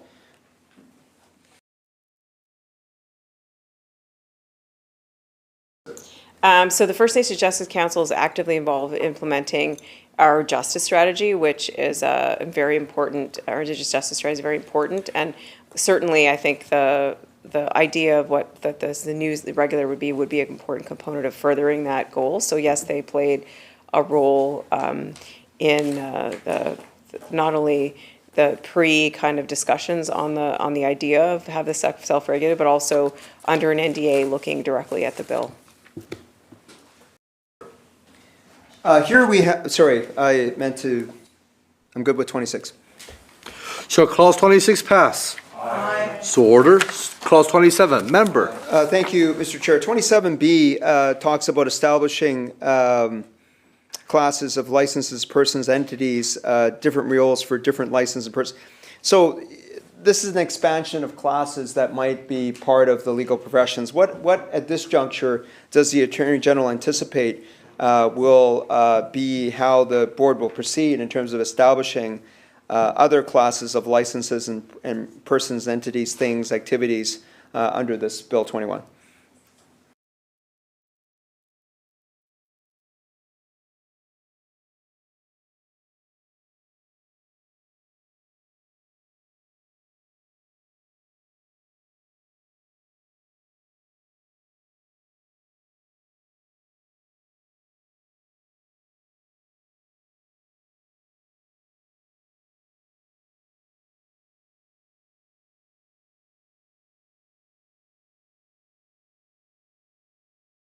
Thanks. This is a very general rulemaking power that's to provide the authority of the board, just in general, with the discretion to make rules, whatever rules it deems necessary for the effective functioning of the regulator.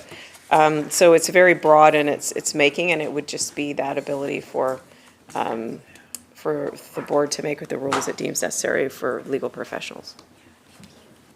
Shall Clause 27 pass? Aye. So ordered. Shall Clause 28 pass? Member. So I've just been informed that I was 5 minutes off. I have 12 minutes left. So 28 sub 1, sub 2B, in terms of establishing a process for screening candidates, this is the merit-based process, but now it's referred to as a screening. So what is the screening process that will be established here?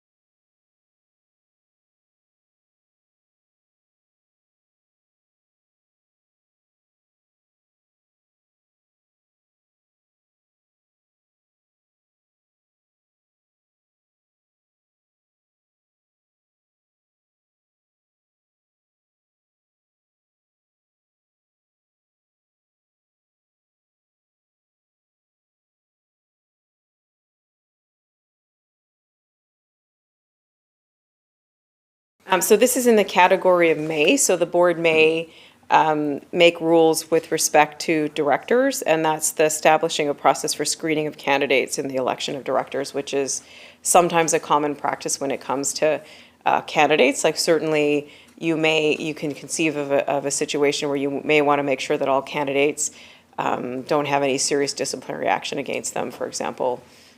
So just a process that they may take up if they want to. Thank you, Mr. Chair. I'll just quickly note that this is another element of the bill where, again, we've had this fundamental disagreement about self-regulation, elected members of the board, minority of 5 directors out of 17 and all of that. But when we're talking about the board establishing a screening process for candidates, this is the challenge. The challenge is that, again, we have the minority of 5 elected lawyers who are directors of this regulatory board, and this establishment of a process for screening candidates is another element where the board itself is establishing this process, which is not with the majority of elected lawyers having that presence on the board itself. But I'll just note that. Shall clause 28 pass? Aye. So ordered. Shall clause 29 pass? Member. On clause 29, there's lots of questions I could be asking about this Indigenous Council, of course, but let me just start with this. In terms of the reference to Métis peoples, when it says nominated by Métis peoples or entities representing Métis peoples, we know, of course, that the entity that represents Métis peoples in the province of British Columbia is Métis Nation BC. Why is that not the entity that is contemplated here to be representing Métis peoples? And then secondly, was the Métis Nation Justice Strategy, were they consulted in the same way that BC First Nations Justice Council was consulted? Were they given an opportunity as well to provide input on Bill 21?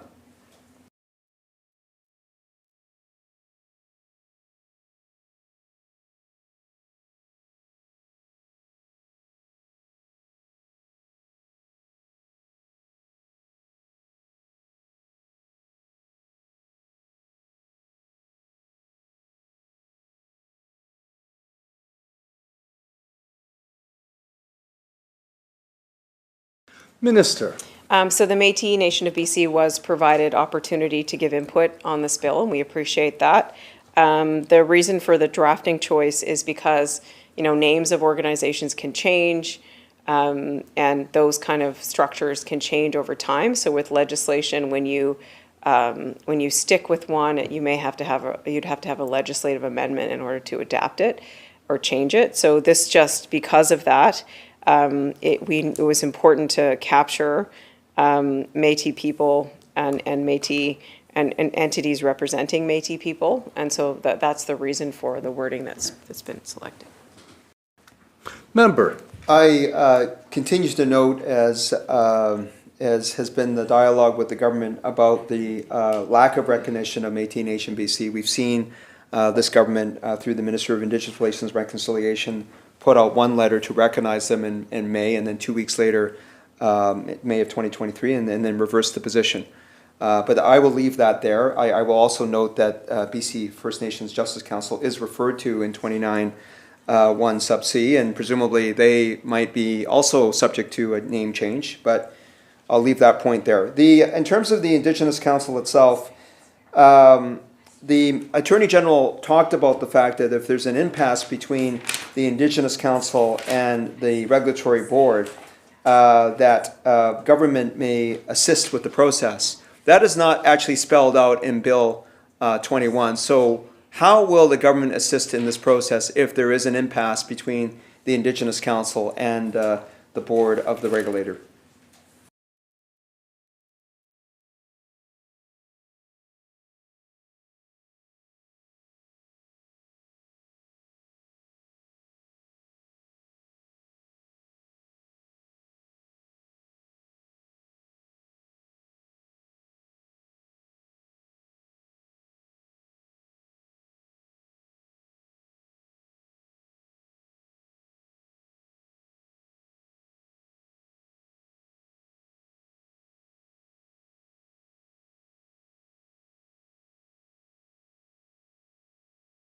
Minister. Again, it's not prescribed in the bill because we want to leave it up to the independent regulator to set up those policies, procedures, and in the instance, maybe mediation or something that would assist in coming to it, because I don't think it's government's job to prescribe those type of processes in this scenario. But we do think it's important that that collaboration is spelled out so that that is something that we know is going to happen. Like I said before, if there is a role for government to assist in the event, hopefully largely unlikely event of an impasse on the collaboration, then we would be happy to do so.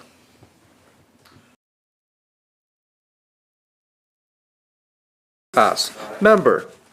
Thank you, Mr. Chair. I wanted to get to clause 30 because it suggests when we're talking about the role of Indigenous Council that the Attorney General just gave a response in terms of what would happen in the area of an impasse. It's not set out mediation or any other dispute resolution in the bill itself. The Attorney General said it will be up to the regulator to determine and set that out. Well, if that's the case, when we look at the clause 30, does that suggest, when the Attorney General indicated before that the Indigenous Council is part of the regulator, where does the Indigenous Council sit then in terms of the organization chart, so to speak, of the regulator? Is it, when I'm looking very quickly at these provisions, as I ask this question, we're talking about participating in the regulator's strategic planning process, advising on matters, advising the board, exercising approval powers conferred on the Indigenous Council.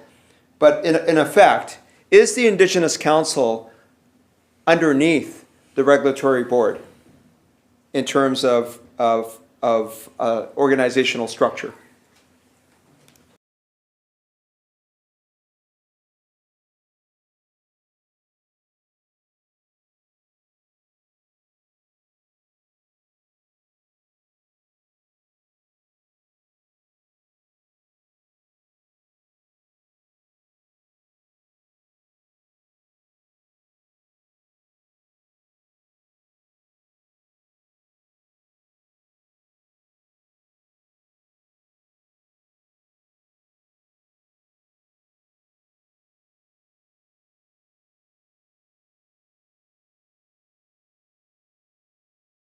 So it's designed to operate within the regulatory body as a council, as I mentioned before, to provide input and expertise on operational and governance issues.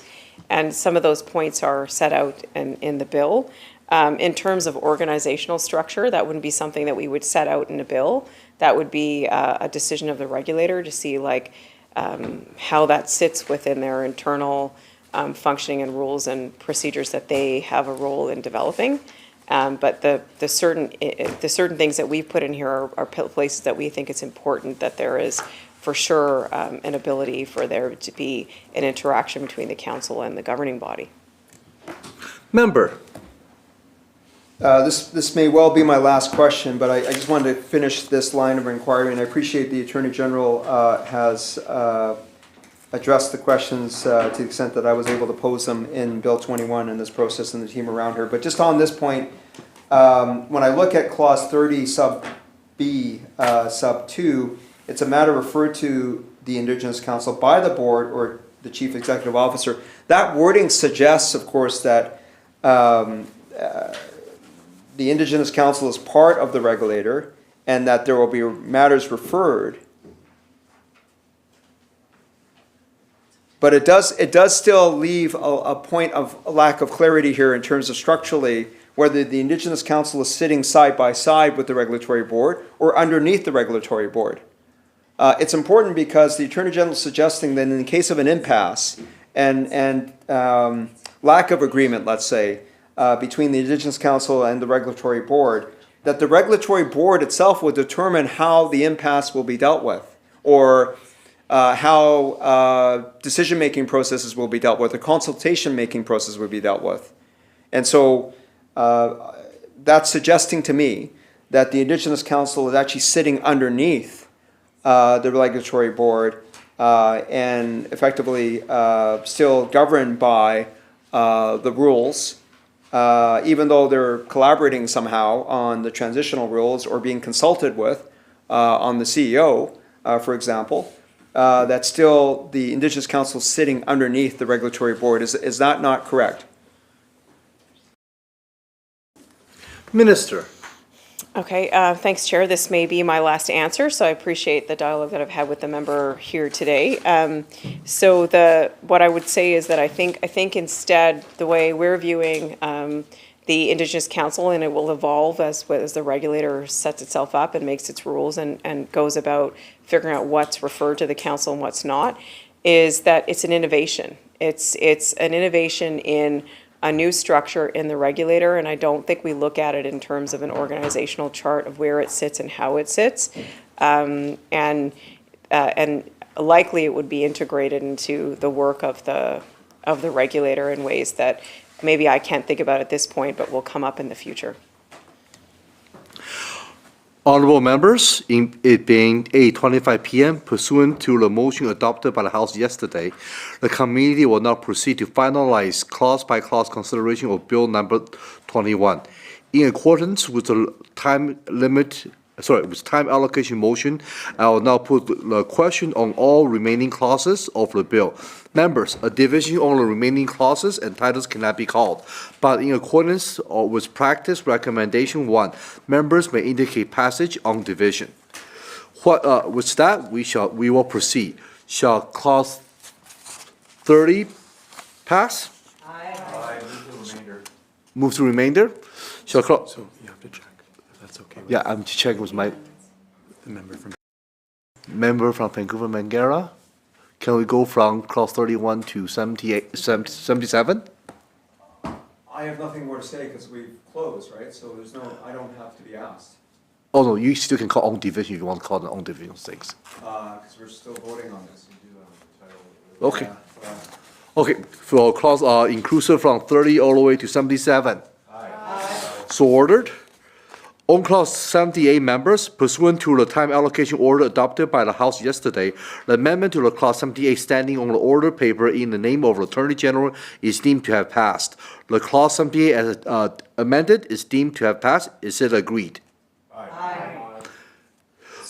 So ordered. From 17, we will now call from 79 all the way to 224. Aye. So ordered. On clause 225, members, pursuant to the time allocation order adopted by the House yesterday, amendment to clause 225 standing on the order paper in the name of Attorney General is deemed to have passed. And clause 225 as amended is deemed to have passed. Is it agreed? Aye. So ordered.